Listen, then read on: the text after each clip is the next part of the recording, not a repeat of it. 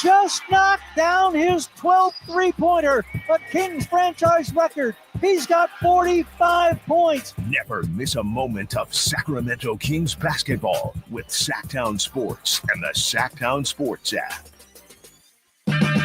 It's Clean Car Month. Right now, get the Pro X1 Car Care Collection Wash Kit for just $19.99, exclusively at O'Reilly Auto Parts. O'Reilly Auto Parts.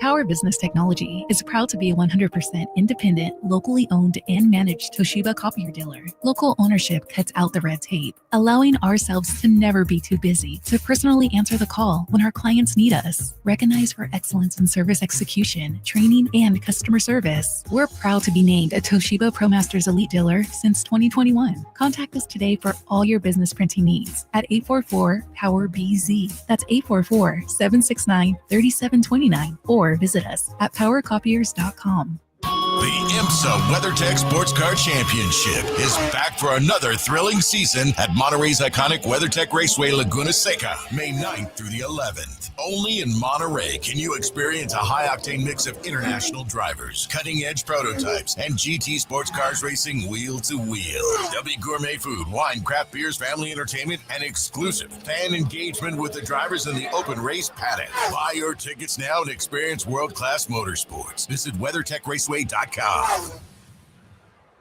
Alan Stiles here with your Sacktown Sports Injury Update, brought to you by Downtown LA Law Group.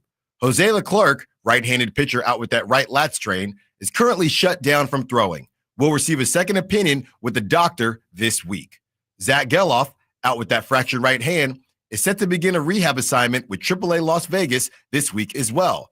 Goal is to get around 35 at-bats, and that will put him in line for a return in early May. This injury report was brought to you by Downtown LA Law Group. Hey, I'm Alan Stiles. Have an injury? Call Downtown. Downtown LA Law Group, an injury law firm, has many happy clients in Sacramento and the surrounding areas who have called Downtown. Get paid for your injuries from slip and falls or auto accidents. One of their most recent settlements was $1.5 million for a motorcycle accident. Have you had an auto accident? Call Downtown. Text injury help to 40222. That's injury help to 40222 and visit them at calldowntown.com.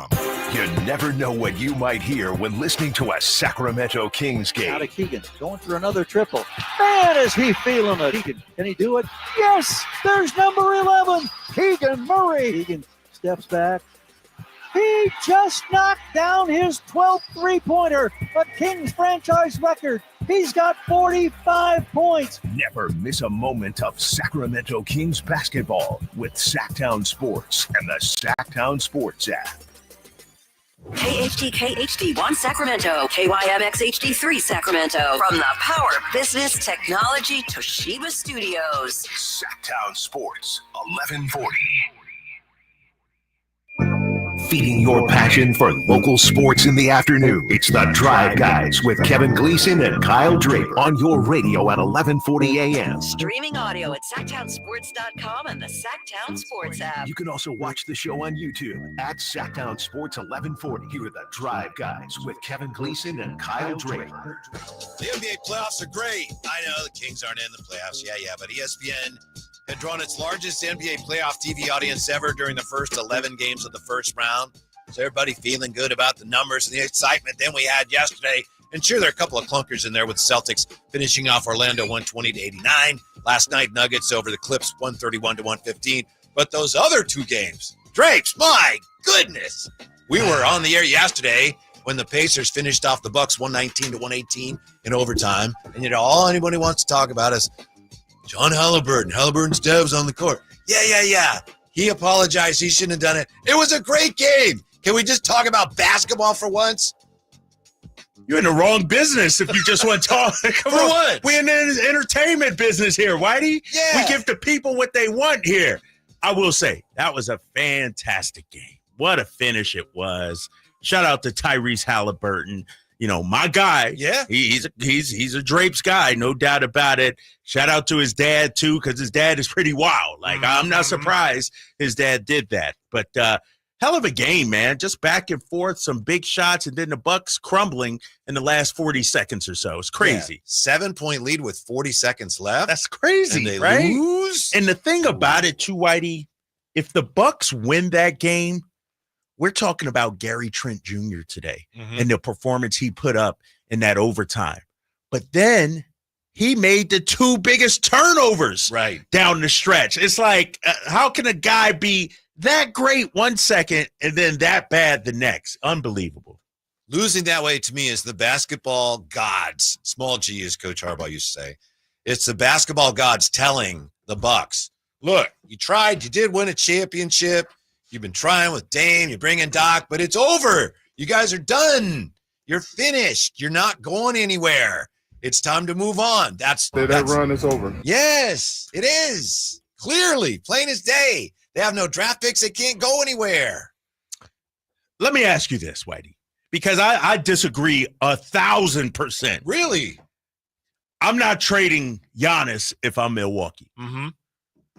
Were we talking about Golden State trading Steph Curry before they got Jimmy Butler? No, but they had more room to work. They had more wiggle room. Like what? They didn't even really give up that much for Jimmy Butler. A couple of players nobody wanted anyway. And so if I'm Milwaukee, I'm looking around the landscape of the league, if you will. Their issue is the draft picks. I give you that. I give you that. But they got some solid, a couple of players that, you know, I would be, you know, what's Bobby Portis' contract? We got 1 more year left, right? Bobby Portis, I would dangle him. I would dangle Kyle Kuzma, whose value is low right now. I understand that. You're not going to get anything from him. What Giannis needs is a good player, maybe not star level, but a good player to say, I want to play in Milwaukee, a la De'Aaron Fox, a la Jimmy Butler. It's a players' league, Whitey. If Giannis had any kind of relationships around the league with players, look at Dwayne Wade, LeBron James, and Chris Bosh. Just did that with Dame, and it didn't work. And I know he got hurt this year, but even before he got hurt, a couple seasons there, it just didn't work. If I'm Milwaukee, unless you're giving me back a Paul George type of haul from OKC, meaning young talent that could blossom into stars and picks. But I'm not taking 33-year-old so-and-so and a few first-round picks and calling it. I need a potential star back in return, or 2 and 3 or 4 draft picks. How many? Okay, you need 3 or 4. What if I got you 3 number 1s, and I got you Devin Carter, and I got you Domantas Sabonis? That's not doing it. Okay, that works. I'm gonna keep it real. That's not moving the needle for me if I'm John Horst out there in Milwaukee. I just throw it out there. And so I didn't think it would. And I'm hearing Allen, Carmichael, Dave, other sports talk shows. Good. The Giannis thing, maybe it's good for sports talk radio Kings fans, but it's a pipe dream. Oh, yeah. And I'm sure every team in the league is having these discussions now. Right. But when it comes to reality, because I deal with reality, Whitey, I'm not a fantasy player. I'm not a fantasy guy like that. It's not going to happen. But you know that somebody in the Kings offices, if not more than one person, they're looking at it right now going, is there any way we can climb into this thing? Is there any way we can get involved in this? Probably not. But you know they're looking at it. If you're the Kings, to your point, do you have to make that phone call to Milwaukee? What do you want? What's it going to take? Just to do your due diligence. Right. You got to do that. Mm-hmm. The problem is 29 other teams are making that call as well. Here you go. Mark says, make him the mayor of Sacramento. But we already got Jay. That's we already right. got Jay. The commissioner, baby. City of Trees. And the interesting thing about that is you don't have to convince Giannis because he doesn't have that kind of leverage right now where he could say, if you trade me there, I'm not going to re-sign. He's already under contract for the next few years. So it's not a matter of convincing Giannis. Come on. It's a matter of giving the Bucks what they want. But players always have leverage. I saw Jimmy not play. I saw Jimmy Butler quit middle of the season. Yeah, I've never seen Giannis do that though. Exactly. But if he's if you send him to somewhere he doesn't want to go, That's not good business. First of all, you got to deal with his agent. His agent is telling you he doesn't want to go there. If that's the case, you're giving up a haul for a guy who really doesn't want to be there. Right. Like I want somebody, like what did Scott Perry say? I want volunteers, not hostages, Whitey. We would be making Giannis a hostage. You ever heard the story of how Chris Webber felt about Sacramento when he arrived? Yeah, I heard the story about Kevin Garnett too, as well. Yeah. I understand that. But if you get Giannis, let's say. I can't believe we're talking about this. You're the one that brought it up, big fella. That's what I'm saying. I can't believe it's a futile exercise. I'm playing the game with you. Yeah. Your cupboards are bare, right? Your draft cupboards are bare. What about our player? What's it going to take? Well, financially, like I said, I say it's like I'm trying to convince you. What are we doing here? But who financially, said that in the chat? What are we doing here? Yeah. Remember yesterday? What are we doing here? Fozzie, I think. Was that Fozzie? It would take financially, like I said, Devin Carter and Domantas Sabonis, and that would be a salary match. But the thing is, it would. It literally would. That's a fact. The thing is, if the Nets, who, as you pointed out yesterday, the Nets have been planning for Giannis to be available for years. They can offer both Cams, many 5 first-round picks. Yeah. Yeah. I don't even think the Kings could offer. I don't know that they could offer 5. Yeah, I don't even think we have that. They can't until they figure out this year. Yeah, now, this pick is tied up Unless this year. You're like 2040 or something. Right. And here, Scotty Pop says, LOL at Whitey thinking Giannis doesn't have leverage. What world you living in, Whitey? Dude is a top 3 player in the league. Every player has leverage. Right. But what I'm saying is he can't. It's like the Dame situation when Dame got traded to Milwaukee. Once you sign your contract, you give up some leverage. You give up some, but you won't give up all. But a team could still, even if Giannis said, I don't want to go there, a team could still trade for him. Whereas if his contract was running out and he said, you can trade for me, but I'm not going to re-sign there, that's a whole different thing, and that's not the situation. When has a player ever said, I don't want to be here, and the team says, nope, you're playing here, and it actually worked out in favor of the team? Chris Webber, I just told you. 25 years ago. He going back 25 years. Yeah, but that's a different situation. It's a new day. Webb didn't have what Giannis has. Giannis can literally say, I'm not playing. I don't think he would. Yeah, but I mean, he could literally say that and you wouldn't do it. Like Giannis is in a way better situation than Chris Webber was at the time. That's apples and oranges. That's not even close. I answered his question. No, but when does that ever work? Well, not in the last 25 years. And there's a difference between not having leverage and having leverage and using it. What you're saying is he wouldn't use the leverage. You started out by saying he doesn't have any leverage. Bottom line is we agree. We don't need to argue because he's not coming here, right? I mean, we all agree. Right.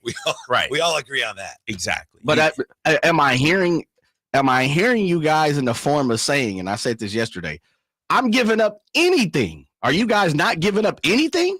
I'm giving up anything and everything. All right, just making sure. But it's still not going to be enough. No, what I'm saying. Understandable. Yeah, but I'm just saying, are we making sure that, look, you can have anything. Matter of fact, you want steak at the David Stern walk? Go ahead. Right, you want the piglet?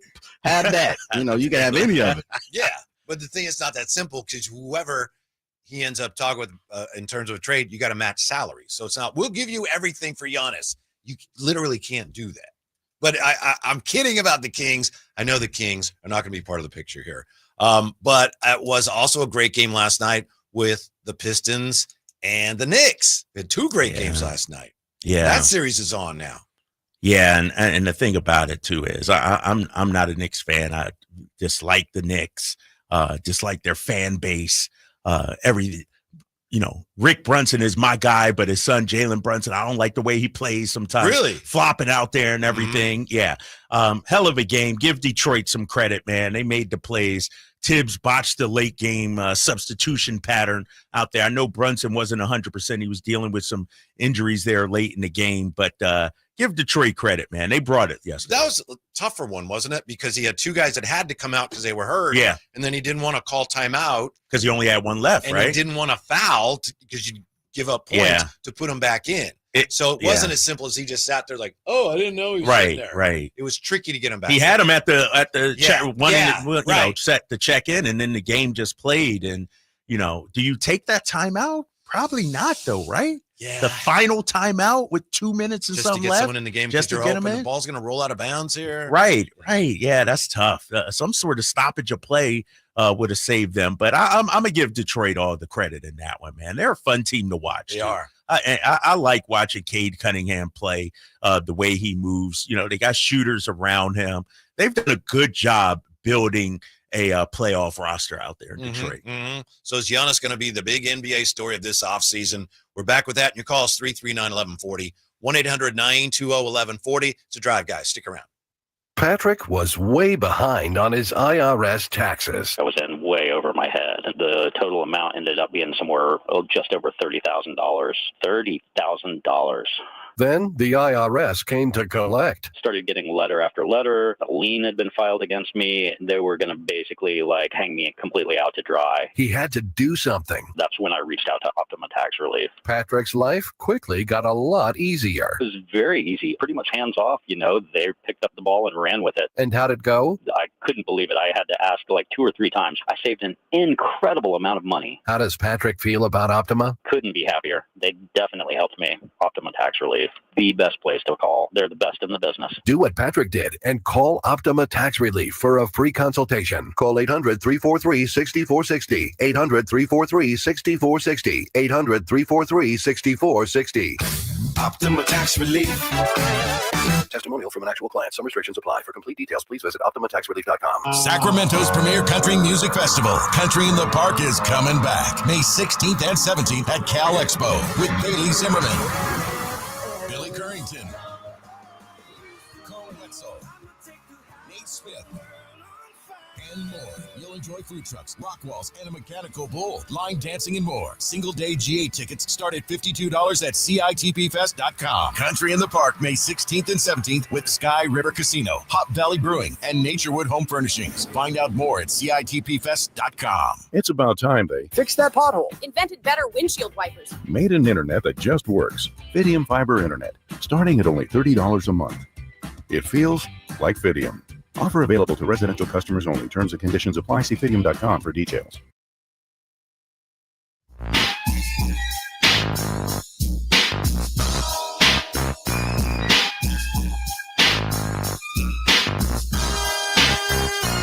The only station in Sacramento giving you local sports coverage from 6 a.m. to 6 p.m. Monday through Friday. Sacktown Sports. Now, we appreciate everybody listening and wanting to participate in the show. We have the smartest listeners, viewers, and radio, but this is not how it's done. We've been going back and forth in recent weeks with a gentleman. I believe he goes by the name of AC, and he on the text line had been telling us, he's going to be the greatest caller, and we need to put him on. I don't know about you, Drapes, but to me, when you approach it that way, right away, I'm like, really? You're going to be the greatest caller? We need to put you on? So anyway, he's on hold now. We had him on last week. Oh, you did have him on last week? Yeah. Uh-huh. He says, hopefully you take my call. Going to talk about Guinness or whoever he is. Guinness. See, I'm not. Why would we take that call? I mean, so to have him talk about Guinness or whoever. I will say, we take some pretty interesting calls. Our boy Mitch weighs in, once a week we get him on. Uh-huh. Our boy Ten's on hold too. Ten's on, right? That's what I'm saying. It's like we've set the bar low when it comes to call quality. All right, let's see. Let's do the battle of the calls here. All right. Caller combat. First, we got AC, and then we'll see how he stacks up against 10. All right? Hey, AC, you're on the drive, guys. Thanks for hanging. What's up? Good afternoon. Thank you so much for taking my call. I appreciate it. Yeah.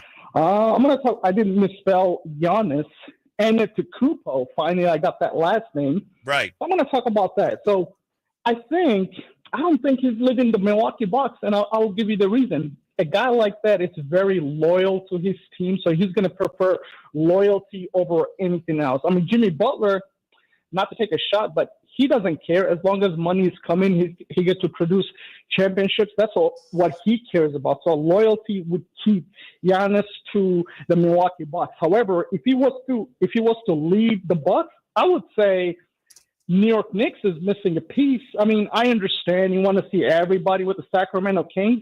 So if a guy like Giannis, you're looking at it like, who's my head coach, Doc Christie? Then who am I playing with?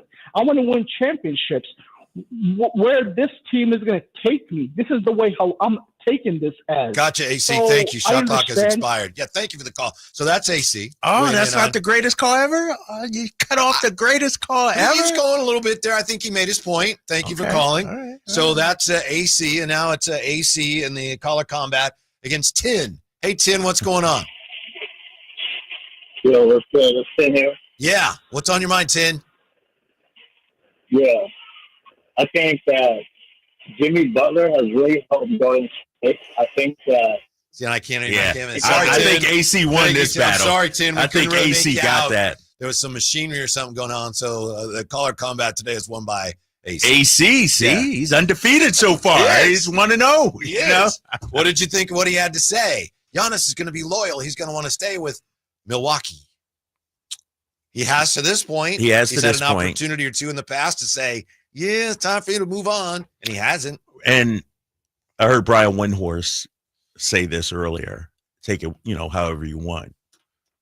All this talk about Giannis's future, there hasn't been 1 ounce from his camp. His camp, according to Windhorst, who I saw today, his camp has pushed back on that narrative for years now. Right. Giannis has never shown an inkling of wanting to leave Milwaukee. So all this talk about his future is coming from outside noise. It's coming from the media, the fans, other teams. It's also coming from your boy Hollinger. Mm-hmm.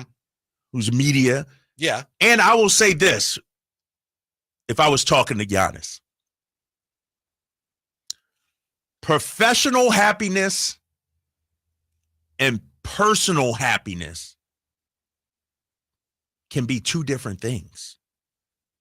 Professionally, it may be good to leave Milwaukee. Legacy, championships. But personally, Giannis, are you comfortable? Is your wife and kids, are they happy there? You already got your championship.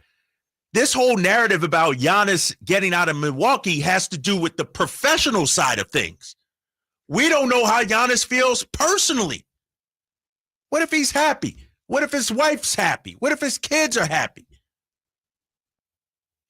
Leaving a place for professional reasons is not always the right answer, Giannis. And I'm speaking directly to Giannis right now. So whatever decision he makes or any thoughts he has, that's what I would say to him. Mm-hmm. It's just that somebody with that much money has the means that most of us do not to work around some of the personal things. Like, well, I don't want to be without my family. Well, you can move to wherever you have to go like that. I know what you said is true. I'm not saying it's not true. Yeah, because it's not about being with my family. It's my wife has her friends here. My kids have their, money doesn't affect that at all. Right. But what's really interesting about this, in my opinion, is the way Hollinger frames it. For example, the Bucks are toast. Trading Giannis may be the only path forward. So it may not be about the Bucks sitting there waiting. Is he going to ask out? There's a lot of smart people that think the Bucks may have to trade him whether he wants to go or not. I don't know if that's going to happen.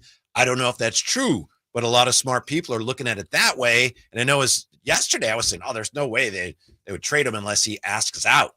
John Hollinger says they may have to because otherwise they're stuck with no draft picks and little resources going forward. But there are some teams, because people thought the same about LeBron James a couple of years ago. When they were missing the playoffs and struggling, they should trade LeBron. And Jeannie Buss said, we will never trade LeBron. What if ownership says, you know what? Giannis is our guy. He is homegrown. He is a pillar of this community. They can do that, but they if could do that. They're probably kind of stuck where they are if they do that. And teams have chosen to do that before. You never know, but some teams have chosen to do that, and then rebuild, after the Giannis. And so I think Milwaukee has a tough decision to make. I still believe when you have a generational talent like that, no matter what you get back, it's not going to be equal. And it may not even get you to where you are right now. Yeah, that's true. You don't get another Giannis even. Right. We have the number one pick of the next 4 drafts. You're probably not going to get a Giannis. Probably not going to get a Giannis. And so And they just re-upped their general manager. Yeah, that was Horst. interesting. Yeah, that was interesting. I just think the Dame injury really hurt them big time. Because let's say Dame and Giannis didn't work. Well, if Dame is still healthy, now you at least have that trade asset. You could use Dame, flip him for maybe somebody else. Maybe Kevin Durant in Phoenix or something like that. Devin Booker. I don't know. But the Dame injury, that's what really messed him up. Is holding him back, I think. This is interesting from Mark. Mark says, Whitey, go ask Mel Kiper where Giannis is going to go. If Kiper says Miami, he's coming to Sacramento. Kiper, he had a rough month there. Kiper had a rough month. I think he did a good job and a terrible job. He didn't really serve the listeners well or the viewers because he didn't have a lot of great information, but he also was so over the top that, ESPN loves that stuff. Yeah, Everyone's talking about Kiper, what an idiot he was. Like, yeah, good job. Right. Yeah. That's what we want you to do. I just, when it comes to Giannis, man, and if you trade him somewhere, because here's the thing, to your point, he still has a couple of years on his contract, 2 years and then a player option, I believe. But no team wants a disgruntled superstar, an unhappy superstar. They don't want a guy that doesn't want to be there. And so now you're looking at, all right, Giannis, which teams would you want to go? Because I'll say this, Whitey. If you're the Milwaukee Bucks, are you doing Giannis a solid and sending him to a preferred destination? Yeah. After all the years and everything he's done for you, won a championship. But that's do you owe him that? To a degree, but that's got to be secondary because more than that, you owe it to yourself that you get the most back that you can get. If it comes to that. Yeah. I will point out here, and I'm piggybacking off Hollinger. The Bucks have spent a lot of money. They have tried to make it work. They have pushed deep into the luxury tax these last several years, and it hasn't all worked, but they've tried. And I applaud them for that. Hollinger says you wish the Nuggets had felt the same way because the Nuggets have kind of cut corners. So I think the Bucks, if this is the end, maybe it's not. If it is, at least they can say, we won a championship, and we really tried to make the most of this situation. Didn't work. Right. We were all in.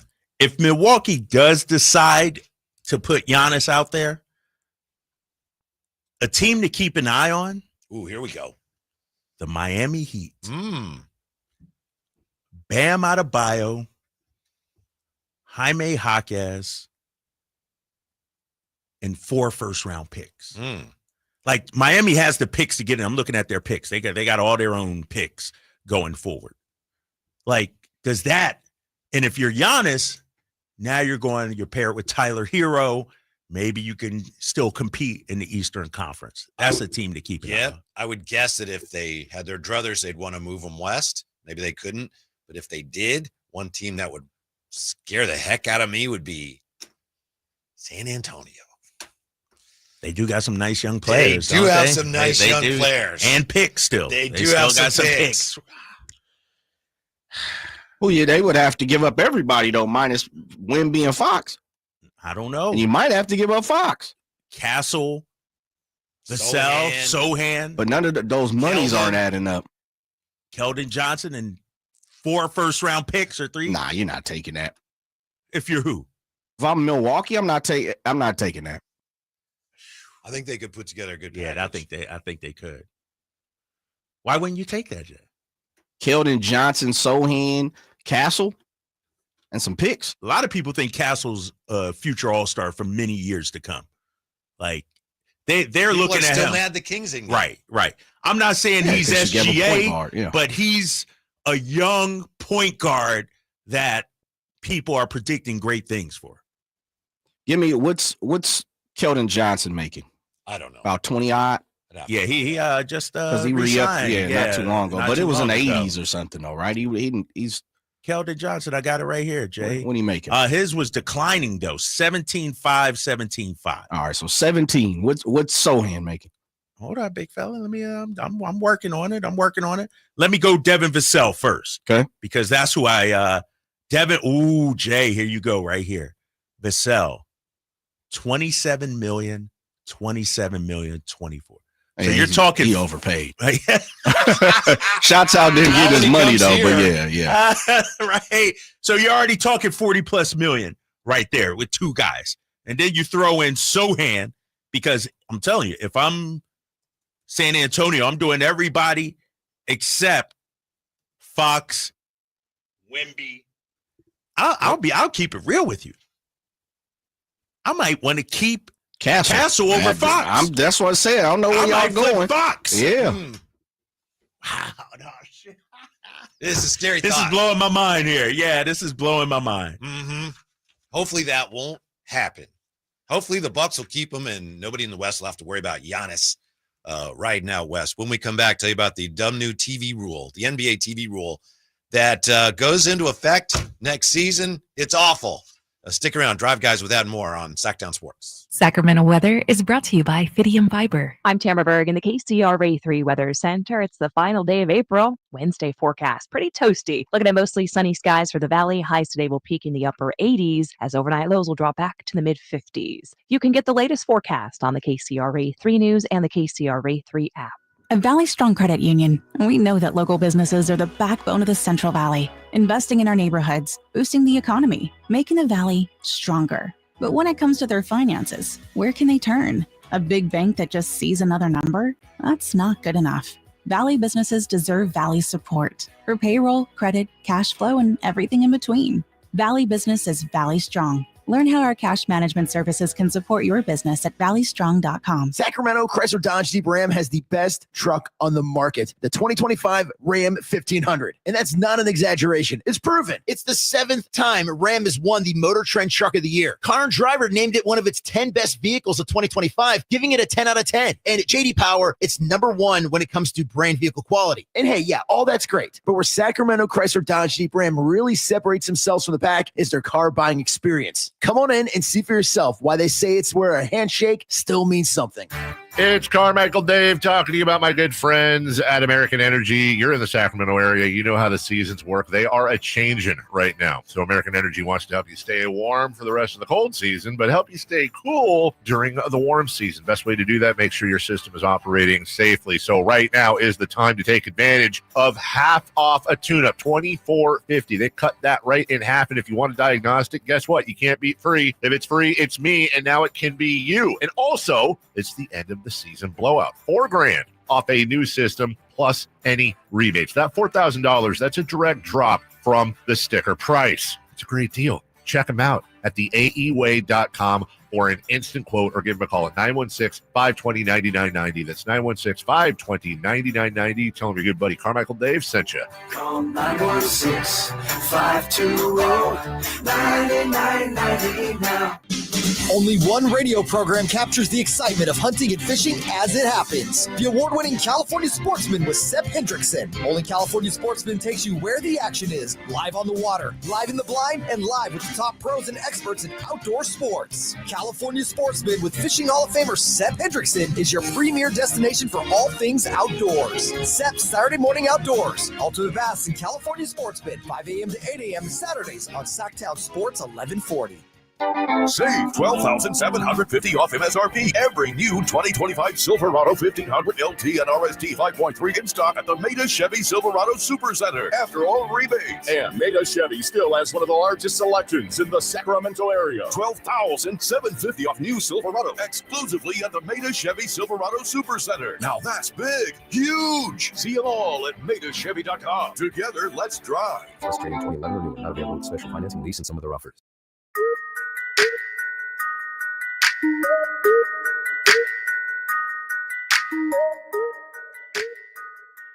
Your afternoon home for Kings talk and so much more.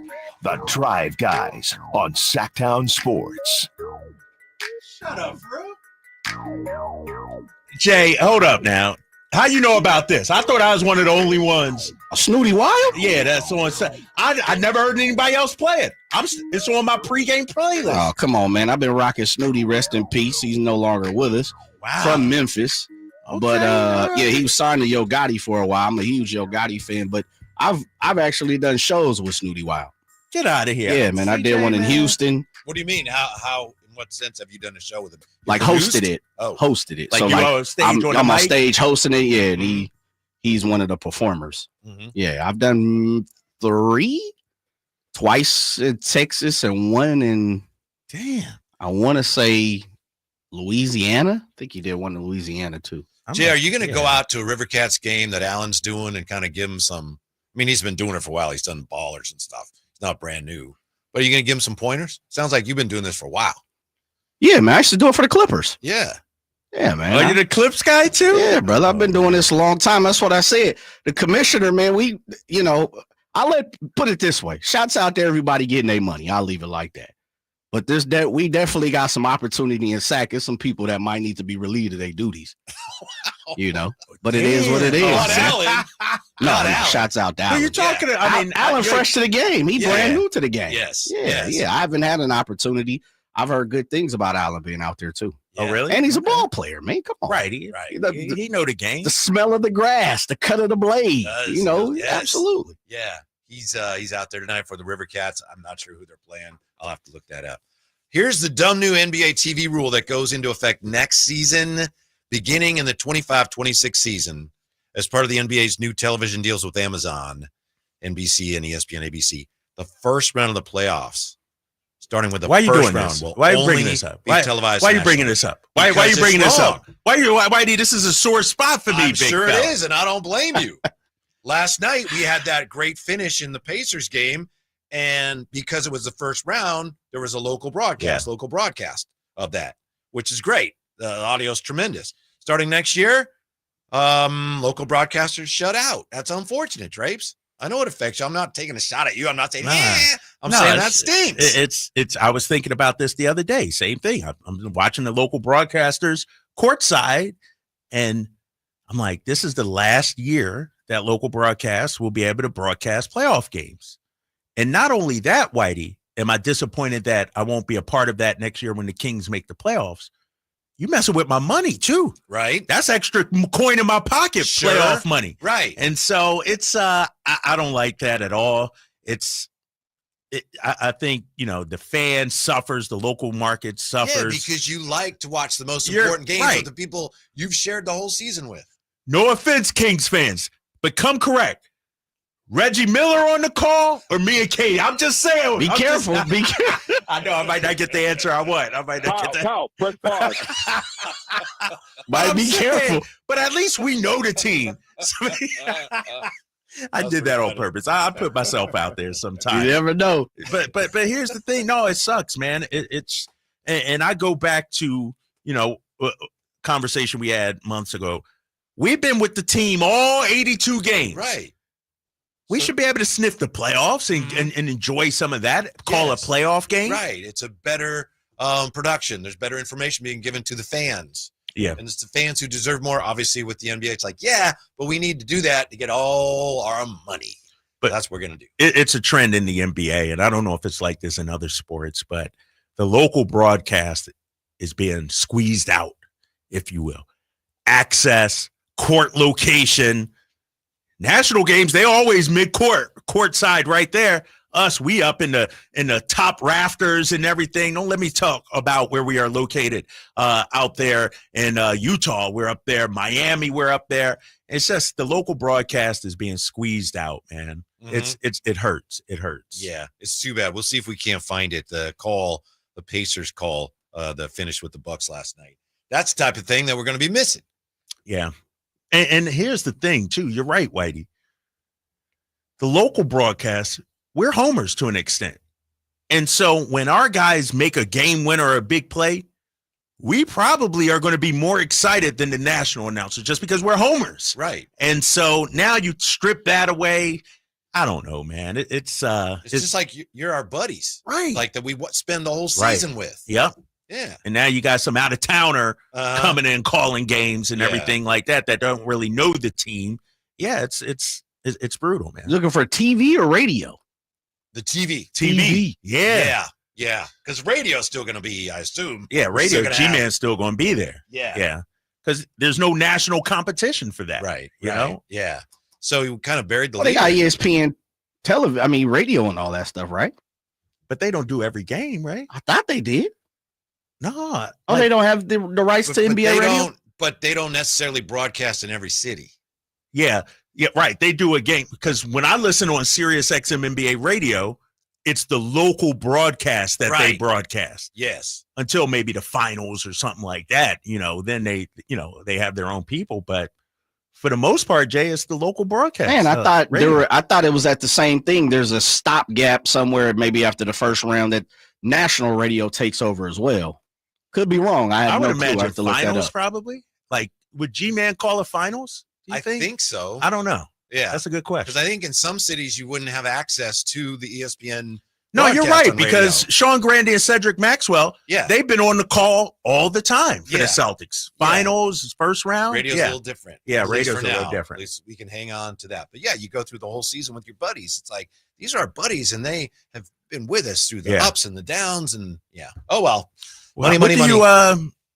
Are you pro or against all these different deals that the NBA has? Amazon, NBC, Netflix, all these other deals, or do you like it one centralized location? I think I like all the deals because if I'm not mistaken, there's going to be more games on. So actual on TV. Yeah. I know that it's, and we've talked about it. It's difficult sometimes when you're like, right. Which remote do I need to find I can't find the game. Yeah. But if I get more games on, then I'm in favor of that, assuming I can find them all. Do we know how baseball's the worst because baseball sometimes I don't know when the games are on or what. I was going to ask, is it Amazon or no? Or what is or Apple TV or what is it on the Friday night package? There's Apple TV. There's games on I think TBS sometimes. I didn't even know they're on. I'm going through the channels. That's a game on. Right. I didn't even know that. Saturday at 2:00 or something. It's a game on. Yeah, you're right. I don't know, man. The national guys sort of piss me off because, like I said before, we're in the trenches, all 82, and then come playoff time, they get the prime location, they get the broadcast rights, they get all access and everything. Yeah, it frustrates me a little bit. I want to get back to what you got? Giannis for just a moment here. I want to give Jay some credit. This is from the Ringer, 7 Dream Giannis trades we want to see this summer. And again, I know we're all getting ahead of ourselves. But one of the trades they have in the Ringer is San Antonio Spurs. And the proposed trade they have is Bucks get Castle, Vassell, Sohan, and a plethora of picks and swaps for Giannis. And a writer named Isaac Levy Rubinet, I don't know him, says, let's see here. It might be difficult for the Spurs. It says, despite the Spurs' enviable long-term outlook, they might actually have trouble putting together an attractive enough package for Giannis. Who said that? What Jay was saying. Spurs would have difficulty? Yeah, that their package, that's a nice-looking package. Castle, Vassell, Sohan, and picks and swaps. And this person's saying you compare them to what other teams might be able to offer, like the Pacers, Siakam, Mathurin, Shepherd, and picks. This person's just saying it might be hard for the Spurs to come up with enough talent in addition to the picks to swing that. Let's hope so. Did he rank the picks at all, or who would you say has the most assets, the best package, or anything? It's all different people they talk to, but you want to hear I think it's 7. Yeah, let me hear what's out there. I'll tell you which one I take if I'm Milwaukee. Okay, and we can stop me if you want to hear any of the proposed deals. Orlando, Atlanta, Detroit, Houston, OKC. What OKC got? OKC, they've got, this is Matt Dollinger, Hartenstein, Wallace, Topic, Wiggins, Dylan Jones, 2 to 4 first-rounders, and some leftover quinoa. That's what it says. It doesn't really say that? That package to me is not enough. That's not enough right there. I need Chet Holmgren. Mm-hmm. If I'm John Horst, that's you the were name. saying that yesterday. Yeah, that's the name I need in that package. If you go 4 first-rounders, though, but I'm with you. There's like none of those players really. You could keep 3 of those guys if you give me one really better guy. Yeah, exactly. How about they also have the Spurs and the Pacers, and those are the ones. What was the keep going up there, Whitey? I'm watching it as you scroll. Houston, Detroit, Atlanta. That first one there. Orlando. Yeah, what was that? Bucks receive Franz Wagner, Jonathan Isaac, Jett Howard, and Orlando's first-round picks in 25, 27, 29, and 31, with pick swaps in 28 and 2030. That might be the deal right there. You like that deal if you're Milwaukee? I think Franz so. Wagner? Yes. Isaac, 2 starters. Yes. And 4 first-rounders and 2 pick swaps? Shoot. That might be the deal. Now, let me ask you this, because I like to bring it back local. Do we have any package that could compare to that? No. What's the most you could do draft pick-wise? Well, we can't trade our 2026 pick. We can't trade our 2027, our own 2027. The first pick that we can trade that's our own until we find out how this draft, lottery goes, is 2028. Now, if we convey this pick now, then we're off the hook, and we can start, with 2027, 2029, 2031. You got the Spurs pick in there, the pick swap, all that stuff. Mm-hmm. Yeah, and then as far as the players the Kings would be able to offer, they'd have to really like one of your big contracts, right? They'd have to really love Giannis or whatever for you to have a chance, and it'd be Devin Carter and Keegan and Keon. And that's true. We didn't mention Keegan. He would have to be included if I'm Milwaukee, right? Probably. Damn. I don't think you need to worry about it. Yeah, we don't got to worry about it. Yeah, next year when you're doing Kings playoff games, Giannis is probably not going to be wearing the purple. Too bad I won't be doing those playoff games. I'll be pre and post. That's about it. Yeah. Maybe G-Man will have you on the radio. Right, all right. I'll do that with G-Man. When we come back, what Patrick Peterson actually said about Brock Purdy. Next with the Drive Guys, Sacktown Sports. Halliburton against Giannis. Halliburton, 3 seconds, puts it in. He put it in. 1 3/10. There's no timeout. No timeouts for the Bucks. Giannis to inbound. Not happening. Here's Trent. You wait. Victory for these guys. What a heck of a victory. Struggle. The Sacktown Sports 1140 newsletter right to your email. Get your latest on the Sacramento Kings, athletics, and Republic FC with the Sacktown Sports 1140 newsletter. Visit SacktownSports.com to join. It's the final days of the spring sales event. Drive home your new Honda before the deals and the new Hondas disappear. Folsom Lake Honda, your one-stop Honda shop. Looking to own or lease? During the spring sales event, drive a brand new Accord or Civic. Visit us today at folsomlakehonda.com, your one-stop Honda shop. As a family-owned and operated dealership since 2009, customer service is our number one priority. Our customers love doing business with us, and you will too. Folsom Lake Honda, yeah, your one-stop Honda shop.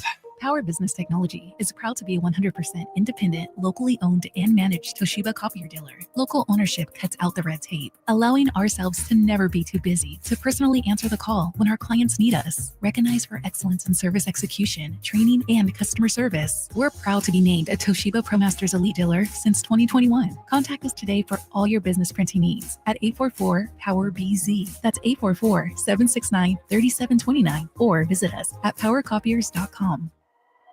Count on Kohl's for those special gifts Mom deserves this Mother's Day. Inspire her inner chef with must-haves for her kitchen, wellness essentials for her fitness routine, and jewelry for her perfect night out. Plus, you can save 15% on some of your finds and earn Kohl's Cash. Find Mom's perfect gift in time for Mother's Day at Kohl's and Kohl's.com. Select styles. Offer valid through May 11th. Kohl's Cash and coupons do not apply to Sephora. Exclusions apply. See store or Kohl's.com for more details. This is a story of the one. As a maintenance specialist for university housing, he knows college students can major in wear and tear. Plus, housing so many students doesn't leave a lot of room to house all the supplies he needs. That's where Grainger comes in. With over 1 million industrial-grade products and fast, dependable delivery, Grainger carries the quality products he needs so he doesn't have to. From a new door hinge to a whole new faucet. Call, click Grainger.com, or just stop by. Grainger, for the ones who get it done. Get ready for Monster Truck Madness, featuring Rockstar, California Kid, Identity Theft, Spitfire, Reverse, Titan, and Monster Truck Rides. Saturday, May 10th with 2 back-to-back shows at the San Joaquin County Fairgrounds. Shows at 3 p.m. and 7:30 p.m. Grab your tickets now. StuckInDirtTrack.com. I'm Ken Korak with your Green and Gold Report, brought to you by Comcast Business, powering possibilities. Well, when the A's beat the Rangers in Arlington to kick off the most recent road trip, with J.P. Sears getting his 4th win, the A's improved to 15-14, the latest in a season they've been over 500 since 2021. Can they contend this year? Well, as we close the book on April, the American League West is the tightest division in baseball. Comcast Business helps turn today's small businesses into engines of modern business. It's how restaurants become reliably up and running neighborhood favorites. It's how retailers become seamlessly restocking, cyber-securing must-visit shops. And it's how healthcare offices become data-managing caregivers that we all depend on. With reliable connectivity, enhanced cybersecurity, advanced fiber solutions, and Wi-Fi backup, Comcast Business is powering the engine of modern business.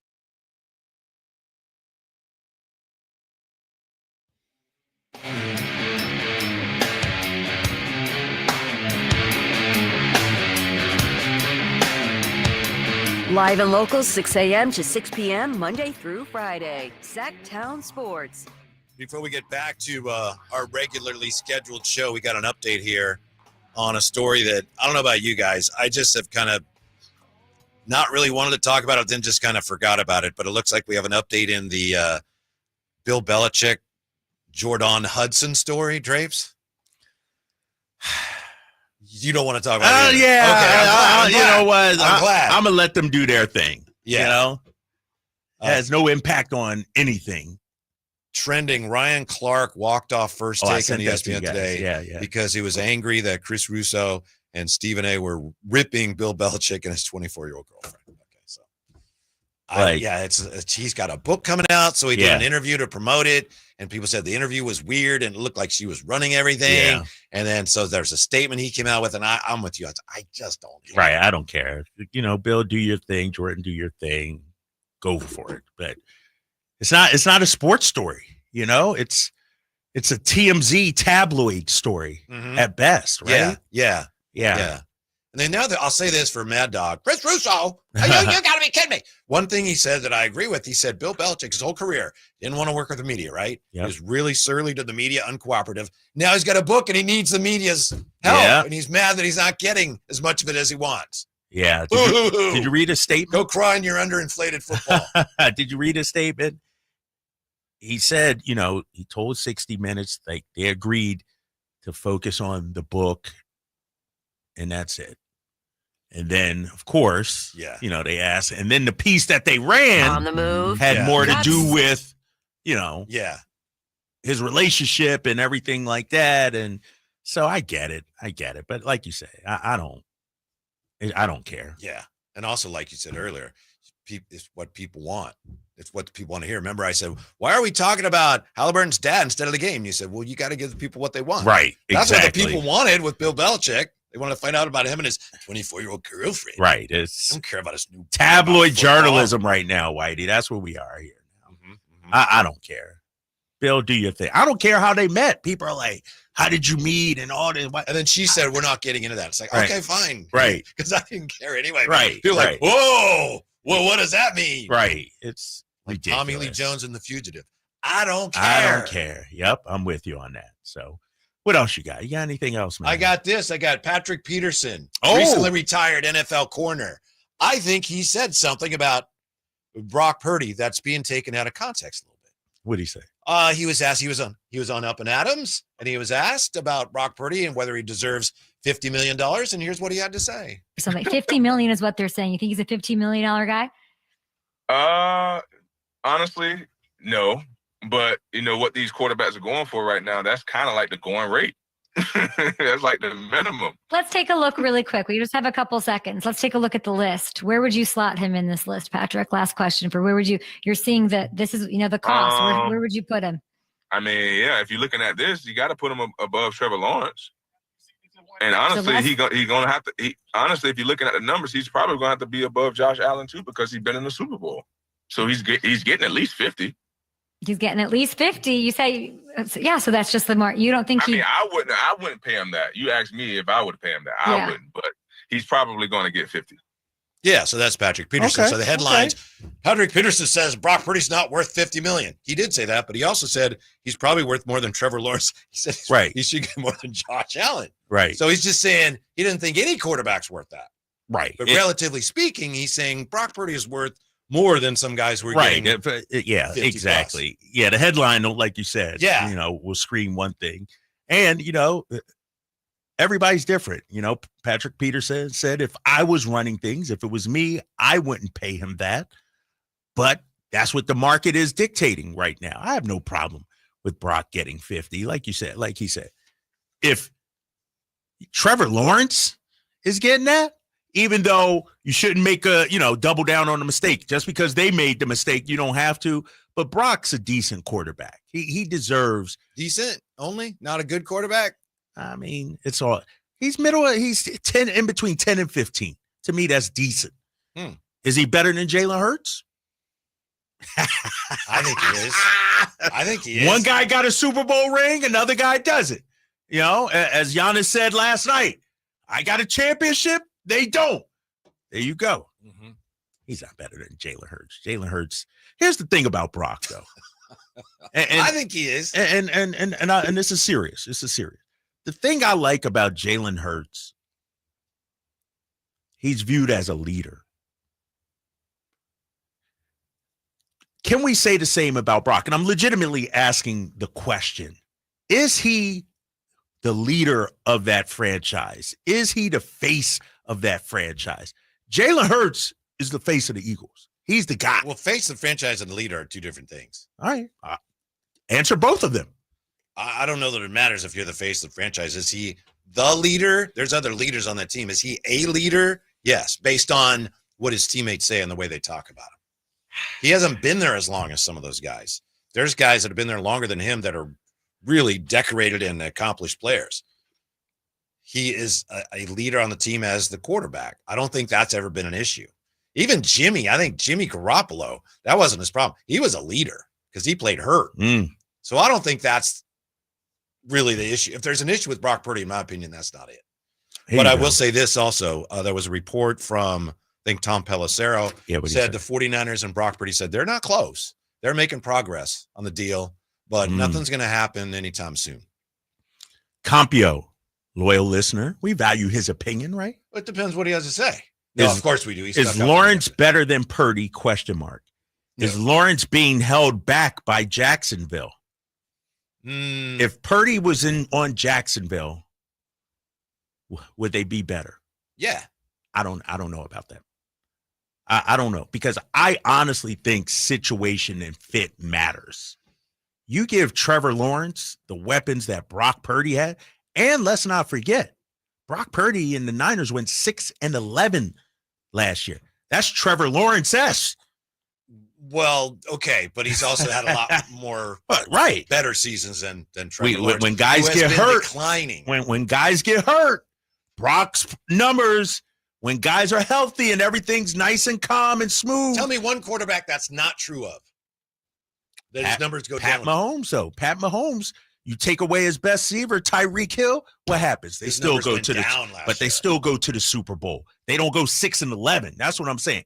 If Josh Allen ain't had no receivers to start the year, Whitey, and they were still in the mix. This is what I'm saying. I need to see Brock perform when everything's not quite like. I need to see Brock be the reason they win games. Not just because, everything, the talent is good. They wouldn't win a lot of games without him, I'll tell you what. Well, they didn't win a lot of games with him last year. They have won a lot of games with him. That's a fact. They had a bad year last year. His numbers were not terrible. You think he's top 10? Yeah, he probably is. And I'm not saying he's top 5 or anything. Brock Purdy's a top 10 quarterback. Let me ask you this, though. Can you move up and down as seasons progress? Like, I could argue before last season, he probably was. But he had a bad season. Sure. He had a down season. So can he move, is his tier moving down? You know what I mean? Probably. Okay. But hopefully if they get everything right, it'll move back up. We'll see. I don't think there's any question. Even Patrick Peterson, who says, I don't think he's worth $50 million, but that's what he's going to get. That's what in this market, that's what he's worth. Yeah. So how far can they be apart then? Like if the Niners said, here's 50, if you're Brock, he might be looking like for 55 and the 49ers might know. They might be playing chicken with. You know how they get. Yeah. Hopefully they've learned. They just got the Kittle situation resolved so it doesn't drag on like last year's situations did, and that hurt the team with Ayuk. and Bosa the year before that, whenever it was. So maybe they're hardballing him a little bit because they know how much he wants to win. And he already showed up to minicamp. He showed up to voluntary minicamp. Right. Who does that? You got him over a barrel. He wants to win too much. Here. Yeah. So maybe they're squeezing him over a few bucks here and there. Fellas, according to reports, and I'm just trying to make sure I give the person that's proper. I saw it earlier today. I didn't send it to you, and I'm trying to find it. But the gist of it is Purdy's agent is asking for 60. The 49ers offer 50. Yeah, so they're going to have to find a lane. So he somewhere. aiming high. Yeah. High. Okay. Yeah.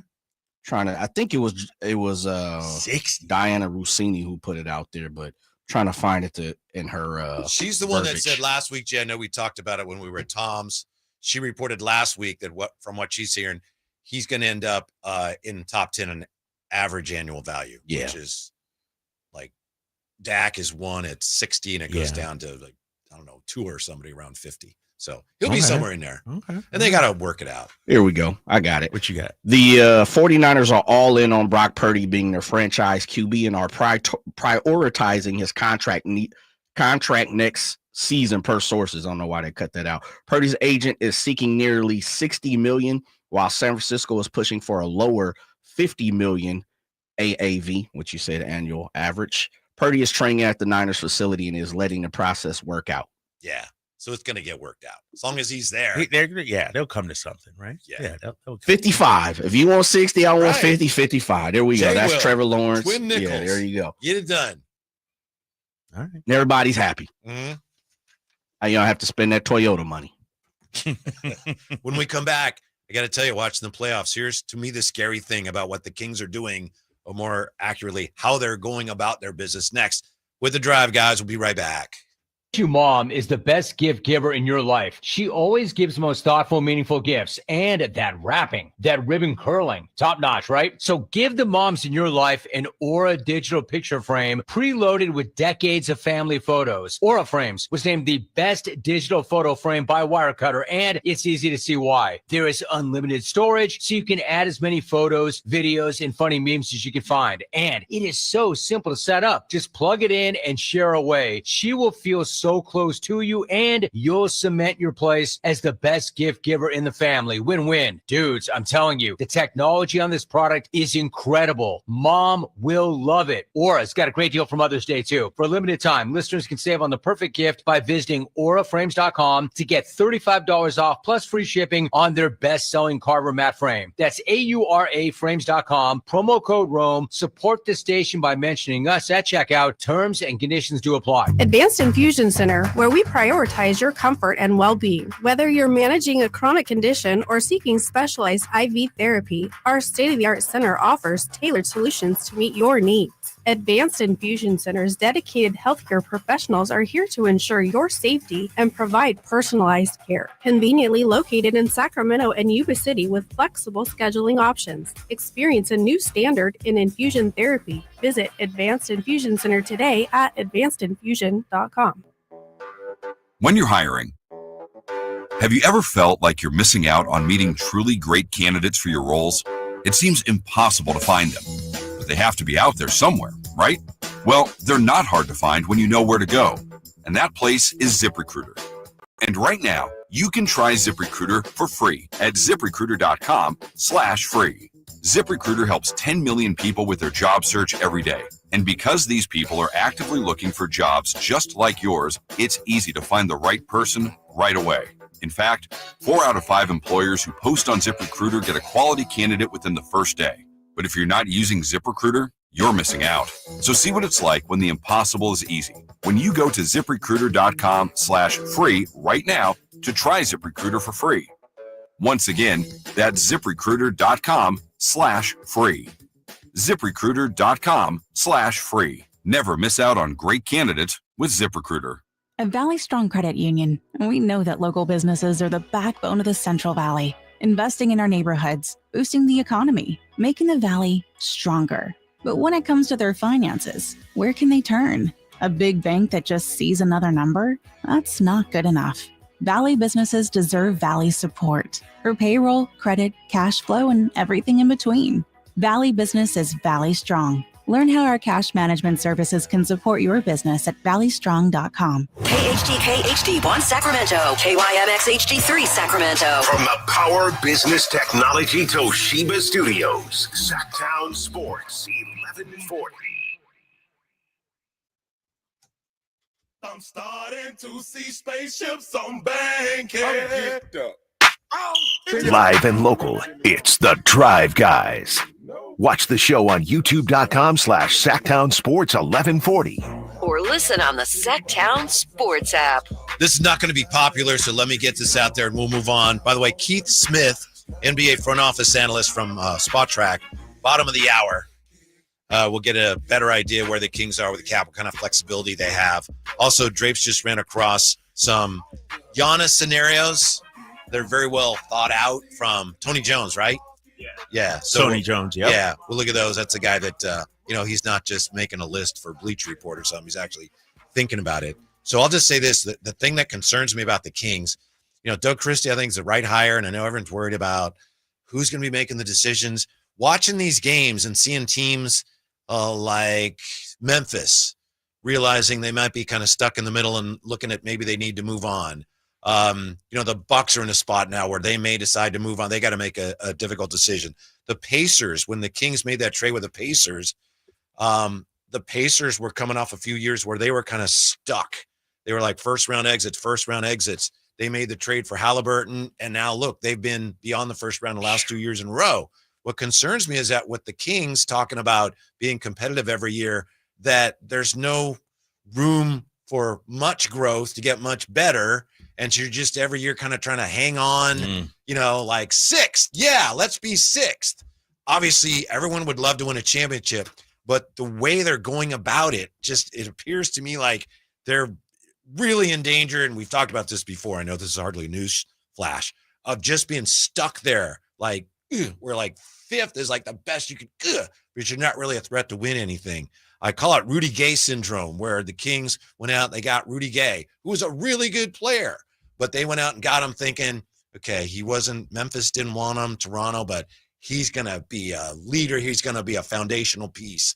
And, he wasn't that player. There's no shortcuts. And my fear is that the Kings, with the players they have, the veterans they have, they're just kind of stuck there. I hope I'm wrong, Drapes, but watching the playoffs and seeing the way teams are moving up, moving down the standings and making these moves, that's my fear right now. Yeah, and you could be right, but I'm going to say, considering the last 20 years of this organization, being stuck there is not necessarily a bad thing.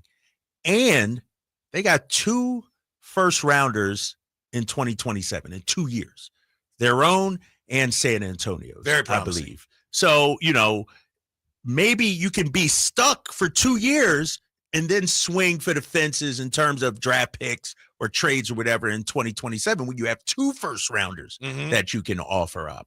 I think as a Kings employee and as a Kings fan, I would accept this upcoming season.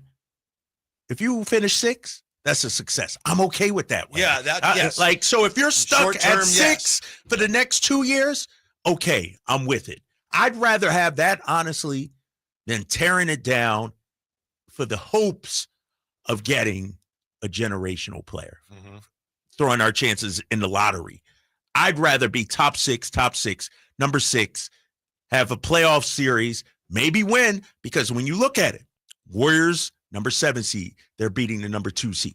Minnesota, number 6 seed, they're beating the number 3 seed. So it's just because you're number 6 doesn't mean you can't advance in the playoffs. We're watching 2 lower seeded teams in the Western Conference about to advance to the second round. That's true. When I say you're stuck at 6, I mean not necessarily the 6th seed, but just being the 6th best team. What you said is true. As long as you're there, maybe playing team a little better the next couple of years, as long as you have a path forward, right? Then great. As you say, that the 2 first-round picks are pivotal. They give you a chance to get a little younger at some point down the road. But there's no shortcuts, and sometimes I get afraid that you see other teams getting younger and stronger, and they've got young players that are coming into their own. And it's been a while since the Kings have had a star like that. Who's the last star? Fox? And he wasn't even Cousins? Yeah. And it's been a while And they since didn't had- do anything. Like, they didn't even accomplish anything. Right. So that's one of the keys. Yeah, you're right. This is better than, winning 17 games every year and trying to figure out up from down. And I know the Spurs are probably going to be a playoff team this upcoming season. They're improving. But they've had Victor Wembanyama for 2 years and haven't made the playoffs yet. Absolutely true. So even if you get the number one pick, it's still going to take a couple of years, 2, 3, 4 years to really start playing well. If you get it right. If you get it right. And so, like, the Spurs got it right, home run. We know Wembanyama is going, a generational talent. But even then, it's going to take them, it's taken them 3 years to get to the playoffs. So if you're Sacramento, and what's the path to getting that generational player? To your point, like, what's Scott Perry thinking? Is it, ride this out with, what we have now, make some minor tweaks for the couple years, hopefully compete and challenge for a plan, and then strike big next offseason or 2 offseason? I don't know what the right answer is. Yeah, if you think that you're going to end up with that guy by finding him from another team that's discarded him, there, that's just so hard to do because there's reasons why teams move off of those guys. You can say, oh, he'll be great here. And I think the Kings have fallen into that trap over the years. I'm not just talking about the current roster. And, it's a low percentage play. So that's my concern as I watch the playoffs unfold. But hopefully it's tough to do. But if you can stay competitive while building, that's hard to do. But I know that's what they've been trying to do. What do you make of this text from the 916? Once you become the 6th best team, you will be a move or 2 away from being a great team. Not necessarily. Depends how you got there and who's on your team. If you got a bunch of older players, theoretically, and everything maxes out and goes your way and you're a 6th seed and your players are just getting a year older, you don't have young players that are going to get better, does that mean you're just a move away? I don't know. And I'll say this too, Whitey, as we continue, like, even if you do get the guy, it doesn't guarantee you a championship. Of course not. Let me, what do you think of Ant Edwards in Minnesota? What do you think their ceiling is this season? This season, they have a chance to get into the conference finals. They're not going to win a championship, though, right? I mean, probably not. Probably not. But they're trying. But this iteration of the Timberwolves isn't getting it done when it comes to winning a championship. So Rudy Gobert's not going, when it's time to win a title, Gobert's not going to be there. Julius Randle's. So they're going to have to retool also. And so I guess what I'm saying is I'd rather be the 6th best team these next 2 years and then retool or whatever, tinker, and then instead of flatlining for the chance to get back into the top 6. I don't know. Even if, because you look at Minnesota, look at Memphis. Even if you have the guy, that doesn't guarantee anything. Right. It just, sometimes it looks like the Kings are trying to be something that other teams are trying to avoid becoming. Yeah. Like Memphis, we're tapped out. We'll just start over. Maybe. We'll see. That's what concerns me. The trade with the Pacers at the time. It's like the Pacers were tired of getting into the playoffs and out in the first round every year. And the Kings, we would love to be that. We would love that. Yeah. Yeah. So I will say this about the Pacers, and shout out to Tyrese Halliburton. Yeah, your guy. My guy, Tyrese.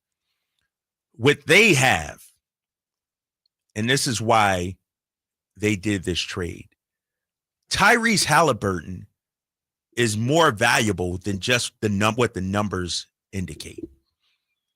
Pascal Siakam wanted to go to Indiana to play with Tyrese. And so when you look at a trade, Sabonis for Tyrese, they're thinking, all right, Sabonis right now might be the better player, but people actually want to play with Tyrese. That's what we're missing right now too, Whitey. We don't have a connector, a guy that people say, you know what? Oh, he's up and coming. I want to go play with him. That's what we need. Yeah, you're right. My fear also, I keep saying my fear, another one of my fears is talking about point guards. Given what they have to work with, we'll talk more about this with Kieth Smith, bottom of the hour. Tyus Jones is a good player, and he made under $3 million last year. I could see them bringing in Tyus Jones and giving him, a nice raise. And then it's like, oh, that's good. But does that really make it that much better? I mean, I can't. It's unfair to start judging moves before they've happened. I know, realize right? that, but these are things that I'm thinking about as I'm watching the games. That's really unfair. That's a bad move. Well, they haven't even made it yet. But I just get almost as a fan, almost claustrophobic. Like I feel like they might be stuck here. I hope not. You gotta hope, and maybe it's this year. Because teams got to be lucky too. You got to have some luck. And I know Kings, historically, they haven't had a whole lot of luck. I get that. But maybe it's this year they jump up. Maybe it's those 2027 first round picks that they have. One of them jumps up. You just never know. But they got to get lucky too. Because to your point, I don't see a whole lot of flexibility with this team right now. A lot of organizations would say, when would you say 27? They have 2 first rounders. Then 25, 26 is the year when I'm grab your snorkels, boys. That's the way a lot of teams would approach it. Yeah. I don't know if people could stomach it. Yeah. I don't know if ownership could stomach it. Yeah. When we come back, does what the Kings need, does it actually exist anymore? And then Drapes has a couple more potential Giannis trades. Not involving the Kings, right? We're not getting too silly here. Right. Not on the Kings. Yeah. Not on the Kings. Next year on Sacktown Sports. The Sacktown Sports 1140 newsletter. Right to your email. Get your latest on the Sacramento Kings, UC Davis, and Sac State with the Sacktown Sports 1140 newsletter. Visit sacktownsports.com to join. Spring into deals and save on seasonal projects at Lowe's. Right now, get 5 select 1-pint annuals for just $10. Plus, get a free 60-volt Toro battery when you purchase a select 60-volt Toro electric mower. Don't miss out on these fresh spring deals. Shop in-store or online today. Lowe's, we help, you save. Valid through 4/30 while supplies last. Actual plant size and selection varies by location. Excludes Hawaii. With Progressive, renters can save on protection for the things that make your place yours, even things that don't make sense to everyone. People always wonder why I don't get rid of my guitar since I never play. But it's like, what if I actually end up taking lessons? Sure, I've had it for 8 years, but if I get rid of it, then what will my New Year's resolution be next January? Exactly. So bundle your renters and auto and save with Progressive and protect the things that make sense to you. Progressive Casualty Insurance Company and affiliates and other insurers not available in all states or situations. Covered subject to policy terms and conditions.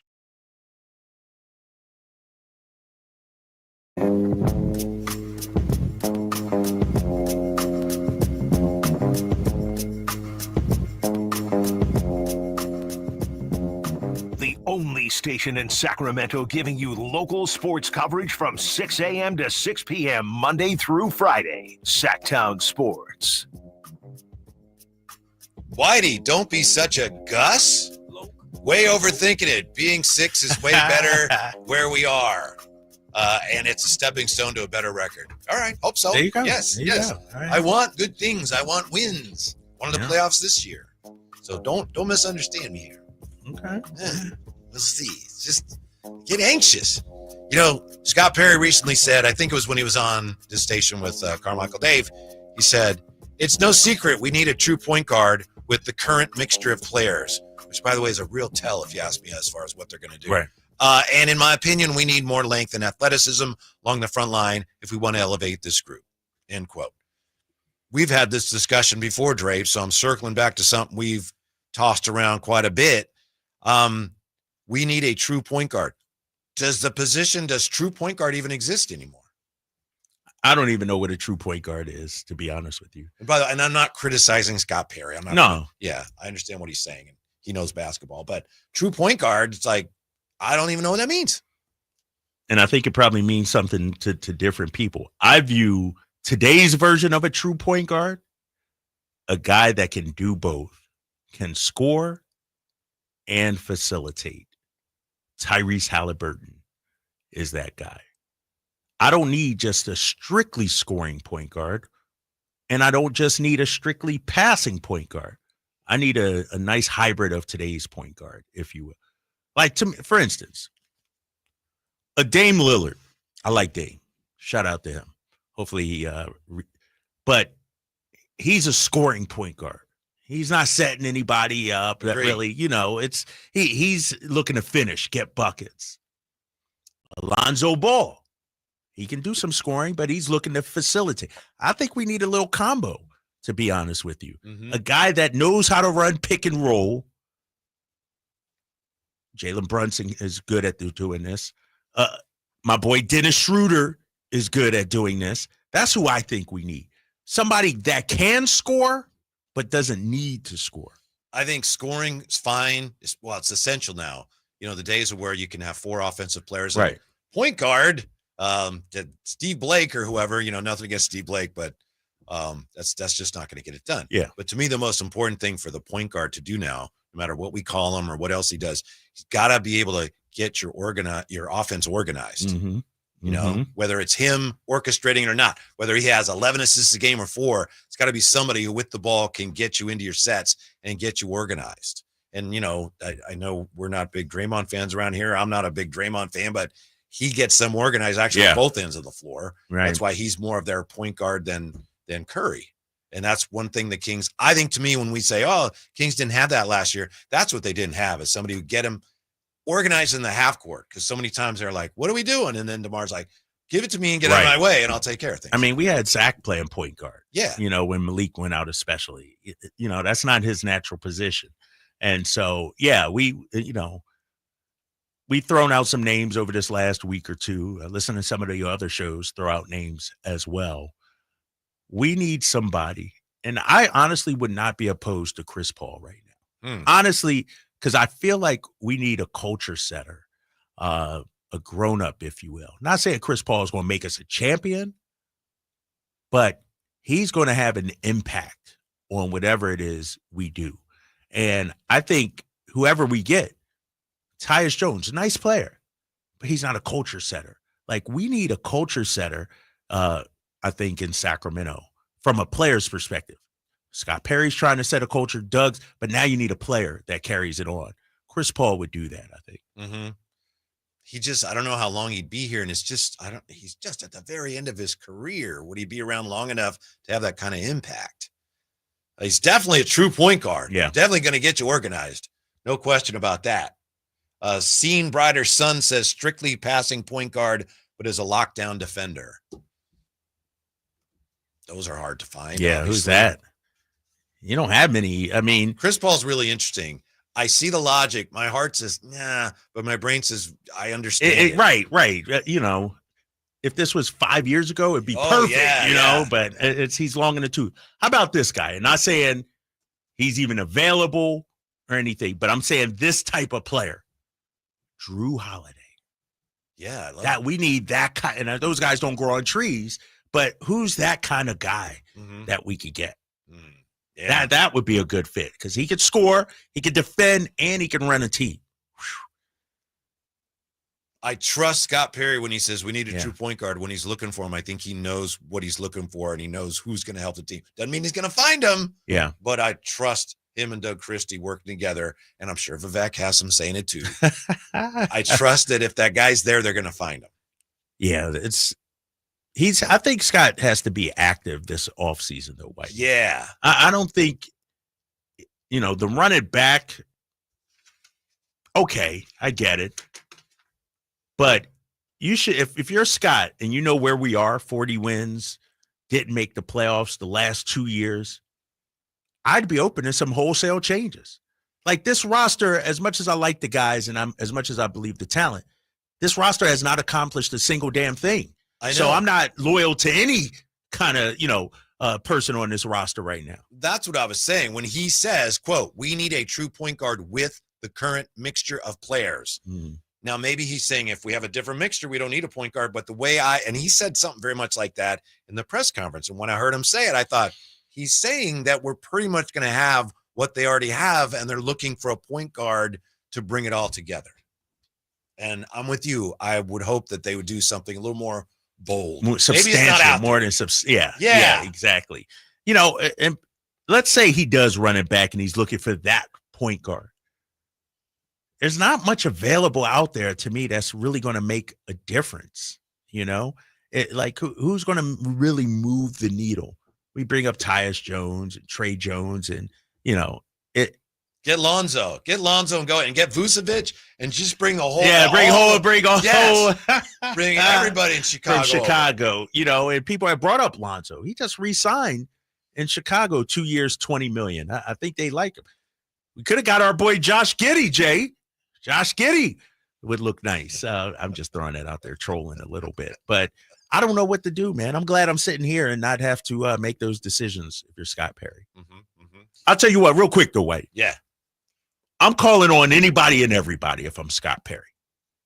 I'm calling on any John Moran. I'm calling about who else might be on the move. Any other guards that might be on the move. I'm making the call. I'm calling Utah. What about Colin Sexton? Yeah. The young bull. I might be interested in that. Yep. He's more of a scorer, but he could facilitate as well. He did it in Cleveland a little bit when he was there. And he's not like 40. Right. He's not. What's Colin Sexton? He's probably like 25, something like that. I would guess so. Yeah, I can look it up real quick. Like, he's a guy that, I would, take a look at if I was Scott Perry. Colin Sexton is 26 years old. Okay. Not old at all. Right. And we got to remember, this guy was a lottery pick, Whitey. 8th overall pick. So there's some talent there. And when you look at his career and some of his numbers, first year, 16.7. Second year, 20.8. This dude has averaged 18.8 points his entire career, but his assist numbers have been low. That's the thing. Well, they don't score a lot. Right. Yeah. Need my guy Nembhard hit the big three to turn that game around last night. You high on Nembhard, huh? Yeah, it's just hard. It's going to be hard to get. It's like for the Pacers, like, why do we want to get rid of him? Yeah. You don't have anything that would make you want to get rid of him. Who do you have that we want? Speaking of trades, what do you have for us from Tony Jones on potential Giannis deals? My guy, Tony Jones, friend of show. You got to text him and ask him if the Kings can get Sexton. Yeah, I'll ask him that. Yeah, that's a good question. So Tony Jones floated out the two teams who could be in the mix for Giannis that would be able to contend for a championship with Giannis, and the Bucks would be happy with the haul that they got back. He says Houston and Philly. He said he has two options for winning and Milwaukee getting tangible assets back. Houston and Philly. Here's the Philadelphia package. Paul George, for salary purposes. Jared McCain. Shooter. This year's first-round pick, a top 6 pick, whoever it may be. A Clippers 28 unprotected first, a Clippers 29 pick swap, and a 2030 first. What do you make of that haul? Yeah, well, the intriguing thing is the top 6, because that could end up being number 1, right? That could be number 1. Yeah. So you're talking, and let's say it's not number 1. Let's say it's Dylan Harper, Jared McCain, Paul George, 2 first and a pick swap. If I'm the Bucks, I could say, well, wait till the lottery. I want to see where that pick is. Yeah, let me see where it is, right? Yeah, if it's number 2 or 1, okay, I might do that. But that's a good package. Mm-hmm. And he says regarding Embiid, they get Giannis, and Embiid is a luxury, not a necessity. Put him with Maxey, and they have a ton of very good and athletic young guys around those two. The way Kawhi came back, do you think should be similar hope that Embiid, if managed differently, if they didn't try to push it, that maybe you can make him a useful player again for the playoffs next year? I'm a huge Embiid fan. I like Joel Embiid. But he's had knee injuries his entire career, pretty much. Yeah. He always seems to break Those down. things don't get better. Right. As you get older. Especially as a big man, all that weight he's carrying. I think his best days are behind him, to be honest with you, which is sad because he's been a force when healthy. Mm-hmm. Yeah. Houston would be interesting. Another phenomenon that's interesting to me is you have these playoff series, and it's 3-1 now, right, in the Houston series, for example. And a lot of people in the media are talking about, well, the Rockets this offseason, what are they going to do? It's like they're not done yet. Right. I understand it don't look good. But teams get down 3-1, and it's the media like were like, over. well, what are they going to do this offseason? Obviously, they're not ready yet. Right, Blah, blah, blah. It's like, right. you have to win 4. Yeah, you gotta finish it out, right? It's not over. They got the home game tonight. It's going to be a I'll say it. Blood. Yeah, it is going to be. I can't wait. I can't, because I knew Monday's game was going to be that way too, and it was. And Ime Udoka too. He's going to go down swinging. Right. He ain't going. He's going to throw everything in the kitchen sink. I can't wait to watch that. That's an early game or no? Yes, 4:30. Is it Houston? Because it's in Houston. Okay, all right.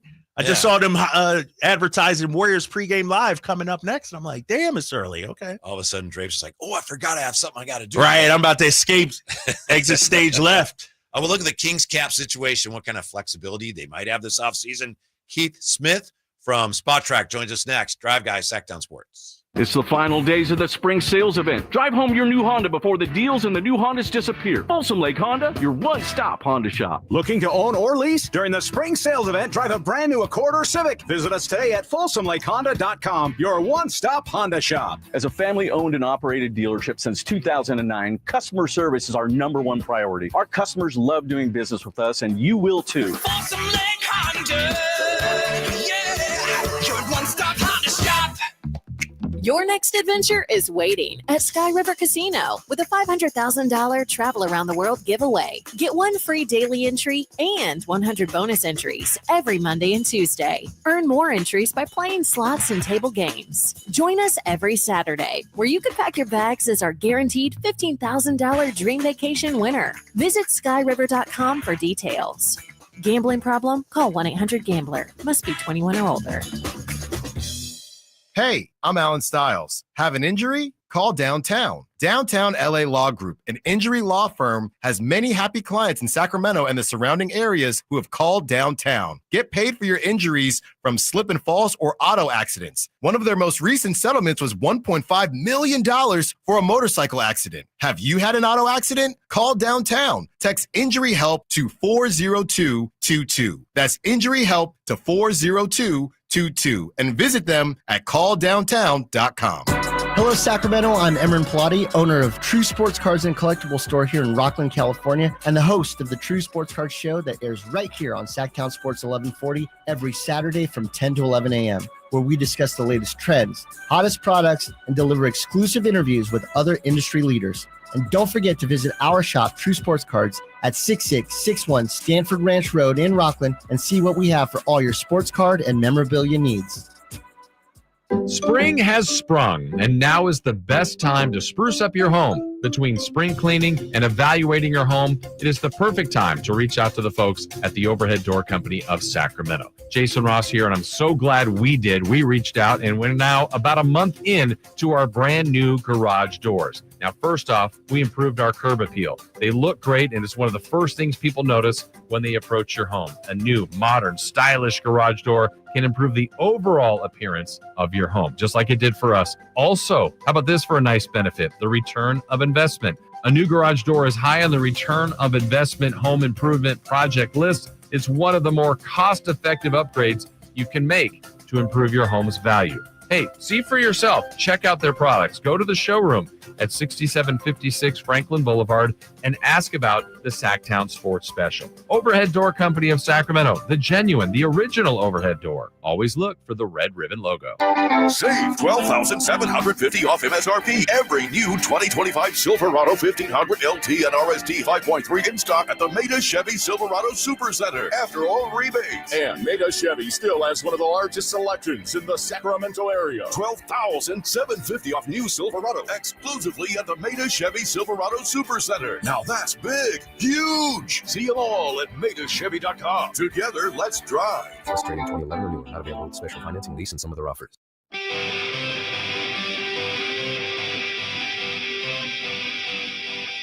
Your afternoon home for Kings talk and so much more. The Drive Guys on Sacktown Sports. We've been talking an awful lot about Giannis today, haven't we? We don't even know if the Bucks are going to want to move him or if he will want to be moved, but that's where it is this time of year. It's just too bad that some of the potential offseason maneuverings are already overshadowing some great basketball. But we're going to take a moment here to look ahead to the Kings offseason, where they stand right now, what kind of flexibility they have. Nice enough to join us once again, NBA Front Office Analyst from Spotrac, Kieth Smith with us. How are you today, Keith, and how are you enjoying these playoffs? So far, the playoffs have been very good. They have not been long series, but they've been fun games, at least in the series so far, minus Cleveland, Miami. The less we talk about that one, the better for all parties. You brought it up, not us. Hey, Keith, obviously here in Sacramento, we're disappointed the way things ended, but we got new a boss in town and Scott Perry. When you look at the Kings roster, how difficult of a job lies ahead for Scott Perry? Does he have any flexibility, any wiggle room with this roster, you think? Yeah, it's not easy because there's a lot of sizable contracts on the roster right now when you talk about Sabonis and Levine and DeRozan. There are some key decisions to be made. A guy like Keon Ellis, what are you going to do with him? And then you have Keegan Murray's rookie scale extension can be signed this summer, would kick in the season after next. But that's kind of where we're at with the major decision points. Now, the good news is none of those guys are on like completely miserable contracts. Like there's not a Bradley Beal contract in the bunch where it's going to be really hard to work around for any number of reasons. And that's good for the Kings because that does give Scott Perry flexibility to kind of use guys in trade and the like and those sorts of things. Kieth Smith with us from Spotrac. Want to ask you about, it's kind of a two-parter. I apologize. It's a lot to ask in one mouthful here.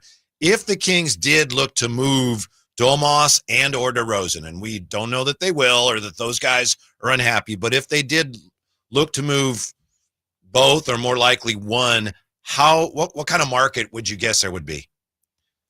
Yeah, I think for Sabonis, he's a very interesting player. And I'm not one of these people who, likes to scream and yell about how he's not good and you'll never win with him as your center. I think you just have the right kind of players around him is what you need. He's never going to be a defensive anchor. That's just not what he does.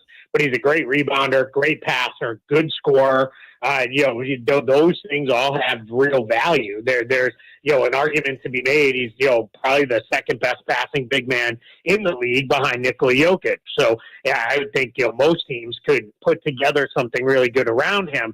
The fact that he's signed long term, I think, is helpful. For the Kings, I know it's a lot of money, but it's not a bad contract by any means. So I think they're in a position where they could move him. With DeRozan, your issue is he's older by a significant amount. He is a guy who he doesn't really fit great in the modern NBA. He's not a 3-point shooter. So that's, he's also, while he is a good passer, he's not an off-ball guy. So you need him to be really engaged on ball. And I think at this point, for his game and his play, there's not a lot of teams that are going to be looking to say, yeah, we want to get DeMar DeRozan a high usage role as our primary scorer or initiator, just because that's not what has led to winning over the last few years. Hey, Keith, you mentioned Keegan Murray's rookie extension. What do you think that's looking like right now? Is it Jabari Smith kind of? Is it a full max? Like, what do you think that is? Yeah, I don't think there's enough body of high-level production to get a full max. I think if you were the Kings giving that, I'd have some issues because I think you're really banking on something that we just haven't seen come to the forefront yet. Like, for example, in that same draft class, Paolo Banchero, no-brainer max guy. He's going to get the 30% language as well to bump into that. I think Chet Holmgren, I think we've seen enough that you can go there. Yeah, then you get into Jabari Smith Jr. and Keegan Murray. They're in similar-ish positions where it's like, boy, I really like a lot of the things these guys do, but so much of it is still fairly theoretical that I think the Kings are going to have to be careful. Because of that, I would have no issue because I really like Keegan Murray, and I think he's a guy who could level up, like as his volume increases. I think his efficiency will hold. I think he's a guy who can do more if given the opportunity. I'd give him $25 to $30 million and not think too much of that. It's kind of think of what Patrick Williams got from the Bulls, but a little bit bumped over that is the range where I would be in. Kieth Smith from Spotrac with us. How about in terms of free agent spending, flexibility, potentially? What's the Kings situation there in terms of what they'd be able to offer any free agents if there's any out there that they like? Yeah, that's a little bit trickier because where they're at, they do not have a ton of flexibility. They are going to have to get into a position where they're certainly not going to be a cap space team. And I think we're going to have to see them get to a spot where, all right, they've got some wiggle room underneath the apron, but it's not a ton.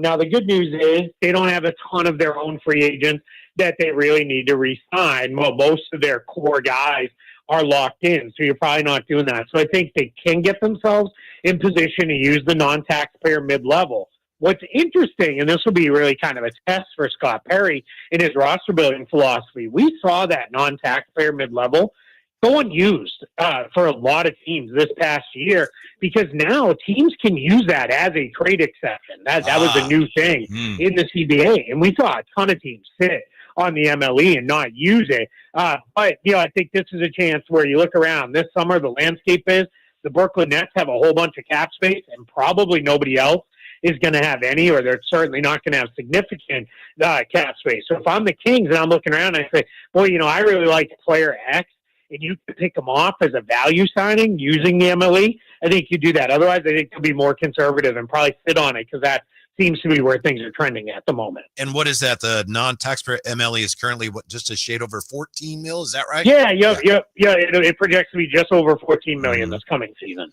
Keith, you mentioned trade exceptions. Kings have a few. Seems like they've been sitting on them. Can you explain, the trade exception, how it works, and why wouldn't a team want to use that? Yeah, so how a trade exception works is the way it's created is if you send out one player in a trade and you take back less money, you create a trade exception. So quick example, you send out $30 million in a trade, you take back 20, you create a $10 million trade exception. It's good for 1 year from the duration of when the trade was finalized, that you can use that. So you're right, the Kings are sitting on a handful of trade exceptions.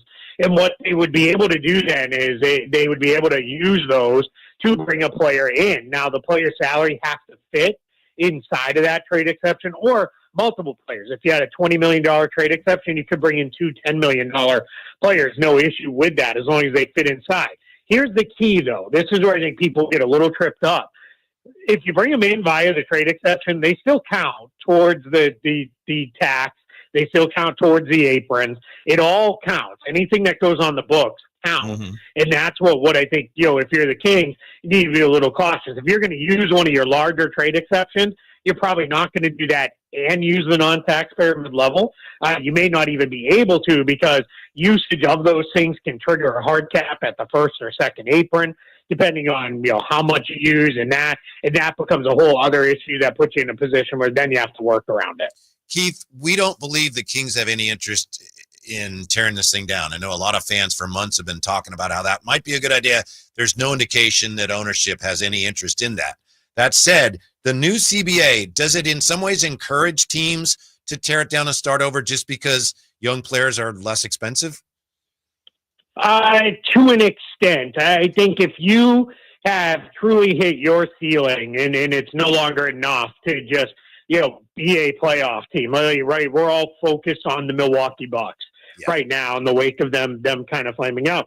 They could kind of run it back, and obviously Damian Lillard won't be there next season, but they could run it back. But it's going to be, okay, you run it back, and you're, again, first-round exit. Is that really where you want to be? I think what you're going to start seeing now is teams, especially these teams that get really expensive and they're dealing with apron issues, your windows are going to be shorter. I like to use Boston as an example. Kyle, I know you're very familiar with this. They kind of beat their head against the wall for years with the Tatum-Brown duo, with various guys around them, where it was, man, we're getting there, but we're just not taking that final step, until they finally did break through, made it to a finals. A couple years later, they win a title.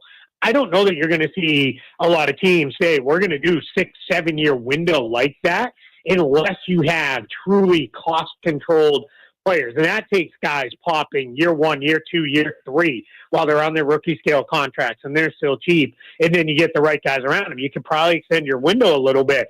But otherwise, I think you're going to see teams say, all right, we've got about a 3-year window at this, because what they don't want to do is trip into those second apron restrictions, where then draft picks get frozen, they get moved to the end of the first round, all the things that come along with that. So I think you're going to see some very harsh decision making made much quicker than maybe we're used to seeing in the league.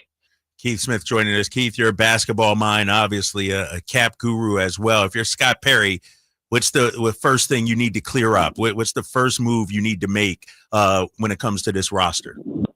Yeah, my conversation with Doug Christie, now that he's going to be in the fold moving forward, along with the rest of his staff and my own staff in the front office, is can we win with a core trio of Domantas Sabonis, DeMar DeRozan, and Zach LaVine? Do we have enough defense? Is there too much overlap there? Is that too many guys who need the ball a lot? If we do that, where are we at with Keegan Murray? Is Keegan Murray, are we content with you're just going to be a low-usage spot-up guy, and occasionally when somebody's out, we'll give you more reps and then play it out that way? And if the answer is even uncertain, I'm going to start exploring the trade market. I'm not saying you got to blow the team up, but I'm going to look for maybe reset-type moves. So could we move one of the wings to get a better defensive big to pair along with Sabonis? I said it earlier today.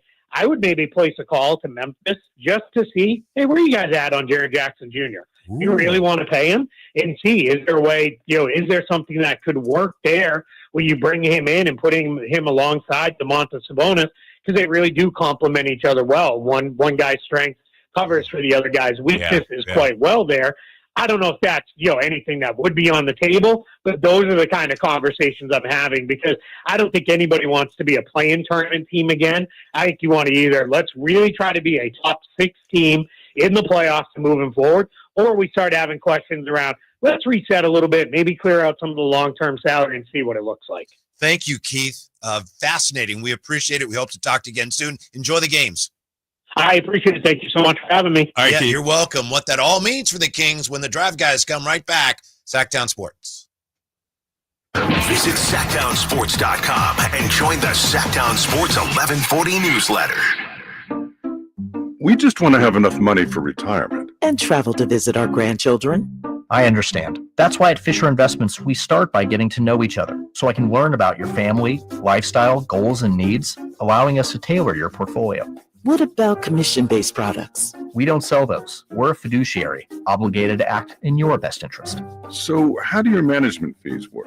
We have a simple management fee based on the value of your portfolio, so we do better when you do better. We appreciate that kind of transparency. We also check in with you regularly to keep you up to date on the markets and your portfolio. What other services do you offer?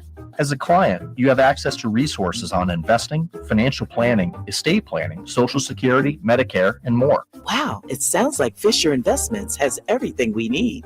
At Fisher Investments, we're clearly different. Learn more at FisherInvestments.com. Investing in securities involves the risk of loss. If you've always wanted to be a part of that Jeep life, there's no better time than now than the 2025 Jeep Wrangler. And no one has a better selection than Sacramento Chrysler Dodge Jeep Ram. The Jeep Wrangler has been unmatched in off-road capability for over 80 years. But being a Jeep owner, it's so much more than the performance on and off the road. It's a lifestyle. It's camaraderie. It's the versatility and the customization. The new Jeep Wrangler, it's better than ever. And you won't be able to find a better car buying experience or selection than at Sacramento Chrysler Dodge Jeep Ram. I'm Ken Korak with your Green and Gold Report, brought to you by Comcast Business, powering possibilities. Well, when the A's beat the Rangers in Arlington to kick off the most recent road trip, with J.P. Sears getting his 4th win, the A's improved to 15-14, the latest in a season they've been over 500 since 2021. Can they contend this year? Well, as we close the book on April, the American League West is the tightest division in baseball. Comcast Business helps turn today's small businesses into engines of modern business. It's how restaurants become reliably up and running neighborhood favorites. It's how retailers become seamlessly restocking, cyber-securing must-visit shops. And it's how healthcare offices become data-managing caregivers that we all depend on. With reliable connectivity, enhanced cybersecurity, advanced fiber solutions, and Wi-Fi backup, Comcast Business is powering the engine of modern business.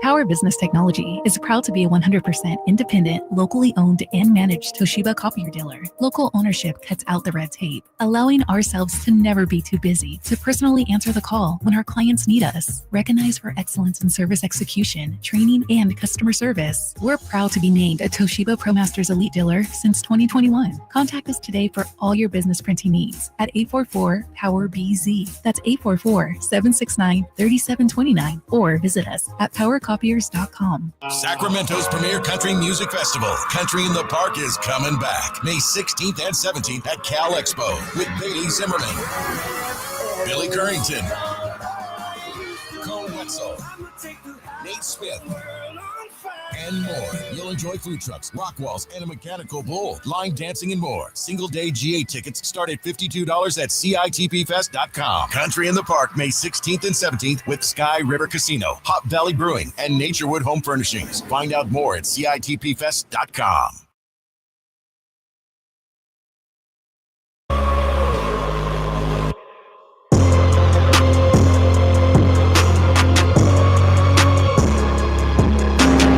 Live and local, 6 a.m. to 6 p.m., Monday through Friday. Sacktown Sports. Just had a really interesting NBA Cap Kings conversation with Kieth Smith from Spotrac.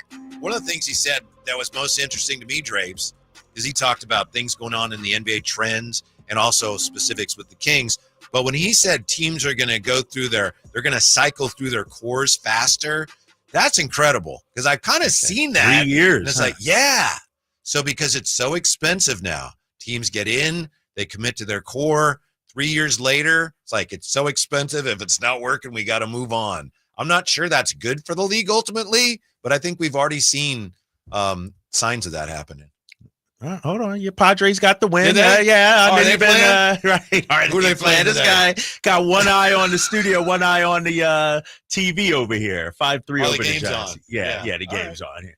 No, it's not surprising, though, Whitey, because the money that's involved, the pressure to win, and you look at some of these young owners, Matt Ishbia, like they're not buying a team just to say they got a team. They're buying a team to compete and win for a championship.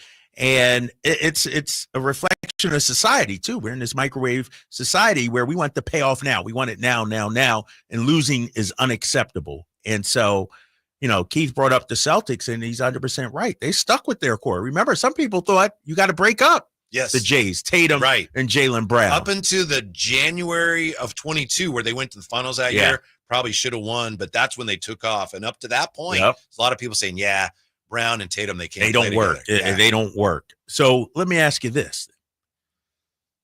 If that was the narrative with them and they figured it out, can DeMar and Zach figure it out? Could Domas and Miles Turner have figured it out or whatever? You know what I mean? Yeah. Like, we've seen DeMar and Zach. I know, they had their time in Chicago for 3 years. Here in Sac, we've seen them, a month and a half, 6-7 weeks? Mm-hmm. Like you said. Do we need to let that breathe a little bit? They did play together in Chicago. The better the players around you, the easier it is to make it work for any two guys. Right. And, I thought that was amazing that we had Kieth Smith saying, look, if it was me, I would talk to my coach and GM get together and say, what's our core? Are we good enough defensively? Keith was being nice there. He said, I would ask, do we have enough with this core? Can we win with this? And if the answer is no, then I would start calling people. I hope the Kings realize that it's time to start calling people. I think Scott Perry knows that, right? Yeah. I don't think he's coming in here because you fire Monty, you agree to part ways with Monty. You fired Mike Brown. To me, that signals all ain't sweet here. Yeah. Something needs to change. Something needs to be. Scott Perry ain't coming here just to be a babysitter and a caretaker and let things continue with it. He's the fix-it man. Mm-hmm. He's coming here to fix what's broken with the roster. Yeah, like I said earlier, I just hope the fix isn't, you know what, we need a point guard. We got $14.1 million to spend in the MLE. Tyus Jones was making $2 something last year. What do you want? 6? Done. All right. We're done. I just hope that's not it. Fellas, real quick. And this is something I was thinking about when you guys are rehashing Kieth Smith talking about a young core being together in a shorter period of time. That means you almost have to hit on your draft picks like immediately. Keith kind of talked about saying, you have to identify talent within the first or second year. And then, of course, on the extension, and then probably after that, it's all said and done. It's kind of like a quarterback. You really see with quarterbacks. So there's that. Here we go. The Kings haven't been at the top of the line when it comes to drafting and developing talent. I think we could probably agree on most of that. Does that put teams like the King, or I should say organizations like the Kings, behind the 8 ball already? Well, they've never been very patient. So now it's like no one's going to be able to afford to be patient. So in some ways it plays into what they've traditionally done. It's funny because we had the Beam team, and that was just a couple of years ago. But I think maybe that's the way it's going to be more often in the NBA, where we are just 3 years removed from the Beam team. It's like, yeah, that team's gone now. Yeah. I remember saying they were just here. But I think in the NBA now, the shelf life of these cores is going to be a lot shorter. Yeah. Which is sad, too, because unless you're Orlando. Like, if I'm Orlando, I'm not breaking up Franz and Paolo. 23 and 22, I think, their age. Even to get Giannis? No, that's different. That's different. That's. But I'm not saying, it failed. I need to, break it up or move on. Like, those guys are young enough to figure it out and to continue. To me, they're just like Boston was years ago with Tatum and Brown. You continue to tweak the roster around them until you get our problem. And you've said it before, Whitey. We don't have enough young talent. Ideally, we'd have Keegan and one other young guy. Yeah. Keegan and Tyrese Halliburton to build around. Now, you know this as well as I do. Kings fans will say, we got Keon. And I love Keon, but he's not to the level that we're talking about. Right. We're talking all-stars, future MVPs. So that's like you're going to have to hit on your talent almost, fellas. Well, Jay, that's right. And you said that, and I'm sitting here thinking, Monty, their drafts, should have needed to be better. They hit on Ty though. Yeah, but then we flipped them. We flipped them. Did we hit on Davion? No. We don't know about Devin Carter yet, but then you had a first and traded out of the first round, even though it was pick 23, I think it was. And then you drafted Kobe Jones in the second round. So maybe draft capital now means more than a rotational starter, somebody that can be a whole, setter. It does, in the sense that, like Keith was saying, now younger players are even more valuable because once you start spending a lot of money, it gets even more onerous than ever. The penalties are so much more they're so much heavier and they're more punitive. So if you can build with young players, it gives you time and you can afford it. Especially, I would think, for small market teams. It's got to be through the draft. Got to be through the draft because you're not getting free agents. Your trade assets, your best assets probably are your draft picks, and you're not trying to. And I go back to Orlando again. They're doing it the right way. You get your two pillars in Banchero and Wagner. And then you sign KCP, even though it didn't work out the way you wanted, but that's what you do. That's how you build. And I don't think Orlando tanked. They were just bad to get those picks. If you're Sacramento, you've had lottery picks. Devin Carter, Keegan Murray, Davion Mitchell. You don't have to bottom out and have a number 1 or number 2. Franz Wagner was what, 6th overall? 6 or 7. 6 or something like that? I thought it was 8th. Maybe even 8. Yeah. I take a Franz right now. Mm-hmm. He's a guy you build around. So to Jay's point, you got to hit on whatever picks you have, Sacramento. Hopefully we get lucky and move up. But, even if it gets conveyed to Atlanta, next year if you're back in the lottery, even if it's 12, just get Tyrese Halliburton, they hit on, right? Can we agree? Yeah. Oh, yes. Well, star. Tyrese wasn't top 5. He was number 12. Right. Man. Franz is number 8. You have better odds of getting the better players the higher you're picking. But you're right. Right.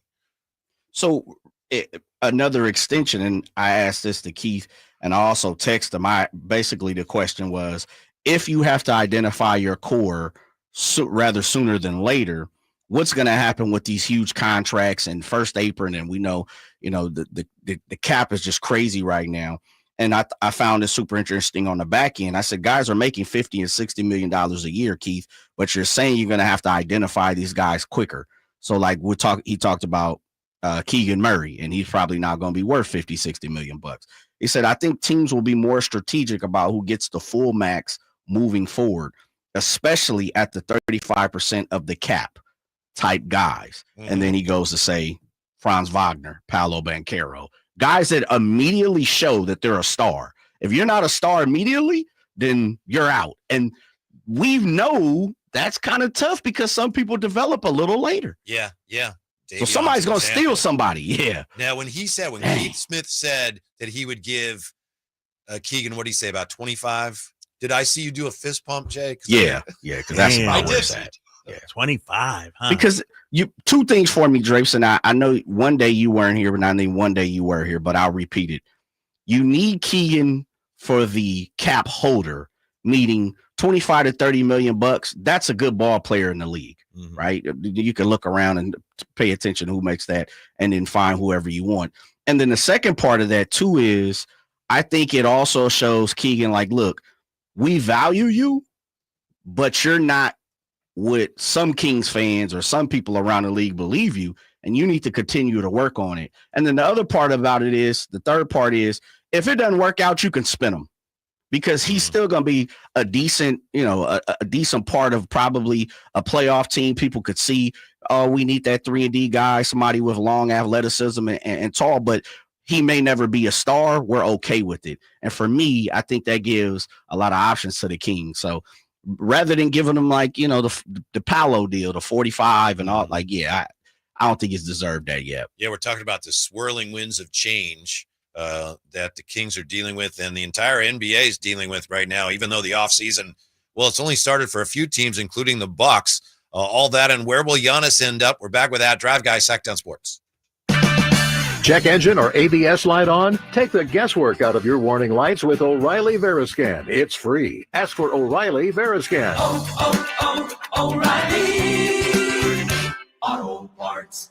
I'm still going for it, even with higher stroke risk from atrial fibrillation, an irregular heartbeat not caused by a heart valve problem. Over a 3-year study, Eliquis apixaban tablets reduce stroke risk better than warfarin, and over 97% of Eliquis patients did not experience a stroke. A first stroke occurred in 2.9% of warfarin patients versus 2.3% of Eliquis patients. Don't stop taking prescription Eliquis without asking your doctor. It may increase your stroke risk. Eliquis can cause serious and, in rare cases, fatal bleeding. Don't take Eliquis if you have an artificial heart valve, abnormal bleeding, or antiphospholipid syndrome. While taking, you may bruise more easily or take longer for bleeding to stop.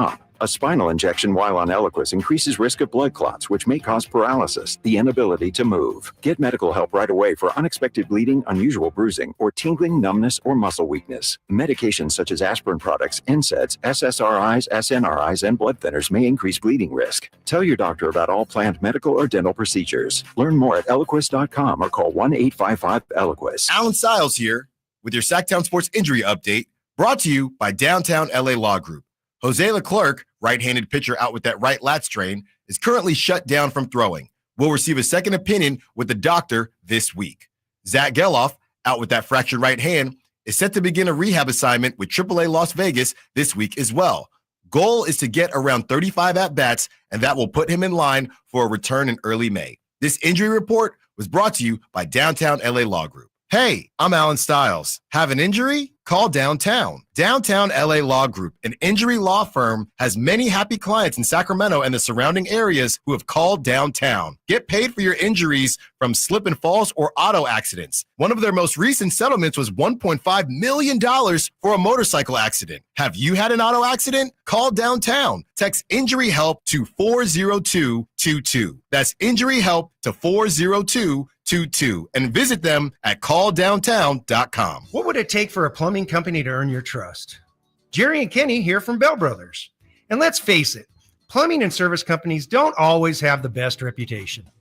So to earn your trust, the first thing they'd have to do is actually answer the phone when you call with a real live person. Then they'd have to send a plumber when you needed them. day or night without charging extra for emergency services. A trustworthy plumber would show up on time, wearing a clean uniform and name badge, and be able to show that they had passed a background check and drug test. A plumber you could trust would give you a firm quote on the job before starting and clean up after they finish the job. That's exactly the plumber you'll get when you call Bell Brothers, a plumber you can trust. Call Bell Brothers right now for all your plumbing needs.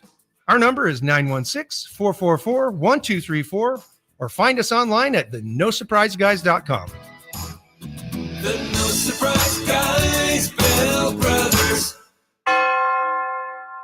At Valley Strong Credit Union, we know that local businesses are the backbone of the Central Valley, investing in our neighborhoods, boosting the economy, making the Valley stronger. But when it comes to their finances, where can they turn? A big bank that just sees another number? That's not good enough. Valley businesses deserve Valley support for payroll, credit, cash flow, and everything in between. Valley Business is Valley Strong. Learn how our cash management services can support your business at valleystrong.com. KHD1 Sacramento, KYMX HD3 Sacramento. From the Power Business Technology Toshiba Studios. Sacramento's official home of the 49ers. San Francisco. Sacktown Sports 1140.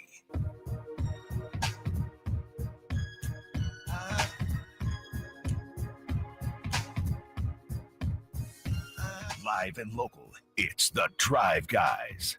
Watch the show on youtube.com/Sacktown Sports 1140. Or listen on the Sacktown Sports app. We had two great NBA playoff games yesterday, but we get two great games tonight. The Warriors and the Rockets, Drapes Warriors and Rockets, tipping off here in just a little bit in Houston. We got a lot of drama tonight, Drapes. I don't know if we're going to have great games. Hopefully we will, but the Rockets and the Warriors, and then you got the Lakers backs against the wall against the Timberwolves. Lakers could be done tonight. Juicy! They could be out of it tonight, which Yeah. is crazy. And yeah, those are the only two games tonight, but both series hotly contested. Should be a fun night of basketball. I'm glad the Warriors are on earlier, actually. You know, we get to sit here in the studio and watch a little bit of it. I think some of the Houston fans are going to have rude things to say to Draymond. Get out of here. Yeah, No way. I do. Draymond, what? What would they have a problem with him for? Come on now. Yeah. You know, you made the point yesterday. Both coaches have done a good job. I think, Steve Kerr gets criticized for a lot of things. He has done a good job in this series. For example, the last game starting, why are you starting Buddy Hield? And then Şengün had to guard him. And I mean, he's done a really good job to this point. But, you know, Houston, they're all about physicality. Whatever they have left, they're going to flash it tonight, right? Yes. You got Wounded animal backed into a corner. Oh, yeah. And they're about to name the most improved player in the NBA. We'll bring that to you here in a second. But yeah, I mean, the Rockets are a caged animal right now. Like they're fighting for their lives right now. And Jalen Green, he's heard all the talk, about how he's coming up small in this series. I think he's going to go down shooting the rock. I think Şengün's going to be great. Thompson is going to be, I think it's going to be a great game tonight. Of course, if it doesn't work out for the Rockets, and I'll pause for a moment here because Kenny Smith is about to read the name of the most improved player. It's either Dyson Daniels, Cade, or Zubats. Ivica Zubats. It's probably going to be Cade Cunningham, I would think. Come on, Kenny. Kenny milking it, the former King. What, he's putting it away? They're not going to announce it? Now Ernie's reading so. Oh, did they give it to Daniels? Or is this just the nominee? I'm not I know. sure. We don't get audio in here. We can, not even closed captioning to hear exactly what they're saying. But I wouldn't be opposed to Dyson Daniels getting it. I mean, because here's the thing. Zubats was a serviceable big man. Right. Cade Cunningham, the number 1 overall pick. This guy, Dyson Daniels, sort of came out of nowhere, Mm-hmm. So. Yeah, that was a good deal for them. That was a great, yeah. And we're both DeJounte Dyson Murray fans, but he came in that deal, right? Yeah, we both like Most DeJounte, improved. even though I'm a little lukewarm on him right now. Really? The injury situation, and he's been traded twice. Yeah, that's the thing that stands out to that's me. what's going on here. Yeah. And both teams that traded for him, Atlanta, San Antonio, not San Antonio, New Orleans, they gave up hauls. They gave up valuable draft picks. He's not worth that anymore. I'm not giving up any unprotected or, first round picks for DeJounte right now. I need to see how he comes back off this injury. So defensive demon Dyson Daniels is your most improved player. Here's what I was going to say as far as the Rockets go. If it doesn't work out for them, they fall tonight or at some point in the series. Well, then maybe they can turn their attentions to, bringing in a big name player, the guy. Jalen Green hasn't been that guy. So here you go in the ringer. Potential deal for Giannis. This is from Logan Murdoch. Rockets get, of course, Giannis. Bucks receive Jalen Green, Şengün, and first-round picks in 25 and 27, plus one of the Suns' future first-round picks. If I'm the Bucks, I say, no, you're going to have to do better than that. What is that again? Jalen Green, who right now I'm like, he's a problem for you. Why do I want him? Alperen Şengün, good player, and first-round picks in 25 and 27, plus one of the Suns' future firsts. That's not a bad I might package. do that, Whitey. Really? I just think I could do better. You got at least one All-Star in Şengün. Şengün was an All-Star this year. Yeah. He's Jalen a really good Green, player. borderline All-Star. Hey, I'm just looking at the regular season. He had a borderline All-Star caliber season. How many picks? 3 first-rounders? 25 and 27 first-rounders, and then plus one of the Suns' future firsts. And what those Suns' future firsts going to be valuable, I feel like.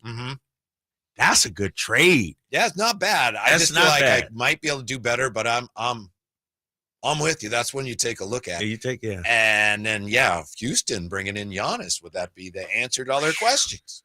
Who would they All their have problems. left, though? Van Vliet. Steven Adams. I know, Steven Adams. Smith. Yeah, Jabari Smith Jr. Cam Thompson. Reed Shepard. Not bad. I mean, not bad. Thompson's amazing. And so is his brother. His brother played both really are well great. last time. Yeah. Not bad. Not bad. Tari Eason. Tari Eason, who's a baller. Tari's Dylan playing Brooks. well. Dylan Brooks, my guy.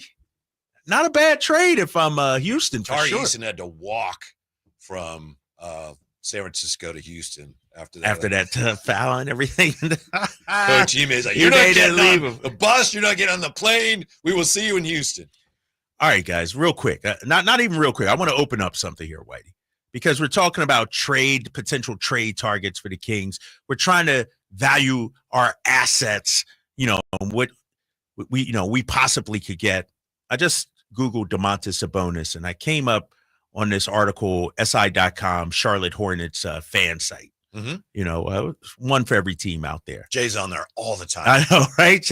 Jay contributes. Why the Hornets should not trade for Domantas Sabonis. Sabonis is not a fit in Charlotte, this says. While adding Sabonis would undoubtedly improve Charlotte in 25-26, how high would his skill set raise their ceiling? To the play-in tournament? To a first-round loss to Boston? Sabonis wouldn't turn the Hornets into a championship contender overnight, and making a move for the Lithuanian in exchange for future assets is a short-sighted move that would harken back to memories of the Rich Cho era. He says Sabonis' toughness on the glass and his touch on offense are intoxicating skills, but his lack of foot speed and elite size make him a target for opposing defenses in crunch time. So this is the problem I think we have. Sabonis, all-NBA caliber center, all-star center. But if you bring him in, if you're another team, you got to pair the right people around him. And I think that's where Sacramento is right now. Let's say Domas is part of our core. Who do you surround him with? Maybe another big, Jaren Jackson Jr., Kieth Smith mentioned. Some shooting out there. I think that's the issue that the Kings have had over the last few years. First year, Kevin Huerter was otherworldly, perfect fit. But then he stopped making shots. And we've been looking for that replacement ever since. And now we've morphed into, we don't even take advantage of Domas's superpowers fully anymore. That speaks to, I think, a significant mistake the Kings made in recent years that no one ever talks about. That was after Beam Team 1 in that offseason, and they didn't do much. They brought in Sasha, didn't work. They brought in Duarte, but they also spent a lot of money re-upping Domas, and I'm not sure they needed to. Right. They gave him a huge deal to make sure he's going to be around a while, and I'm not sure they needed to. Good for him. You know, he had a great year, so yeah, he got his money, but I think that deal in some ways is coming back to haunt the Kings right now. I agree 100%. And, you know, at the time, people, you know, around the league were like, what are you doing? You don't have to do that. Yes, why extend him right now? Why pay him? You're right bidding now? against yourself. Against yourself. And I will say this, though, regarding Monty and those guys running it back after that. I believe they thought Keegan would continue to take a leap and shoot the ball.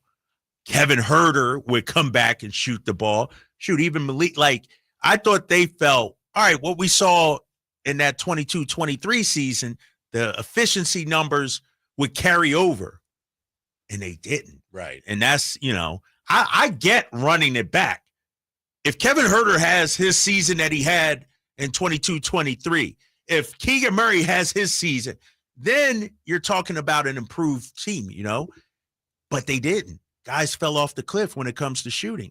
And that crushed us. Yeah. And then the guys you did get, we whiffed on everybody pretty much. All of our offseason moves. Duarte, Sasha, like none of those guys really helped us at all. Yeah. So Domantas Sabonis' future in Sacramento. We're back with that as we come right back here. Drive Guys on Sacktown Sports. On the move? Got somewhere to be? Take Sacramento Kings basketball with you. The Sacktown Sports app will let you stay connected to your passion. Never miss a moment of Sacramento Kings basketball with the Sacktown Sports app.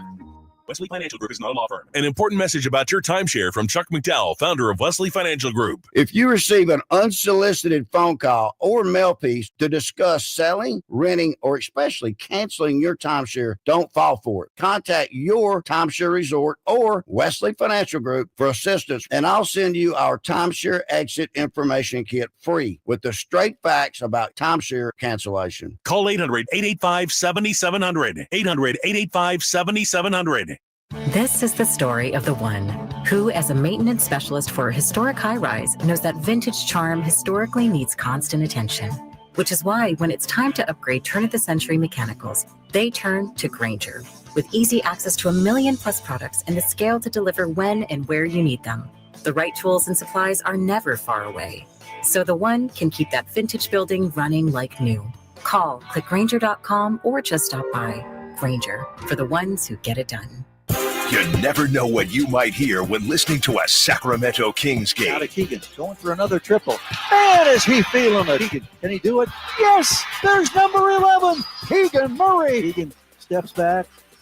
He just knocked down his 12th three-pointer, a Kings franchise record. He's got 45 points. Never miss a moment of Sacramento Kings basketball with Sacktown Sports and the Sacktown Sports app.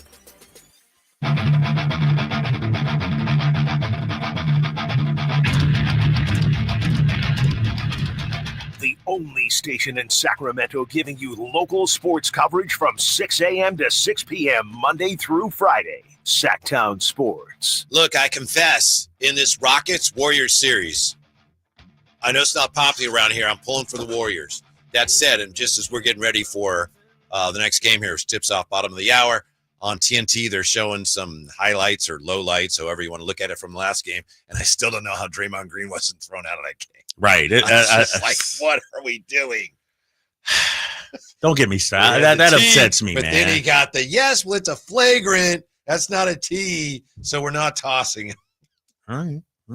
I see how it is, NBA, you know, giving the Warriors a stimulus package, as Stephen A. Smith would say. Yeah, You know? definitely. See, I'm afraid that the Lakers are going to benefit from something like that tonight. Think so? Well, I hope not. But, you know, some calls that, you know, Right. early fouls on Ann Edwards or something like that. Right. Yeah, that's probably the best way to do it, too. Yeah. Right. The Lakers are in the bonus 3 minutes into the game. Right. Well, if you saw, I don't know if you saw it last night with Paolo Banchero. He had 5 fouls midway through the third, I think it was, and that changed. It was 58-58, I think, at that time. Then Banchero picked up his 5th, and the Celtics went on a 34-9 run or something like that. And so there's ways to do that, you know. Call a foul. It's easy, like especially early in the game or something. ain't no review. Maybe he'll have one challenge, but a team ain't going to challenge a second times. Yeah. I have a friend I used to work with, and he's from Oklahoma. And when 2016, when the Warriors were playing OKC, I was telling him, man, it's amazing the way the games are officiated differently. And he wouldn't believe me. He's like, no, that stuff doesn't happen. And I said, all right, game 4, whatever it was, in Oakland at the time, I said, you watch, Steven Adams is going to have, at least 3 fouls halfway through quick fouls, the second quarter. And he did. And then my friend, I never heard from him again. Oh, really? We didn't talk about that after that. Right. He didn't say, yeah, all right. Right. I think you're onto something. Oh, man. Dude, somebody coming at you on the YouTube chat. You noticing this? Chat. Yeah. JD209? Yeah. What's up with him? He's a little ornery today. I don't know why he's hitting you first like he's going after Demonis, and then it's me. Yeah, I don't know why. Yeah, maybe because I'm rooting for the Warriors. I'm gonna look at all his comments real quick here. Yeah, because everything seems negative coming out of his mouth. You right, know? I think he may be just trying to get somebody to notice him by knocking over things in the store. Oh, hold up, Whitey. He might be my guy, though. He might be my guy. He says, if your center is your point guard, you're in trouble. Camp is a loser. Then he goes on to say, can we get a Drapes and Jerry Reynolds broadcast? So he might be my, I hear you, JD. I'll ignore everything else you said, big fella. Yeah. I think, because I think that's when he said I'm a bum is when I said I was pulling for the Warriors. Oh, all right. You deserve that, though. You deserve that. I saw that. Pulling for the Warriors. Whitey is getting old and senile. He'd call it eccentric. I'm not getting. He'd call it eccentric. That's been hilarious. for a while, JD209. Oh, man.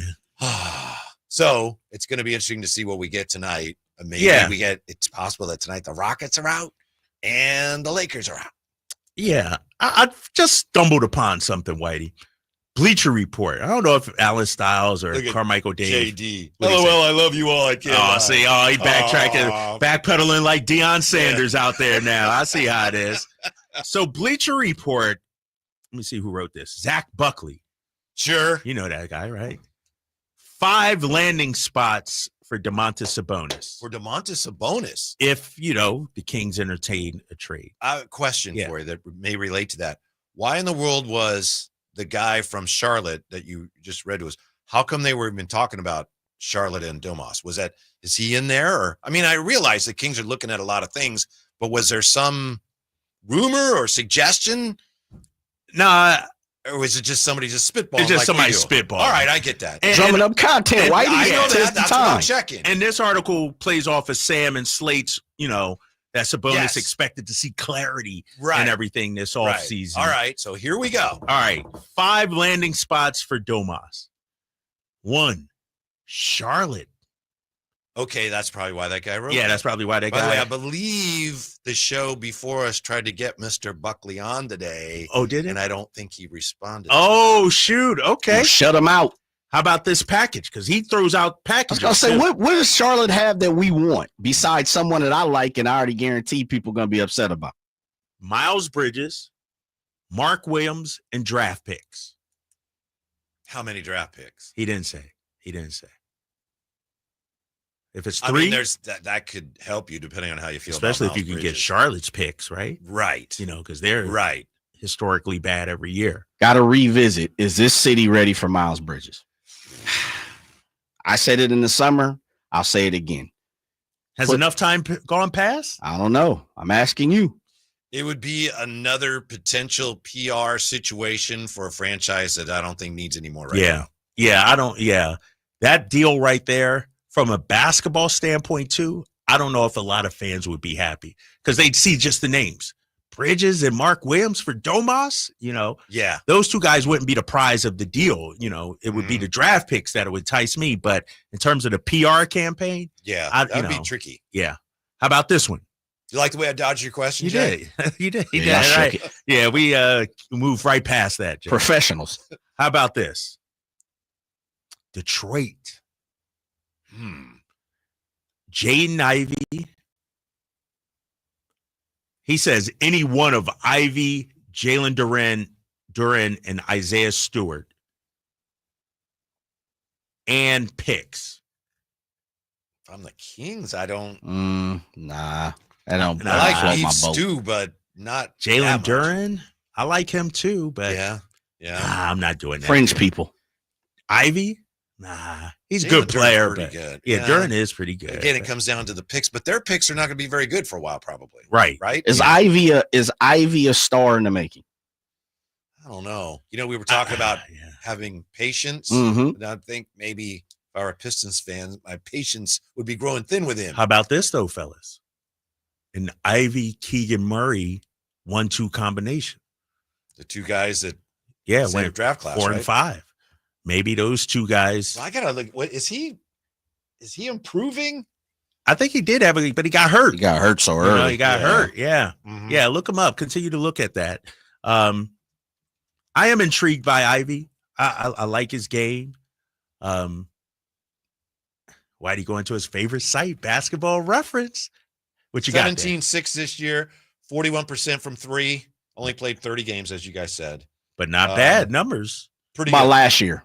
Last year, he played 77 games, started 61, and he averaged 15.4 points a game. He didn't shoot great, but, he did fine for a second year. What's not great? What's the percentage? Well, overall, he's 429, and then from three is 336. 336. Yeah. Okay. So for his career, it's 33%. 352.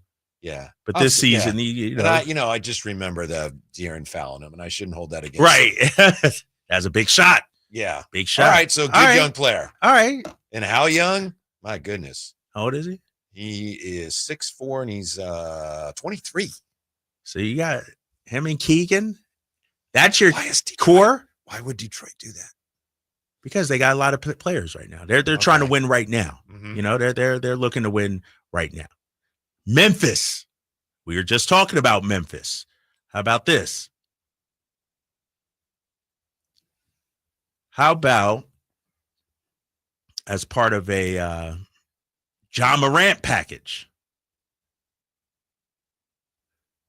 Very dramatic pause. I know. I just because beat out of my I want to chest. make sure I get the. Let me just say I'm in. You in? All right. Because I'm getting the best player. It says, given Morant's availability concerns, there's a universe in which Memphis feels comfortable swapping him out to build a Bane, Jackson, Sabonis big three. If Memphis doesn't want to move on from John Morant, how about a Desmond Bane, Zach Edey package? Sign me up. Almost assuredly piques Sacramento's interest. I would rather have that than Ja. Really? Yeah, just because there's so many questions with Ja. Okay. And I'm not All talking right. about, I'm just talking about the health-wise primarily. Okay. Big Desmond Bane fan, as we discussed. You're a Zach Edey guy too? You Eh, saw something from him He's- this season? He's or no? big. Okay. What do you think, Jay? Yeah, sign me up. I think Edie's a little better than I expected. Okay. He's got a little more movement, and if nothing else, I know I'm not going to get dominated on the glass. Yeah. By the way, from the 916 on that Detroit deal, throw the Thompson twin in there with Ivy and picks, and I'll take that deal. Yeah, that ain't Yeah, happening. no, That some ain't Thompson, right. but I would do that too if I could. Ivy's on the move because Cade Cunningham's the point guard. Right. And they know it now. And he is a star. He not in the making. He is a star. He's Yeah. ready to go. Yeah. All right, let me move on here. Continue this exercise. Orlando Magic. Start the offer with Cole Anthony and Wendell Carter. Sweeten it with a prospect like Tristan DeSilva or Anthony Black, and throw in a future first or two. And Orlando is probably getting a handshake agreement. So Cole Silva Anthony was one of my guys in the draft last year. Wendell Carter. Cole Anthony's a point guard. Wendell Carter's I don't know why no one Tristan seems to DeSilva, like him that much, but he's a good player. and 2 first-round picks. 2 first-round picks? Yes, sir. Ooh, Jay, you doing that one? I'm out on it. Don't like the players. But if I am intrigued by the picks. The picks. Yeah, those picks. Because I think Orlando's still going to be in the middle of the NBA moving forward.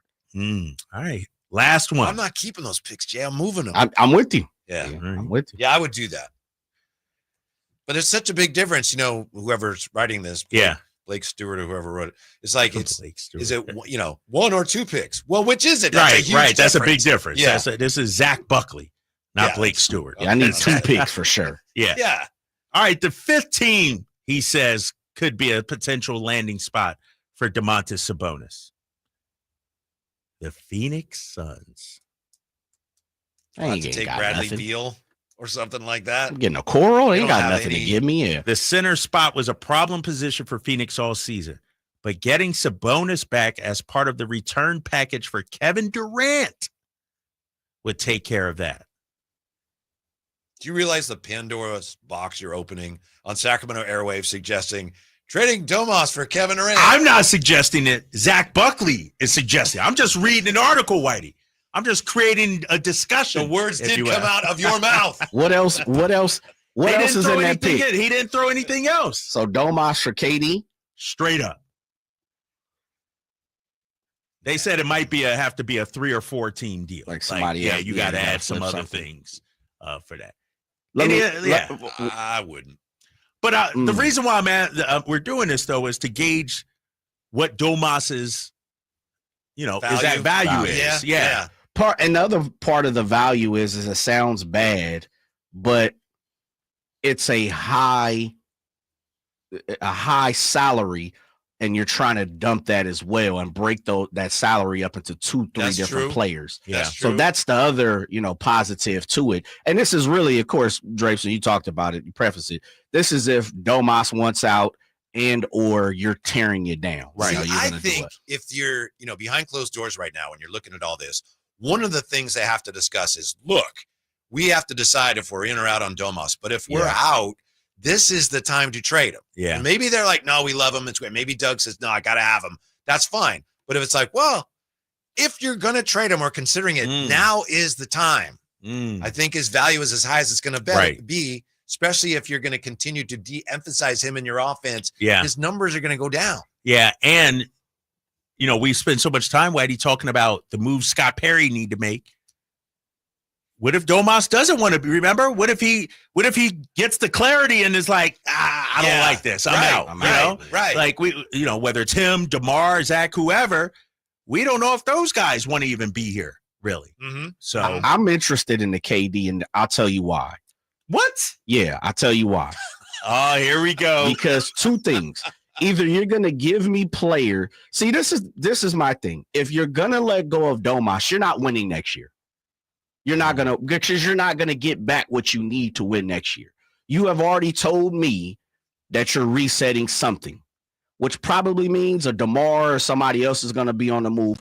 Maybe not during the summer, but maybe by trade deadline or next year. So you're already resetting the shuffle. You're also telling me, especially if you re-sign Keegan to $30-40 million a year, he's one of your guys. So now Keegan has to be a two for the most part, and or a 3. Who I'm getting back is going to be fillers. And we all know this, fellas. It's easier to trade 3 $10 million deals than one person that makes $40 million deals, right? And so if it's KD, the one thing I think you have that you don't have in Domantas is this. He brings excitement. People will pay attention. And the other thing is KD is a better asset than Domas. So even knowing that I'm going to spin down the road with DeMar or somebody else, somebody's willing to take KD quicker than they are Domas. From the 209, and I agree with this. KD, you guys are crazy. Why not see if Larry Bird is available? Oh, shoot. KD's just too far into his career. But you ain't winning next year, White. I might. You're looking for you're not. Yeah, if I can get, especially if I could get someone who can Well, you getting defend. Giannis to win next year? I don't need Giannis to replace Domas, but I need, if I can get somebody who defends better than Domas. Like who? Some of the centers. Give me the top person. Yeah, give me the top person. Let me answer. Some of the names we've mentioned already. I don't think Domas, especially if I'm going to de-emphasize him, I don't think he'd be that hard to replace if I'm just trying to get back to playing status next year. There's some good players available. Play-in status? Well, that's where I was last year. Yeah. And I think Jay is saying, though, you get a KD, you have a shot in the West, you think, Jay? Well, I damn sure better be hoping to be either play-in status or I'm getting ready to reshuffle my cards. If I'm getting KD, if nothing else, I know even if it's for half a year, I still have more value and it's going to be easier to spend it. All what we continue to keep on hearing, and it may be incomplete, incorrect. We don't know. People keep saying Domas is a special breed. He has to be a special situation. No one says that with KD. I don't give a damn if he's 40. If I get KD and I have DeRozan, the only thing I'm going to win is the 2012 All-Star game. Yeah. But what else? But you're also playing for a play-in. I'm not playing for a play-in. No, that's where I was already, and I'm just trying to. You're trying to. You tell me if I trade Domas, I can't win next year. It depends what I get for him. Yeah, I don't. Yeah. Out of those packages, the Baines Zach Edey is kind of intriguing. Yeah. Yeah, I'm with you. That's definitely the best one for sure. Yeah. You're getting two young guns, right? Talent too, and Baines already proven. Yeah, without doubt. I like Miles Bridges. I think Mark Williams is a hell of a defender, a good rebounder. If he's healthy, I just don't think this city is ready for Miles Bridges. Yeah, probably not. And then even if they are, it would, that's the last thing the team needs right now. You ain't lying. Yeah. Basketball comes first, I know, but they got a lot of stuff they're dealing with. We'll come right back with a look at where Giannis is going to end up. Also, interesting piece in The Athletic today, NBA playoff physicality. Has it gone too far, or is it right where it needs to be? Next with the Drive Guys on Sacktown Sports. Did you know your skin is the largest organ of your body? Huh? That's why you should shower with Old Spice Super Hydration Body Wash instead of plain old bar soap. Love your skin by super hydrating it with vitamin B3 and glorious notes of vanilla and shea. Did you know that my super hydrated skin is the second largest organ of my body? The first is my heart. Old Spice. Men have skin too. Old Spice Super Hydration Body Wash. 24/7 renewing moisture. With daily use. I can't believe how spotless my floors look after using the Swiffer Power Mop. No more dragging around a heavy mop and messy bucket. Now I get the same deep clean without all the work. Thanks to the powerful solution and scrubbing pad of the Swiffer Power Mop, dirt and grime don't stand a chance, and I don't break a sweat. Mic drop. Mop drop. Swiffer Power Mop. Swiffer Power Mop. A smarter way to mop. Try it or your money back. It's taste on a whole new level at Sky River Casino. With 18 elevated restaurants, bars, and lounge destinations that include SR Prime Steakhouse, 32 Brews, Dragon Boat, and The Market. Just minutes from Sacramento, right off Highway 99 in Elk Grove. Join in the fun and experience the height of hospitality. Sky's the limit at Sky River Casino. Visit skyriver.com today. Gambling problem? Call 1-800-GAMBLER.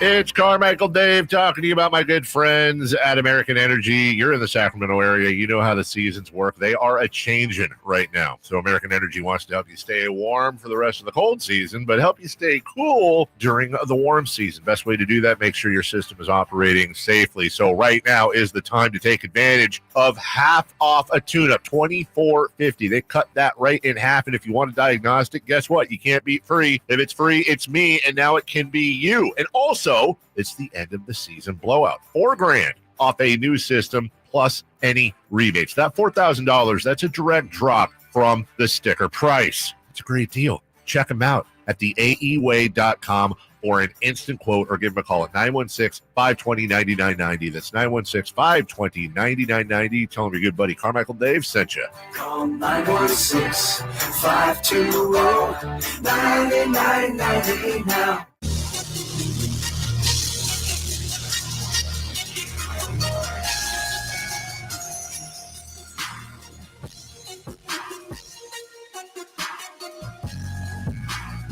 Your afternoon home for Kings talk and so much more.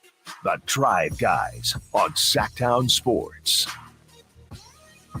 Talking, among other things, about potential Domantas Sabonis deal. It's interesting to me that just based on what we're getting here on the text line and in the chat, guy who has accomplished as much as Domantas Sabonis has here, I thought, Jay, that there would be more pushback on, you can't trade Domas. So I'm just a little surprised. And I'm sure there are a lot of people that feel that way, but there are a lot of people that are open to the idea. That's just interesting to me. And I think it shows how frustrated Kings fans are right now, where they feel like, okay, this is fine. There's some good things here, but we need more. And if we have to trade Domas, already traded De'Aaron Fox. So I think it speaks volumes as to where Kings fans are psychologically right now, if you will. Yeah, I think I agree with you. I think Kings fans are looking for a move to be made. And I'm not sure Kings fans are okay with playing, regularity every year now. Yeah. I think we've kind of pushed past that. And it may just because we got the taste of the Beam team, you know. I don't know, Whitey, to be honest, but it is interesting how we push for Domantas Sabonis to be an all-star, an all-league, and everything else. And now, as quick as we've seen that, man, like within a calendar year. We do have this from Farmer Bleezy 22. He says, I'm not trading Domas. I'm a huge fan of his. So, yeah, I understand that. I just thought there'd be more people saying that, Farmer Bleezy. Right. And that's very unscientific. Don't misunderstand me. Just couldn't help but notice that. Also noticing this from No Can You. Why the hell do the Warriors call themselves Golden State? I got an idea. How about the San Francisco Warriors? Hello? There are 4 teams in the Golden State. The name is not yours exclusively. That goes back to when the Warriors, they were the San Francisco Warriors, and they moved to Oakland about 71, I think, because they had the Oakland Alameda County Coliseum and the County Coliseum Arena. So the Warriors moved in there. And now teams move, like the Warriors moved to Santa Clara. The 49ers moved to Santa Clara. They're still San Francisco. They will keep it in there. Back then, teams didn't do that. It's like, what do? We don't play in San Francisco anymore. So they didn't want to be Oakland. So they came up with Golden State Warriors. And then Joe Lacob's idea around 2012, they announced the plans. We're going to build a new arena in San Francisco. And I think they wanted to get back to being the San Francisco Warriors. But my understanding is that brand is so strong. Golden State Warriors is known, no matter how you feel about the team, worldwide. And they felt like it's really hurting us to drop that and go back to San Francisco Warriors because everybody knows the Golden State Warriors. Because they won championships. Yeah. Steph Curry. But you're right. It's a little arrogant to say we're the Golden State Warriors when they're not even the only team in Northern California. If they don't win, maybe they win one championship, they don't win a few, then they change the name because it's probably not a worldwide brand. Yeah. But Steph Curry is a worldwide brand in himself. Right. So, yeah. Yeah. You're going to have to, and this is the toughest part, and I know owners don't care about this. Why you got to go and get new threads. You got to go get new jerseys, new gear, new everything. Man, they don't care, though. That's more money to their pocket. They want you to go out and buy more merch, more apparel. Yeah. As you know, because it was up here too. But when the Warriors moved back to San Francisco in 2019, that was a big story down there because the team wasn't very good, so it wasn't always full. There were good crowds, but a lot of people said, it's not like a Roracle. You have real fans there. People still say that. It's like, there's nothing like Roracle. They had a playoff game against Houston a couple days ago, and they gave away shirts, and people weren't wearing their shirts. And on social media, longtime Warrior fans are going, Roracle, you never had to tell people to put their shirts on. Those San Francisco fans are not quite what those Oakland fans used to be, Braves. That's 100% true. With that being said, is that really a thing? Put on the shirts? I don't care, but right. Yeah. People are, Jalen Green just got an and one. Already off to a better start. Support your team, I guess, is the idea. What if I already come in Warriors colors? Right. Mm-hmm. You know what I mean? And I paid hundreds of dollars for this seat. I'm coming in how I want to be. I'm with you. No damn T-shirt. You know what I mean? Like the T-shirt. I got to wear it. Fellas, can I ask you this? Yeah. I was looking at this a couple of days ago, and it was one of the playoff games. I don't remember. Is this fair or foul? Okay. Or is this whack or dope? Here we go. I like that. Word or whack. Word or whack. Word or whack. Can you go to a sport rocking? So if you go into a basketball game, a sporting event, meaning a game. Can you go to a sporting game wearing another league's jersey? League? So meaning, can you go to a Kings game, but you're wearing a 49ers jersey? Sure, if you're an idiot. No, but maybe, sometimes the seasons overlap. What if the 49ers won that day and you're happy and you go to the Kings game? Yeah. Okay. You know? Yeah. Seriously. Can you go to a Raiders game wearing a San Francisco Giants jersey? Ooh. I mean, I don't know why you would, but sure. Can you go to a Kings game wearing a Philadelphia Phillies shirt? Like somewhere far away. Why would you? But if the Phillies were, I mean, this is hard to, it's theoretical. If they were like in the World Series or something, which they were a few years ago. Right. But again, if the games are going on, it's the middle of the World Series and you're going to a Kings game between games of the World Series. Yeah, sure. Why not? So why not? I may actually go, if the Warriors advance, to a Warriors playoff game. Yeah. Got to connect. But I told the person I'm wearing a Kings shirt. That's fine. I don't care. I'm going down there in fine. Warriors territory wearing the King. That's okay, right? But you can't cut. Isn't that rude to the person that gave you the tickets if they're a Warrior fan? This is drapes. Come on, big fella. Come on, man. It's me. I do it. I do what I want out there. You know that. But there's no way I could go to a Warriors game and blend in. Nah, I'm down there representing. I'm in hostile territory. What? Say something. I'm wearing Kings gear. It is what it is. I'm with you on that. Come on now. I'm good on that. I saw somebody, and it was one of the NBA games, and they were rocking a Seattle Seahawks jersey. And they were, it's the Warriors playing the Rockets. It's like, I don't know about that. Yeah. Just put a T on. I mean, it definitely is a no-no for me, Drapes and Whitey, if you guys are talking about, listen, I'm going to a Warriors game and I'm rocking a Phillies jersey. That don't really have nothing to do. As you said, unless it's World Series or something of that nature. Yeah. But just right now, no. I still find it interesting, though, that What you if go that's to the only clean shirt? Right. What if they viewing it as just laundry, just a shirt? Then wear it. Absolutely. Society's crazy right now. Jay, if you went to a Cowboys game in Dallas, oh, you wear Niners gear? Niner up for Okay. sure. All right. Without I'm with you. Without a doubt. I'm with you. But I'm not wearing a Sacramento Kings jersey. Right. Yeah. You probably would wear Niners gear on purpose. Of like course. I'm down there, you know what? In the city. Yeah. Matter of fact, I'm dipped in red throughout the city for the week. Okay. All right. I've done that before. This is from Chris Finch. He was talking before game 2 of the Lakers-Minnesota series. So that's last week. This is what he said. Someone's asked him about the physicality, or he just started talking about it. Quote, and again, this was last week before game 2. Chris Finch, if you look around the playoffs right now, it's super physical.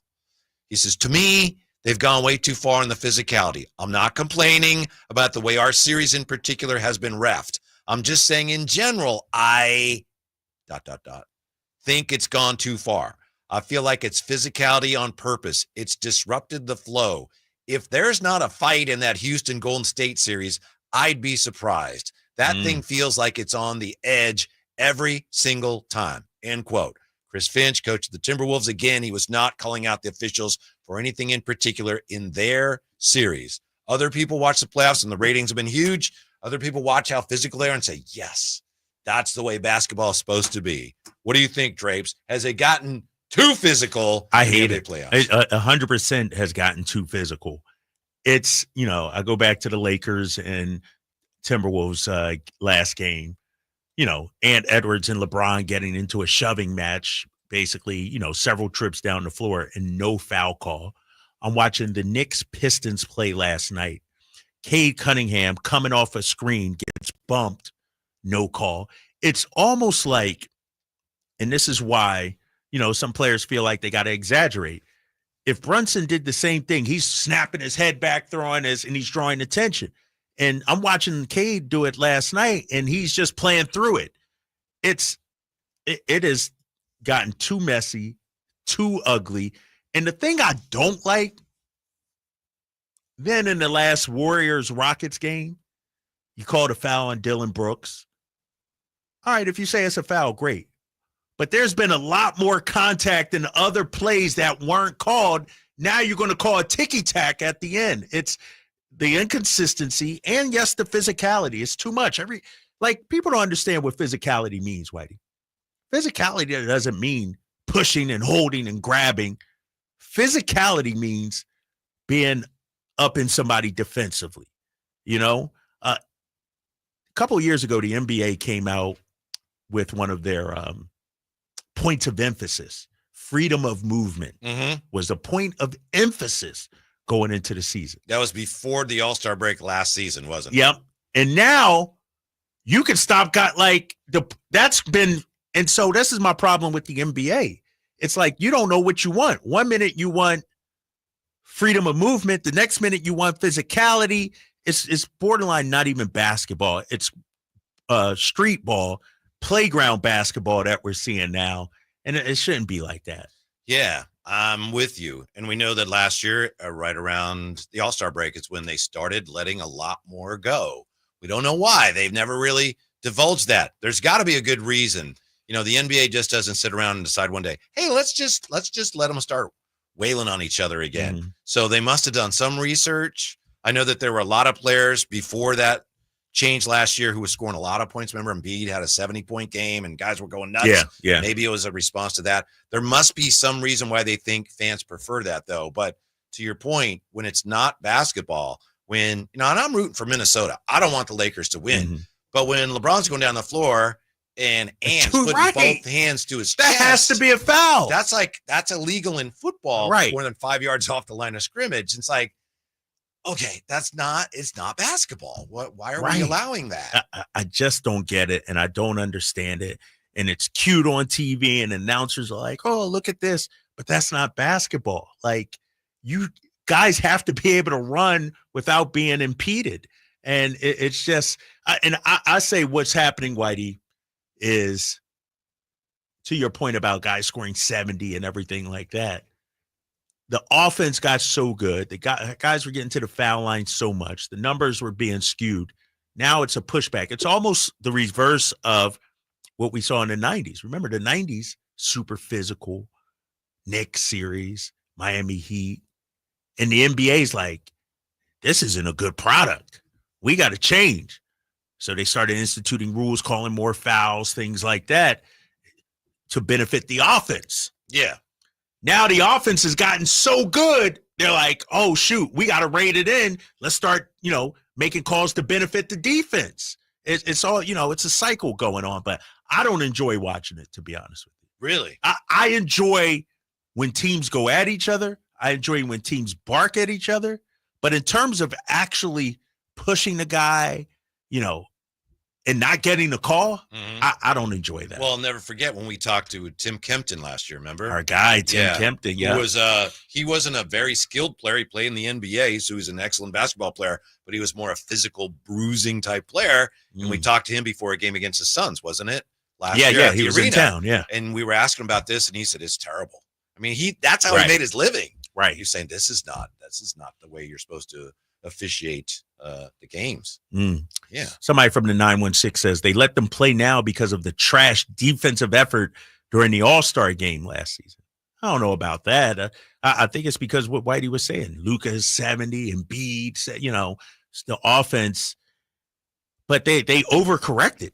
That's the problem. Remember last year, the second half of the year, obviously for the Kings, the year didn't end well. They got on the play-in. They beat the Warriors. They lost to the Pelicans. But you remember their defensive numbers, how they improved after that? Yes. And part of it's because Mike Brown preached when he was here, very physical defense. And it's like the Kings benefited from that. Right. Which is surprising. Yeah. Because I don't view them as a physical team. But then this year, for whatever reason, early in the year, they did not. The stars make the league. And defensive stars don't move the needle that much. People like Trae Young scoring 50, hitting half-court shots, Luka putting up big numbers. I understand leaning into the offense because that's exciting. That's what it goes viral. Hacking somebody, holding somebody, that robs the game of those potential big viral moments. I don't like it. I want guys to compete. I'm not saying don't compete. Let guys walk right by you. But if you foul, call the damn foul. One of the reasons I bring this up now is because I do think that this game tonight could be it could be a standard set. I mean, if we get through this game, the Warriors and the Rockets, and we're still saying, well, it's really physical, then maybe we've passed a test, because I think there's a really good chance somebody's going to cross the line in this game tonight. I hope not, But honestly, they let so much go. It's gotten. Really, I'm surprised it hasn't gotten even worse. Too. To be honest with you, I am too. Like the guys have really, been restrained. I feel because some of the stuff, and the thing I don't like. Jay, you got the D-list music. Top 5 things, Whitey, that get under my skin in the NBA. Number 5. The foul baiting, the flopping, the snapping back the head, the every time you drive to the basket, hey, trying to draw a foul and a call from the referee. I think your guy Zach Levine does that, by the way. Dude, like 60-70% of the league does that. These guys have become actors. And you know who's the worst culprit? Jokic. I know you're going to say. He's saying Jokic. I wasn't going to say Jokic. Oh, you weren't? I thought you were. Jalen Brunson. Really? He gets the best whistle. Forget about Shai Gilgeous-Alexander, everybody. Jalen Brunson is a foul merchant. He's painful to watch, and I like his dad so much. Rick Brunson is my guy. But watching Jalen Brunson play, and every time he gets hit, he's throwing his head back and everything like that, it just bothers me, man. It gets under my skin. So that's number 5. Foul baiting and flopping. Yes, foul baiting and flopping. And I'll add to that, Knicks fans bother me too. Knicks fans too, Stephen A., all you guys, I'm lumping in. That's number 4. That's part of number 5. That's part of number 5. All right. And Knicks fans. Number 4. This one may be a surprise. Boston Celtics fans. Really? Yes. Be careful. Those are my people. They welcome drapes in. After this call, I ain't going to be your guy anymore. But Celtics fans, I ain't going to be your guy. Celtics fans, I love you. But everybody in the world ain't against you. And I'm not even talking just Celtics fans, Whitey. I'm talking all Boston fans. Oh. They got this slogan out there in Boston. They hate us because they ain't us. Man, ain't nobody worried about damn Boston right now. Your basketball team's doing good. What happened to the Patriots? Red Sox ain't doing nothing this year. They're not going to win no title. I know they're second in the AL East, but they're not going to win. Bruins ain't even make the playoffs, so don't get me started. I was going to say something about the Bruins, but I had no idea. No, they I'm up on it. I'm up on it. Trust me. But they walk around with an arrogance from the Brady championships, from Bill Russell, Larry Bird, and it's like, you're a great sports city. I get it, Boston, the passion, the love. But you ain't got to throw it in our face every time. You ain't got to. Here's the thing about the Celtics fans. They feel like the officials are against them, Whitey. Mm-hmm. When historically in the NBA, going back to the 60s, 70s, 80s, the narrative has been the Celtics benefit from the officials, speaking from a guy who grew up in Philadelphia. So Celtics fans, you bother me just a little bit. Number 3, Laker fans. Laker fan. I have no problem with LeBron James. I have no problem with Jeannie Buss, Rob Pelinka, Linda Rambis. I don't care about that, whatever. But Laker fans, they act like they're the gold standard in the NBA. They act entitled like they should be championship contenders every single year. You got to face some growing pains too, Laker fans.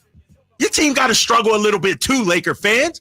Y'all not entitled to a champion every single year. And so the arrogance that Laker fans have when they come into our building in Sacramento, Laker fans are sort of like Dodger fans, right? Or Yankee fans. Yeah. They feel like every year they should win a championship. And then they buy the best players. They always get bailed out by a trade, a la Luka Doncic, LeBron James deciding to go there.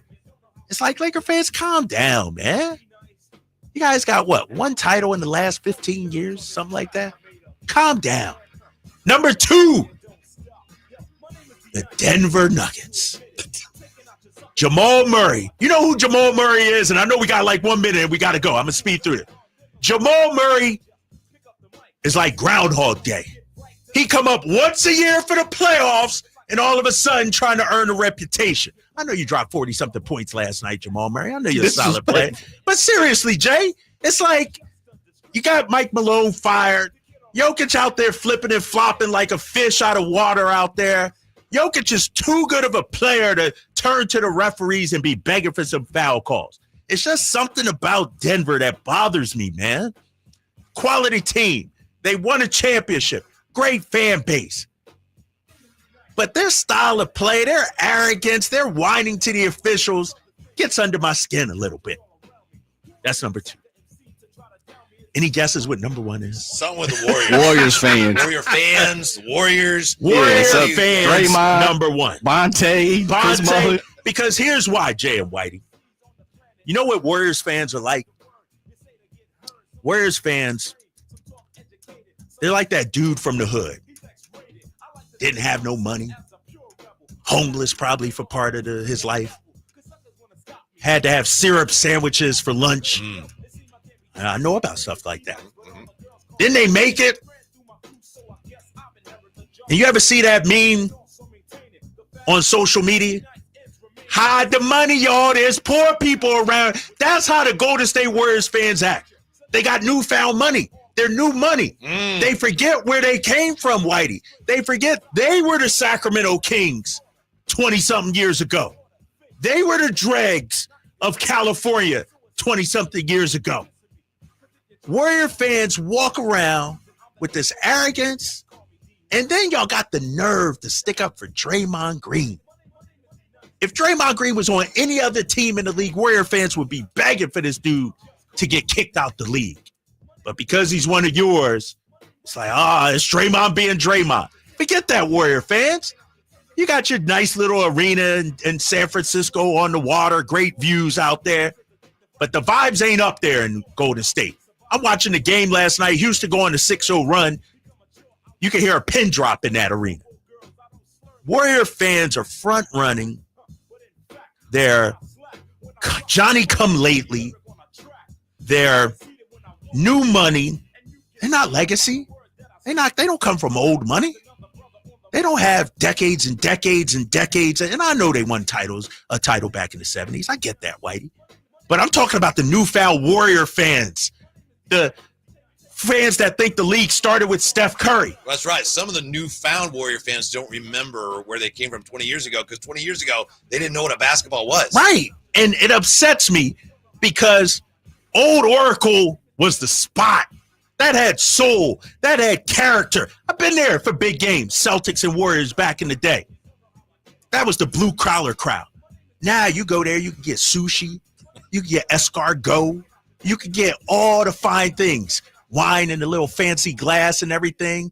I can't stand it, man. It just gets under my skin, man. And that's my D list. 5 things that just get under my skin about the NBA right now. Foul baiting and the Knicks, the Boston Celtics, the Lakers, the Denver Nuggets, and Warriors. And Warriors. Yeah.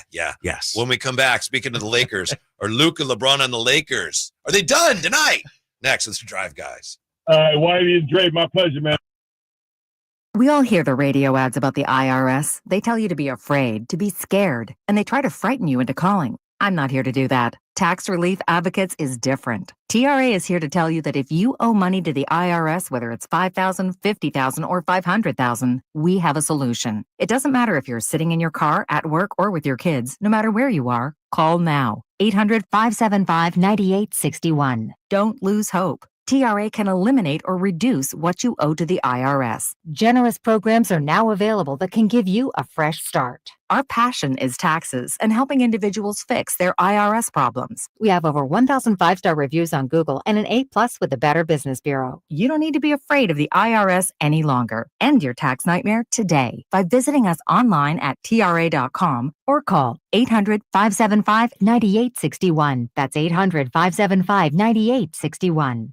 Tax Relief Advocates. Real solutions for real people. Is reviewing life insurance on your to-do list? Now's the perfect time to add it. A friend recently told me that securing life insurance sooner rather than later can help you lock in lower rates for years to come. So I bumped this up on my list and got it done. I called SelectQuote and couldn't believe how easy and affordable life insurance is. I'm 40 and got a $500,000 policy for $16 a month. My husband's also 40 and his $500,000 policy was only $18 a month. Plus, with SelectQuote's same-day coverage, there was no medical exam required, and we were covered by the time we hung up. Knowing I have this checked off my list feels amazing, but the peace of mind knowing my family is protected feels even better. Call Call Select Quote at 1-800-694-1010. That's 1-800-694-1010. Or go to selectquote.com to get your free quote today. 1-800-694-1010. Details on example rate at selectquote.com. If you love golf but don't want to play the same 18 holes over and over, at Timber Creek and Sierra Pines, you get 27 holes of variety, so every round feels fresh. And with a Premier Club membership, you'll enjoy unlimited golf with a cart, unlimited range use, exclusive discounts, and 2 complimentary guest passes to share the experience. With pristine conditions, a scenic layout, and an award-winning reputation, Timber Creek and Sierra Pines is Sacramento's #1 rated golf destination. Stop waiting. Become a Premier Club member today at timbercreekgc.com. At Valley Strong Credit Union, we know that local businesses are the backbone of the Central Valley, investing in our neighborhoods, boosting the economy, making the Valley stronger. But when it comes to their finances, where can they turn? A big bank that just sees another number? That's not good enough. Valley businesses deserve Valley support for payroll, credit, cash flow, and everything in between. Valley Business is Valley Strong. Learn how our cash management services can support your business at valleystrong.com. Your local sports leader in the 916. KHTK HD1 Sacramento, KYMX HD3 Sacramento. From the Power Business Technology Toshiba Studios, Sacktown Sports 1140.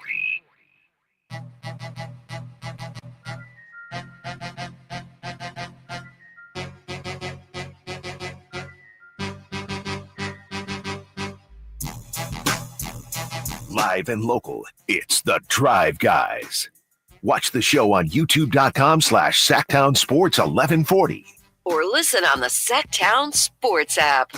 I got to say, I have a feeling we got a glimpse into Drape's soul there, as he just moments ago shared with us as 5 things he doesn't like about the NBA. And he started with foul baiting and flopping, and then it just went into, I don't like Knicks fans. And I don't like Boston fans. And I don't like Laker fans. And I don't like anybody associated with the Nuggets. And most of all, I don't like Warrior fans. So, wow. Man, don't like LaFonso Ellis? Okay. Drapes. Yeah. Drapes don't even rock with LaFonso Ellis, man. I guess not. Yeah. Dan Issel. Fat Lever. Yeah, none of them goes. Right now. Robert Pack. You don't like Robert Pack? The Warriors are struggling here early. They're down 36-22, 2 minutes left in the first quarter. So Rockets trying to keep that series alive, obviously. Then tonight we've got the Lakers fighting for their survival against the Minnesota Timberwolves. I would love to see the Lakers eliminated tonight, Jay. I would love to see that. I think we're in the same boat, Whitey. Mm-hmm. And you know what? I would love to see a Miami Heat type blowout too. Yes. Just put them away early. Right. So we could just get so many different camera angles towards Luka. Yes. And, you know. Yeah, and I'd love to JJ Redick screaming at the team.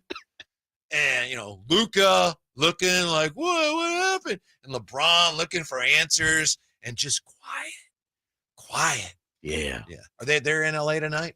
Yes. They are in LA. Yeah. So I'd love to see that. Close it down at the crypto. Yeah, and you know who else would love to see that? I don't know how much it would help him, but Nico Harrison, if Luka's bounced in the first round, at least that a little bit supports the notion that maybe Luka isn't all that. And that's not going to be enough, obviously, to turn the tide of public opinion in Dallas, but I know, let's see, it was Zach Lowe on one of his podcasts. Alan Stiles played this today. Zach Lowe was just saying, the thing about Luka is he waits 3 games into a playoff series before he starts trying to play defense.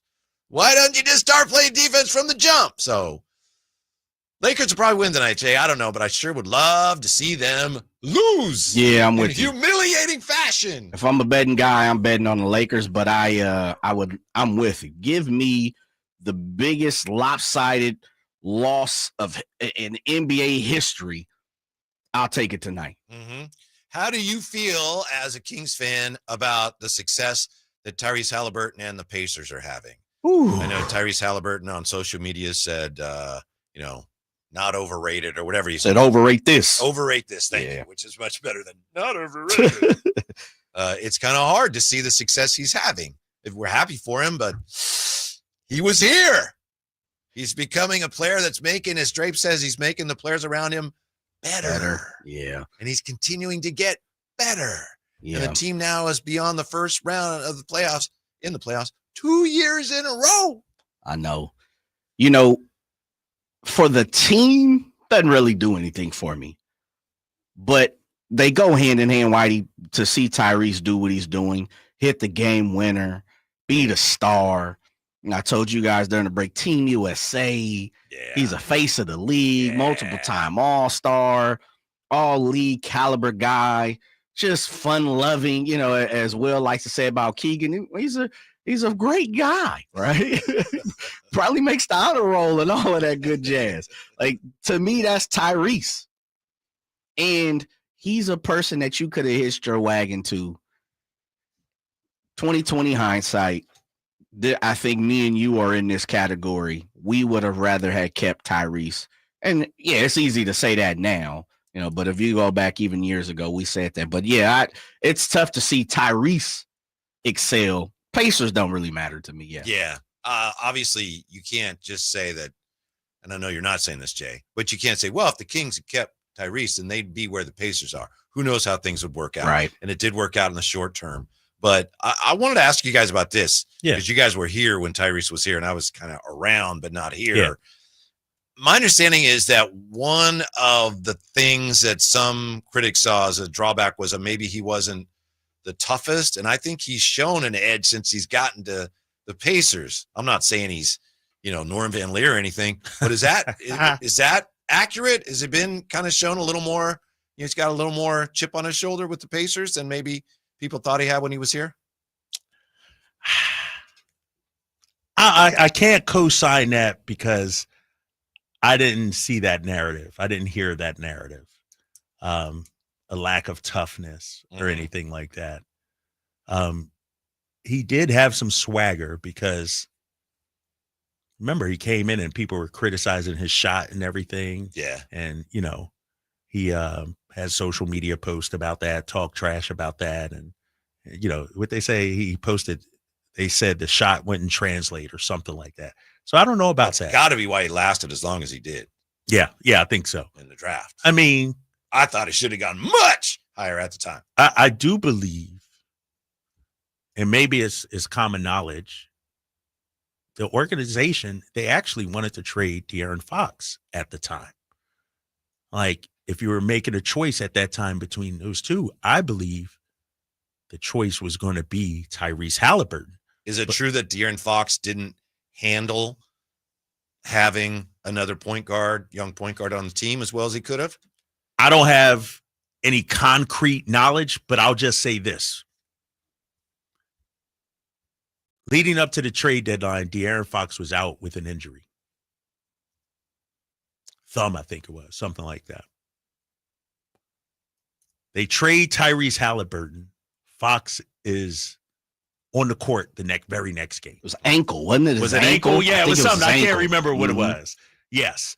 And so I don't know if that was his way of, you know, making a statement or protesting or whatever, but it was an eerie coincidence that, all right, now Tyrese is gone, you're magically able to play. And so that was a little sketchy. It looked sketchy at the time. I don't know for a fact, but it looked sketchy. Yeah. And the people around the country that say the Kings are so stupid, they should have traded Fox.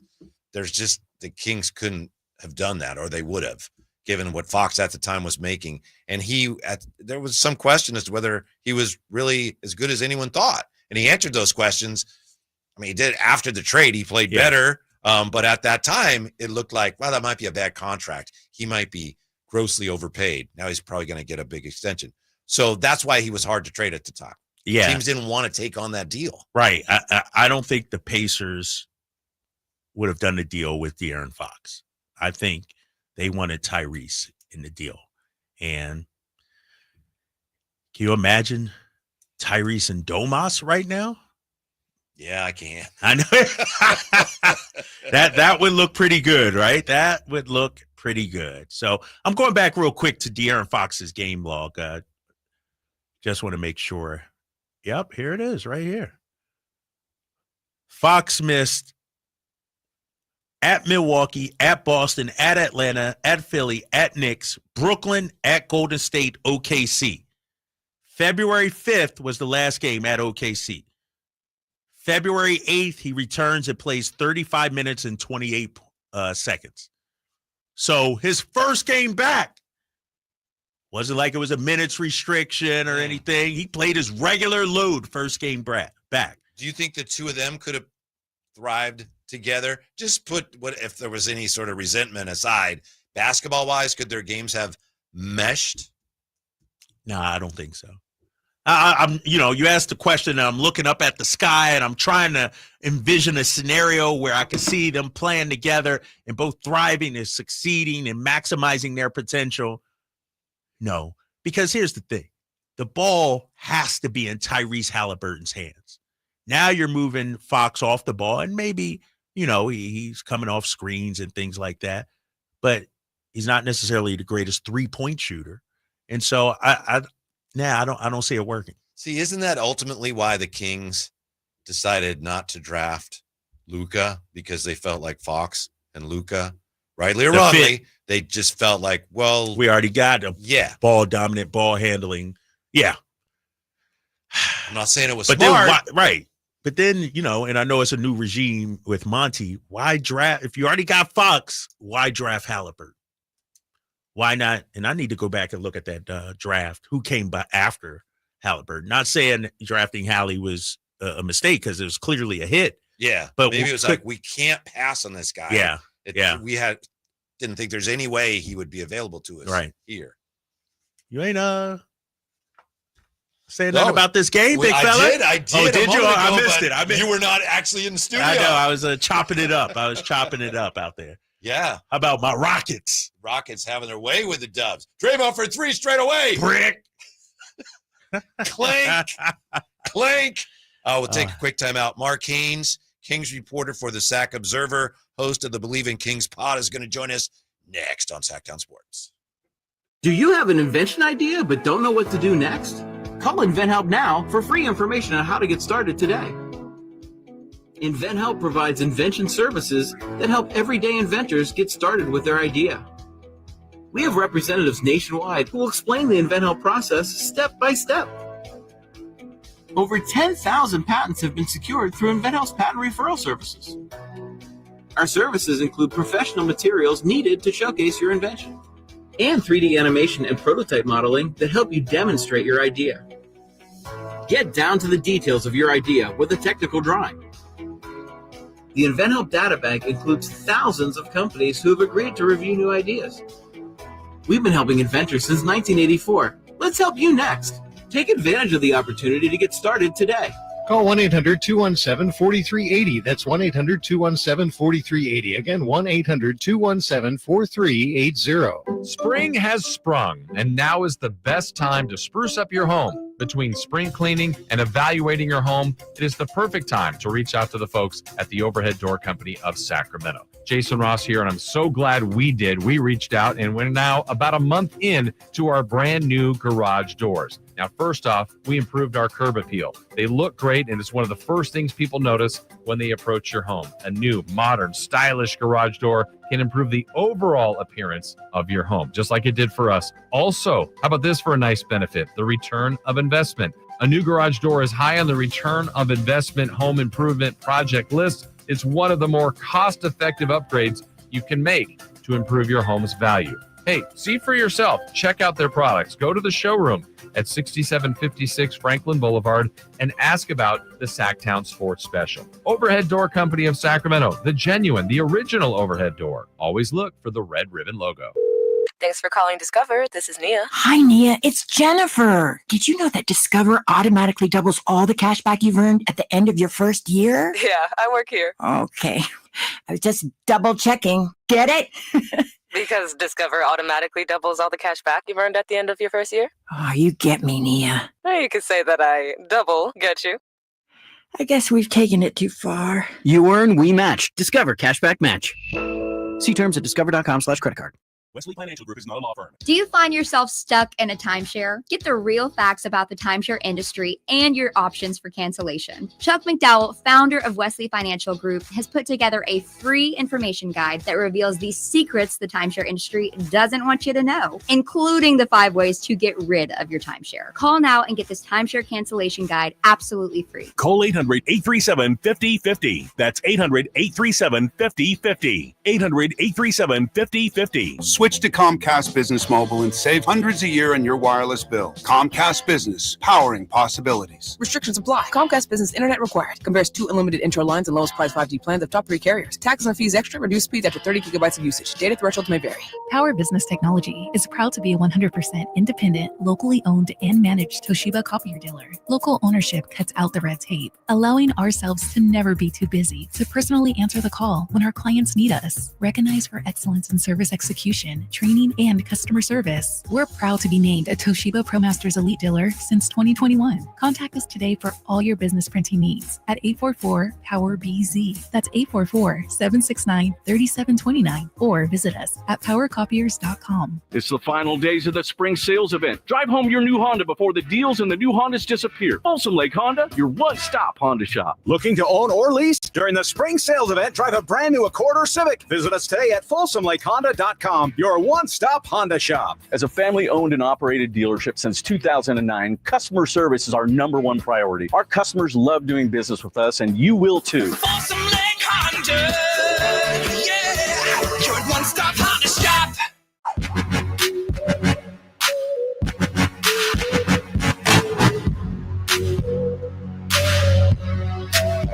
The only station in Sacramento giving you local sports coverage from 6 a.m. to 6 p.m. Monday through Friday. Sacktown Sports. The animosity that's being expressed in the chateau towards Draymond Green right now, it's like nothing I've ever seen. I don't even know if I can read some of these. Really? People going in? Family Slago says Draymond double dips his Lays in the sour cream chive stick. He adds that Draymond shakes people's hands while eating Doritos. Campy says Draymond wipes his nose on his shirt sleeve. So you see that? Jeez. I mean, that's some ugly, ugly stuff right there. Yeah. And speaking of ugly, 9:25 left in the first half. Houston 49, Warriors 24. Is Draymond the most hated Kings rival? I think so. I don't even think it's that close. I just paused for a moment to see if there's someone. Anybody else that would now or never? I mean, or ever? Excuse me. I mean, Rick Fox was up there way back when. Yeah. Where would Draymond rank all time, Jay, you think? Fox? Coming up with the drive, guys, it's the top 40 guys you've hated the right, most. That's a good summer exercise. For 40 years of Kings basketball. Yeah. Kobe? It's definitely a Laker or two on Yeah. there.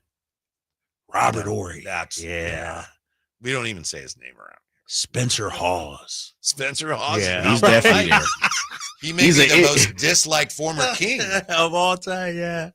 You're right. That's family, and they exonerated him.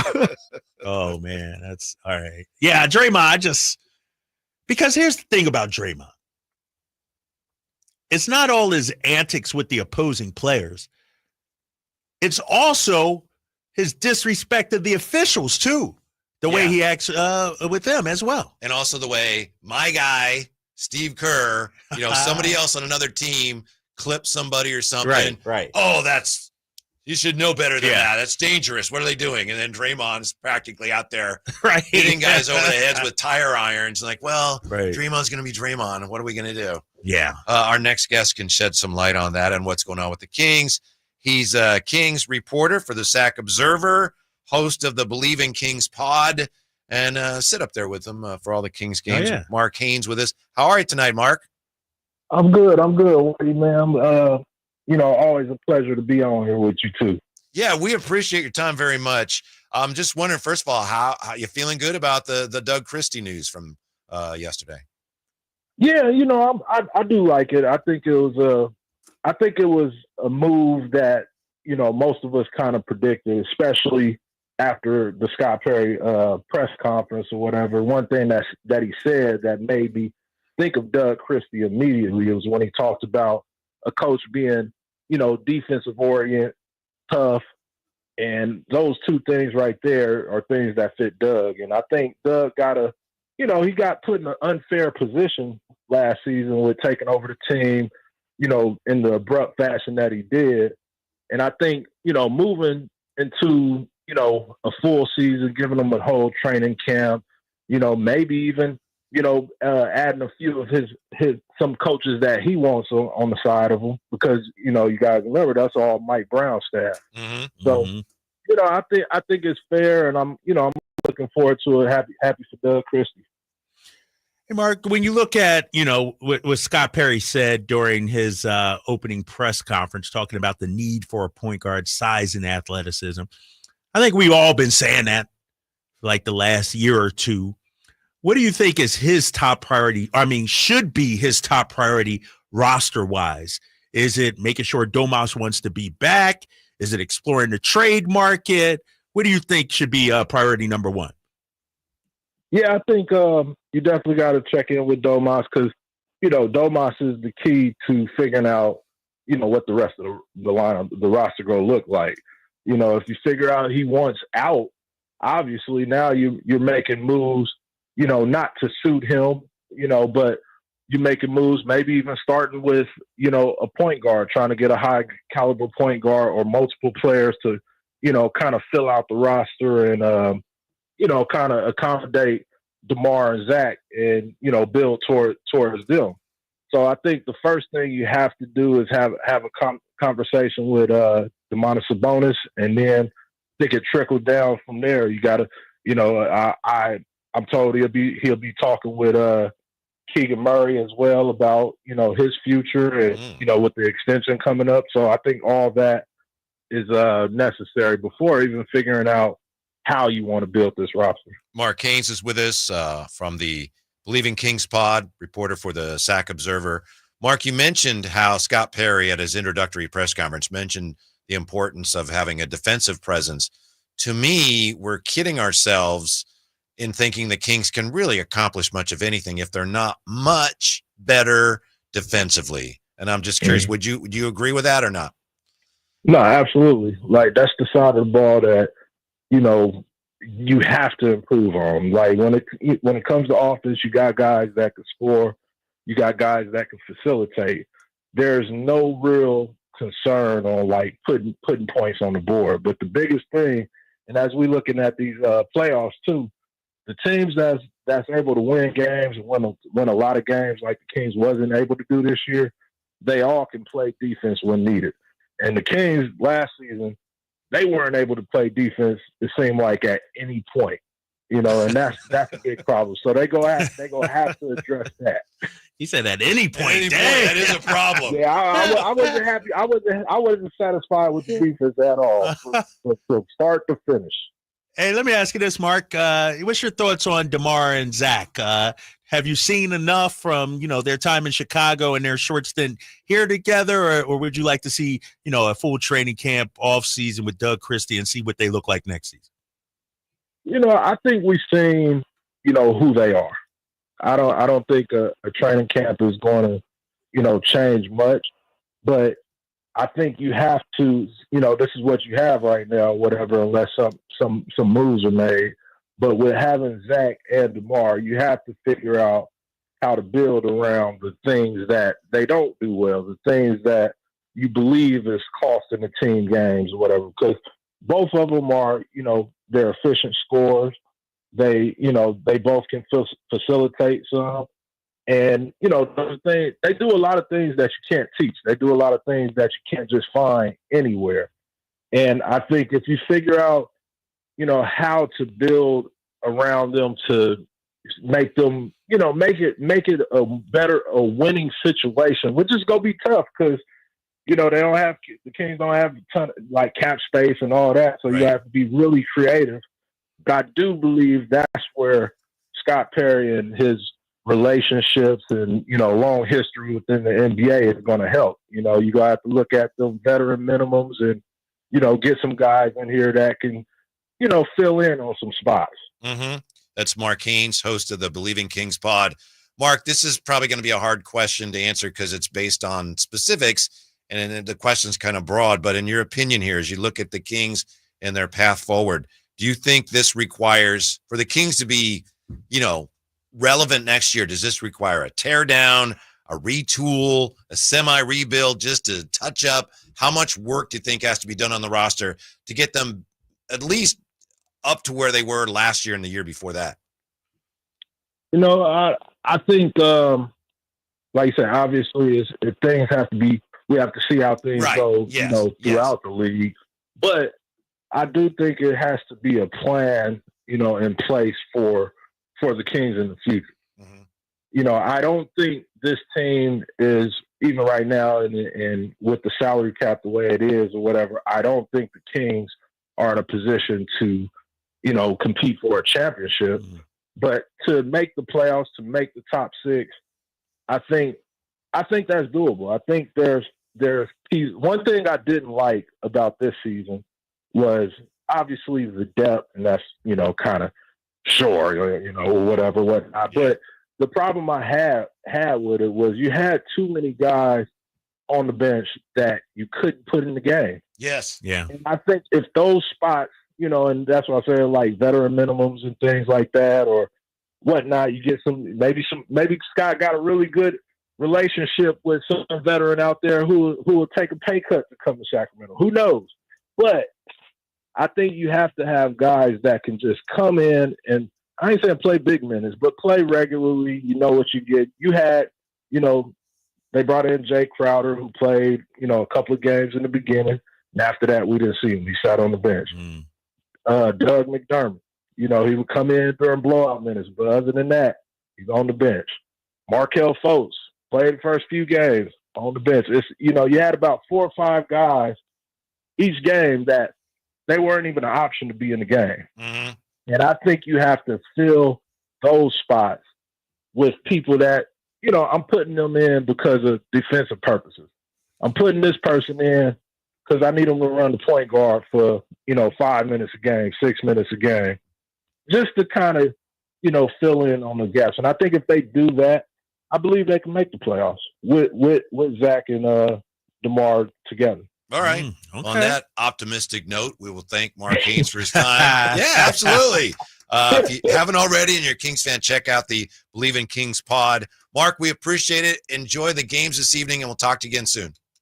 Thank you. It's a pleasure as always. All right, Mark. Yep, pleasure is ours. When we come back, Drapes wants to play the Giannis to the Kings game again. Do I? So we'll probably get back to that next. Sacktown Sports. Get ready for an adrenaline-pumping, action-packed day at Monster Truck Madness. Witness the insane power of Rockstar, California Kid, Identity Theft, Spitfire, Reverse, Titan, and more. Plus, ride along the massive monster truck. It's all happening Saturday, May 10th at the San Joaquin County Fairgrounds with 2 back-to-back shows at 3 p.m. and 7:30 p.m. Don't miss the wildest event of the year. Tickets are selling fast, so head to StockandDirtTrack.com for tickets and more info. It's Monster Truck Madness. Non-stop, high-octane thrills that you can't miss. It's Carmichael Dave talking to you about my good friends at American Energy. You're in the Sacramento area. You know how the seasons work. They are a-changing right now. So American Energy wants to help you stay warm for the rest of the cold season, but help you stay cool during the warm season. Best way to do that, make sure your system is operating safely. So right now is the time to take advantage of half off a tune-up, $24.50. They cut that right in half, and if you want a diagnostic, guess what? You can't beat free. If it's free, it's me, and now it can be you. And also, it's the end of the season blowout. $4,000 off a new system plus any rebates. That $4,000, that's a direct drop from the sticker price. It's a great deal. Check them out at theaeway.com for an instant quote or give them a call at 916-520-9990. That's 916-520-9990. Tell them your good buddy Carmichael Dave sent you. Call 916-520-9990 now. Millions of Americans take medicine like Ozempic and Zepbound. Many of them are overpaying by thousands of dollars a year. These GLP-1 medications for diabetes, weight loss, and more may not always be covered by your insurance, but GoodRx can help. GoodRx helps you save every month on prescriptions at over 70,000 pharmacies nationwide. Best of all, it's free to use. Check GoodRx to save on GLP-1s. Just go to GoodRx.com/GLP. That's GoodRx.com/GLP. GoodRx is not insurance, but can be used instead of insurance, including Medicare and other federal and state-funded programs. Hi, I'm Smokey Bear, and I made an assistant to help you out, because only you can prevent wildfires. Hey, Assistant Smokey Bear, call me Papa Bear, because I'm grilling up dinner. You get it? Yes, good job. So what should I do with all these coals? Don't just toss them out. Put them in a metal container because those embers can start a wildfire. I understand. The stakes are high. Ha, ha, ha, ha. Learn more at SmokeyBear.com. Brought to you by the U.S. Forest Service, your state forester, and the Ad Council. You've heard the saying, penny wise, pound foolish, right? It means you do something that will save you a little bit right now, just pennies, but that ends up costing you pounds in the end. People put off tuning up their furnace because they don't want to take the time or spend the money to get it done. But it only takes 90 minutes and costs just $87, which is just pennies compared to the huge problems and expenses that can rack up if you don't get your furnace tuned up.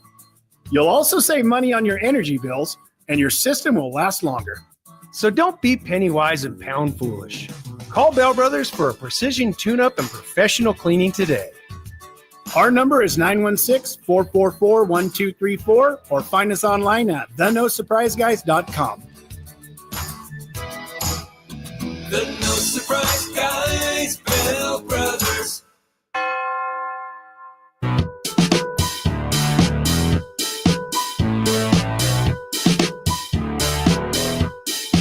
Your afternoon home for Kings talk and so much more. The Drive Guys on Sacktown Sports. Of course, we'll wrap up the show in just a bit here with this day Whitey's Wayback Machine quiz. Pardon me. That's what we'll wrap up the show with. Before we get to that, I think we need to revisit what happened in Kings history on this date 2 years ago. 2 years ago. Yes. April 30th, 2023. Oh. That's when Why are really. you bringing that up? Well, because it's a good question. I'm not trying to make anybody feel bad. I just feel like we need to, face adversity. I forget who I heard say this. I run to problems. I don't run from them. Right? So just acknowledge, things kind of started to turn on this date, 2023. When Steph Curry scored 427 points or whatever it was, and the Warriors beat the Kings in that game 7, 120-100. I want to see if, just for fun, if you don't want to do this, it's fine, Drapes. Could you name, I'll bet you could, the 11 players who scored in that game for the Sacramento Kings? Whew. Obviously, there's some that are like super easy. The reason I say is because I looked at it and there was one player like, oh, you so forgot about I don't him. think I would have been able to do it.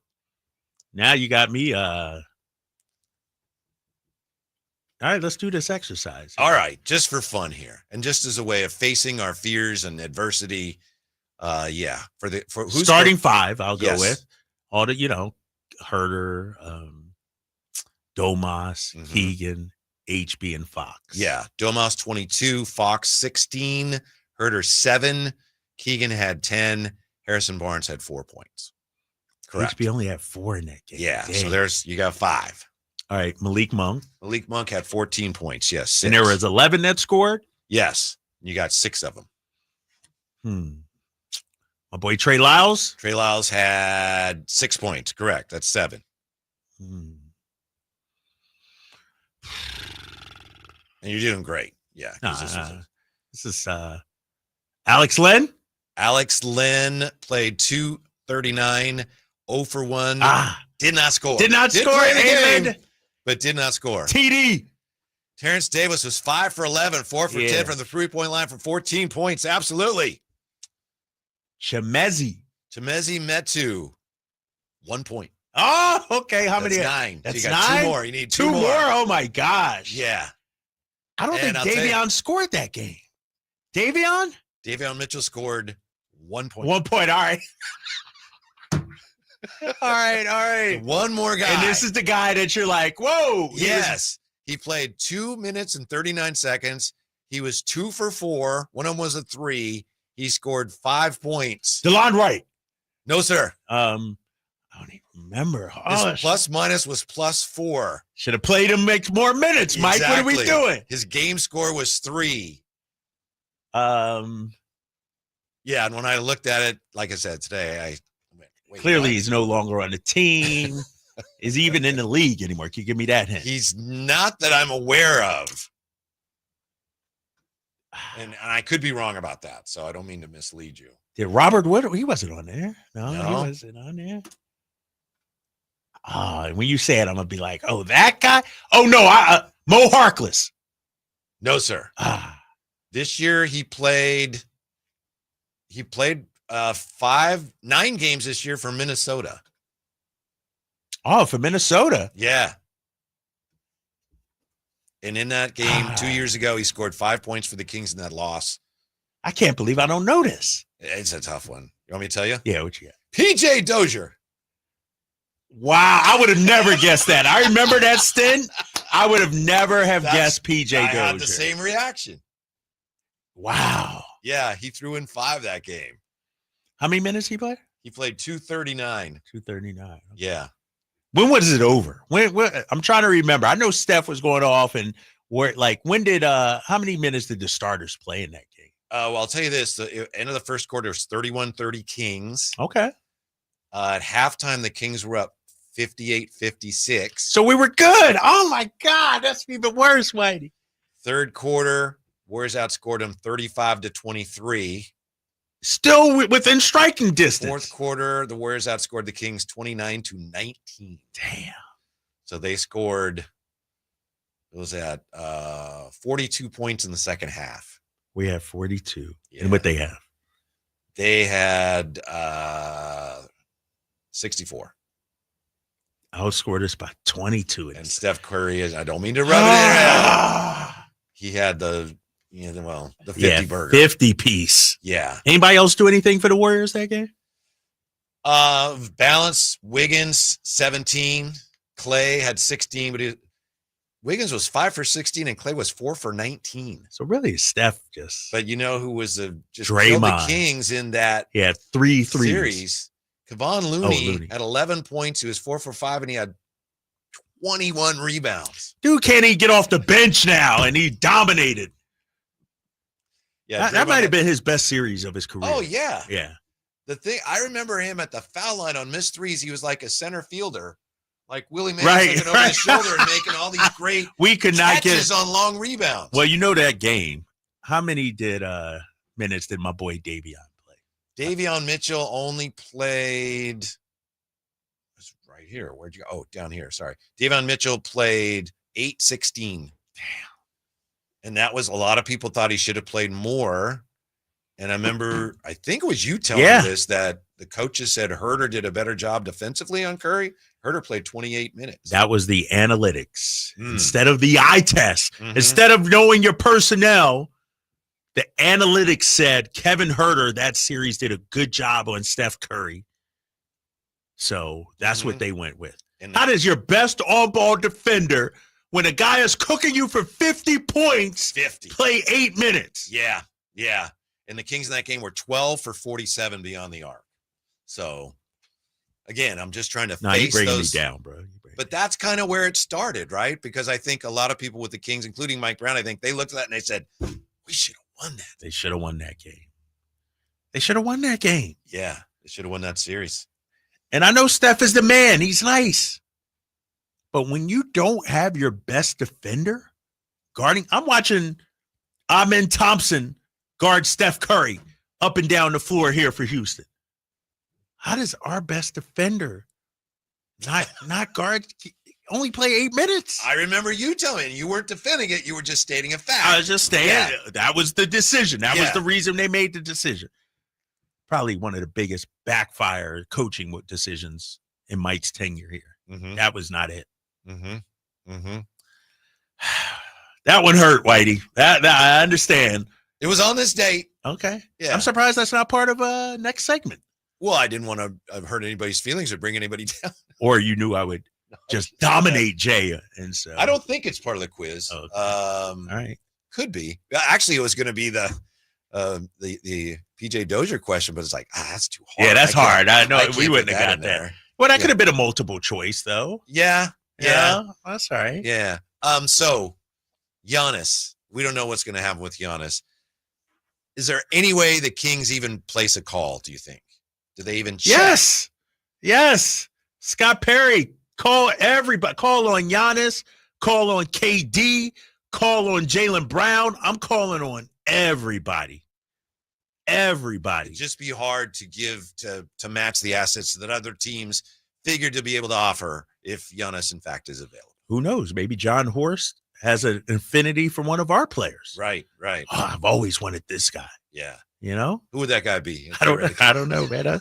I get John Horst on the phone here on the drive. I told you, just in terms of the finances, Devin Carter and Sabonis for Giannis, this trade Straight works. Yeah. I'm not saying they would do that, but Trade Machine says this trade works. It also says, and I think you were talking about this a couple days ago, John Hollinger's analysis, this would not affect the performance of the team. Right. Come on. What are we talking about here? Exactly. No, what do you think regarding Domas and the direction? Is there a timeline or a timetable that needs to be? Is it before the draft? Is it before free agency starts? Have those conversations? Should those conversations already have happened? You think? I think he'll probably stay, don't you? I you think have so. the chats, and he's probably going to be. I think so. All right, we're good, right? This is what I'd like to do. Oh yeah, Domas. Do you think he got the clarity, like the hiring of Scott Perry? Doug's the head coach. I would guess we so. got some clarity there. Yeah. Unless there's something we don't know about that he's really upset about, but it does seem like, and I know everyone says, I want to stay, but he seemed like he meant it when he talked about how much he loved it here. Right. I think he's just hoping not to find any reasons not to stay. I think he'll be around. Honestly, I'm all over the place with this. But from a personal standpoint, I would like to see these guys give it one more shot before doing something like getting rid of a key player, like trading the Domas. So-called big three. Yeah. I'd just like to see it. I don't know. But that's personal. That's just from these are my guys, kind of thing. That's fair. Yeah. So what would you do then to help them? How would you try to help them? Well, we just heard, Kieth Smith, we got that 16-point-something trade exception, so we can actually acquire somebody. Y'all also got the mid-level at 14.1, so you could do some things, I think. It was interesting that he mentioned Triple J. Right. I looked at his number. Triple J is only $23 million, too. Nice. That would be a great pickup. That would be, you got to attach some draft capital. You got to give up a lot. Yeah, back to Memphis. I would be more than okay, giving up a first-round pick for a young player that's really good, because I feel like I'm probably not going to do any better than that 100%. With the pick. And that guy, Triple J, 100%. Yeah, I know I probably can't get him straight up, but I'm just saying I wouldn't mind moving that as part of that deal. If I'm getting a player that I know I would have been thrilled to have drafted. He was an all-star, though. Do you have to give up more, couple picks? Oh, yeah. That's the thing. He's got a big deal. Is that why they might move off of him? They don't want to pay him when his deal expires? Is that? I don't understand why. I don't know why you would. He had an all-star campaign, right? Mm-hmm. He was very good this season. Mm-hmm. They could throw in Ja. Oh, you just want to become Memphis Grizzlies West, huh? We already got 2 Chicago Bulls. Right? Oh, man. We'll be right back with Whitey's. Let's get this going. Wayback Machine quiz next on Sacktown Sports. I'm Ken Korak with your Green and Gold Report, brought to you by Comcast Business, powering possibilities. Well, when the A's beat the Rangers in Arlington to kick off the most recent road trip, with J.P. Sears getting his 4th win, the A's improved to 15-14, the latest in a season they've been over 500 since 2021. Can they contend this year? Well, as we close the book on April, the American League West is the tightest division in baseball.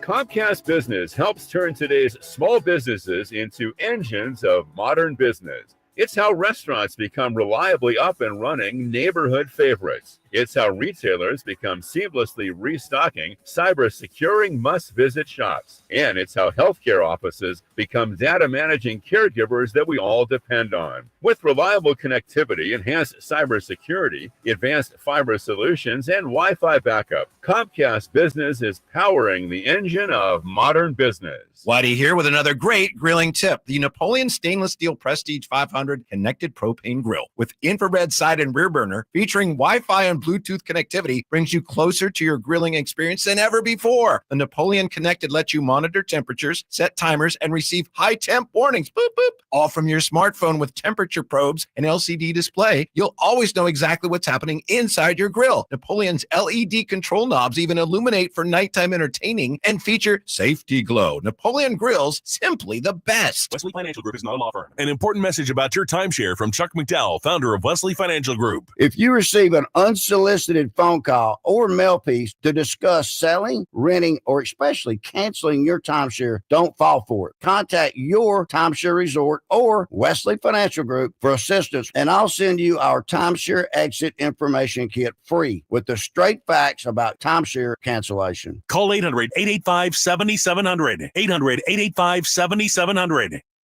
This is a story of the one. As a maintenance specialist for university housing, he knows college students can major in wear and tear. Plus, housing so many students doesn't leave a lot of room to house all the supplies he needs. That's where Grainger comes in. With over 1 million industrial-grade products and fast, dependable delivery, Grainger carries the quality products he needs so he doesn't have to. From a new door hinge to a whole new faucet. Call, click Grainger.com, or just stop by. Grainger, for the ones who get it done. The cards are lining up with Sky River Casino's $130,000 weekly Baccarat tournament. Every Thursday, now through June 26th, is your chance to share in $10,000 in prizes with a guaranteed weekly winner taking home $5,000 in prizes. Feeling lucky? Your first hand is on us. Visit skyriver.com for complete details. Gambling problem? Call 1-800-GAMBLER. Must be 21 or older. Power Business Technology is proud to be a 100% independent, locally owned and managed Toshiba copier dealer. Local ownership cuts out the red tape, allowing ourselves to never be too busy to personally answer the call when our clients need us. Recognized for excellence in service execution, training, and customer service, we're proud to be named a Toshiba ProMasters Elite Dealer since 2021. Contact us today for all your business printing needs at 844-POWER-BZ. That's 844-769-3729, or visit us at powercopiers.com.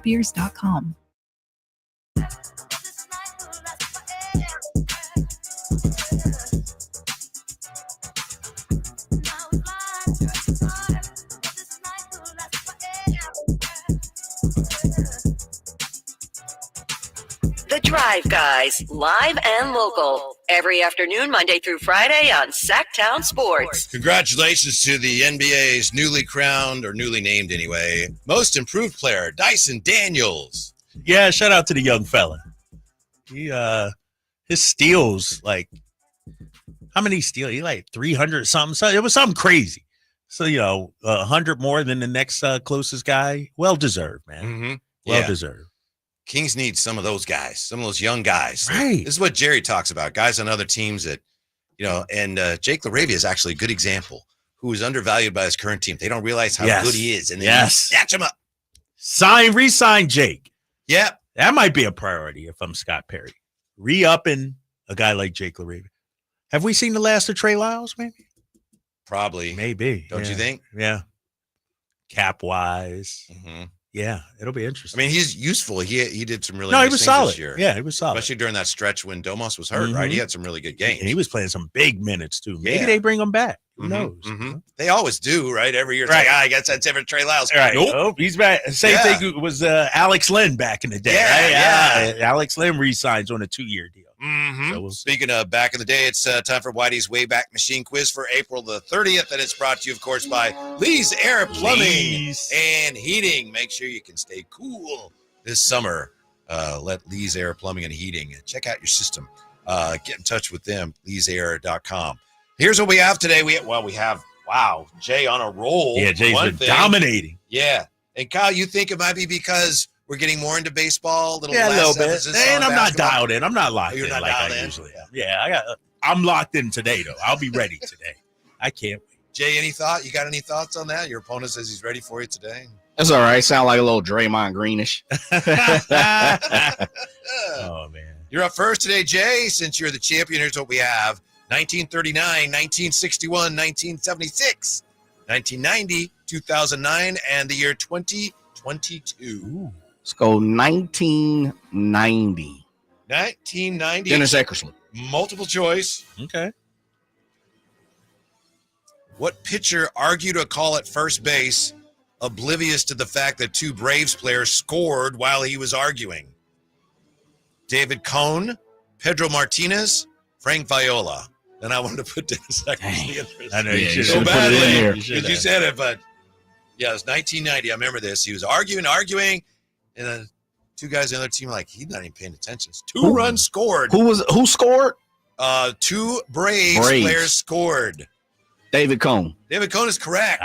Jay did some elimination. Yeah, that's why that clue was in there, Jay. Okay. Way to go. Oh, it's a little tip off there, a little tip action. Clues Okay, in there. all There's right, clues in all there right. sometimes.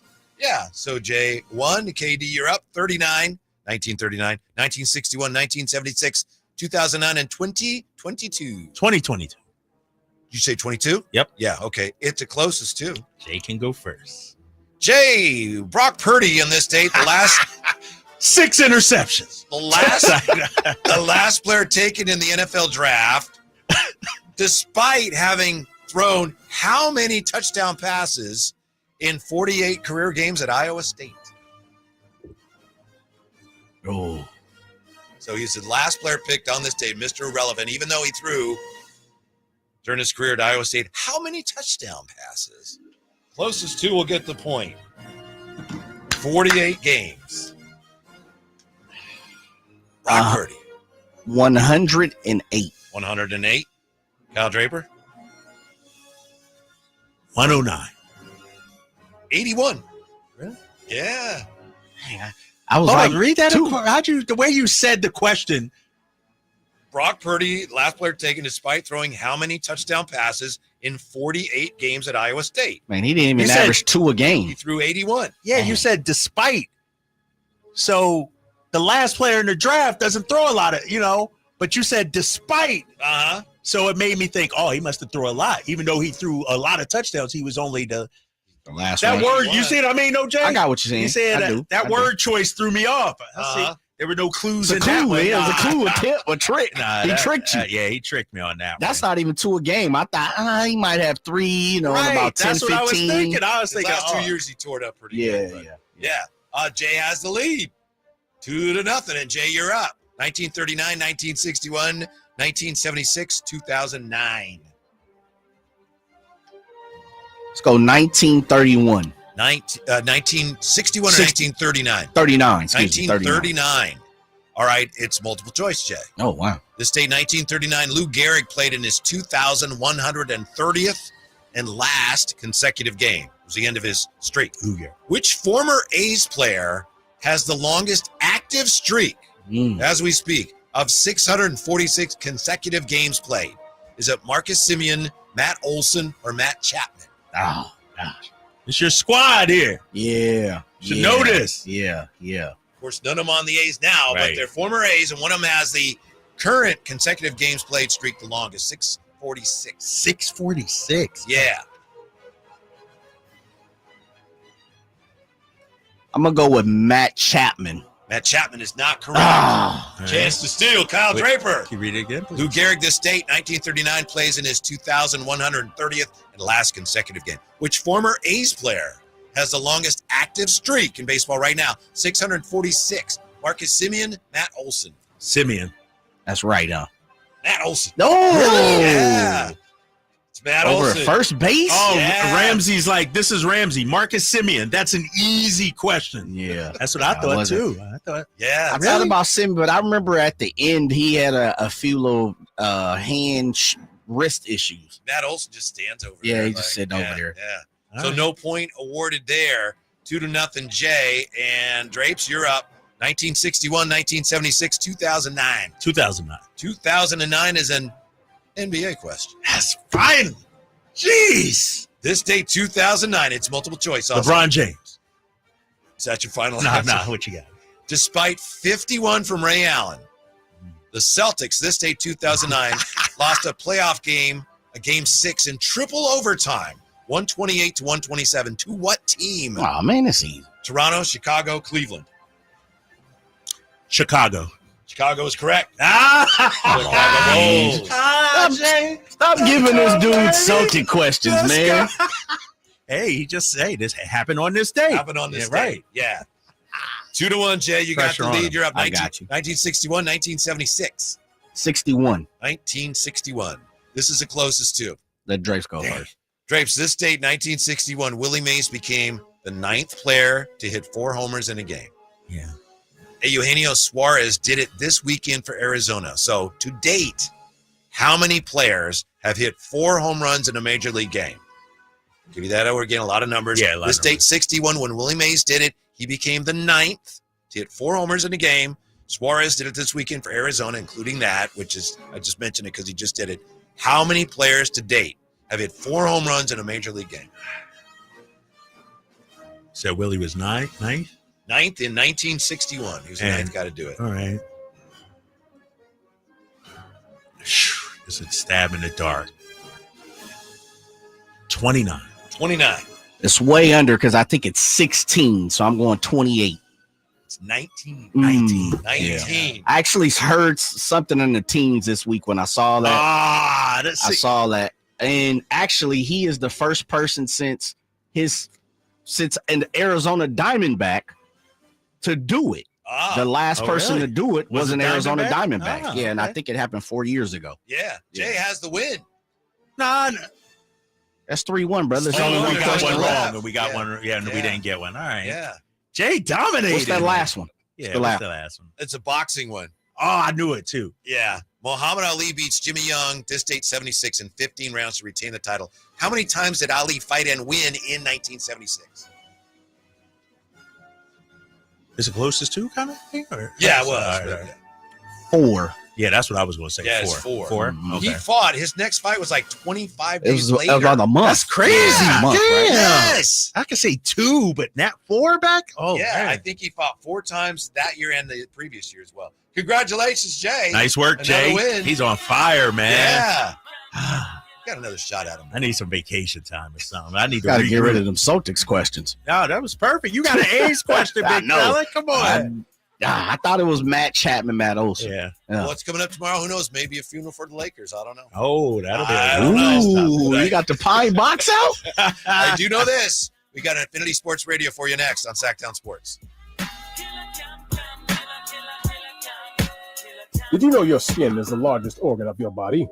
That's why you should shower with Old Spice Super Hydration Body Wash instead of plain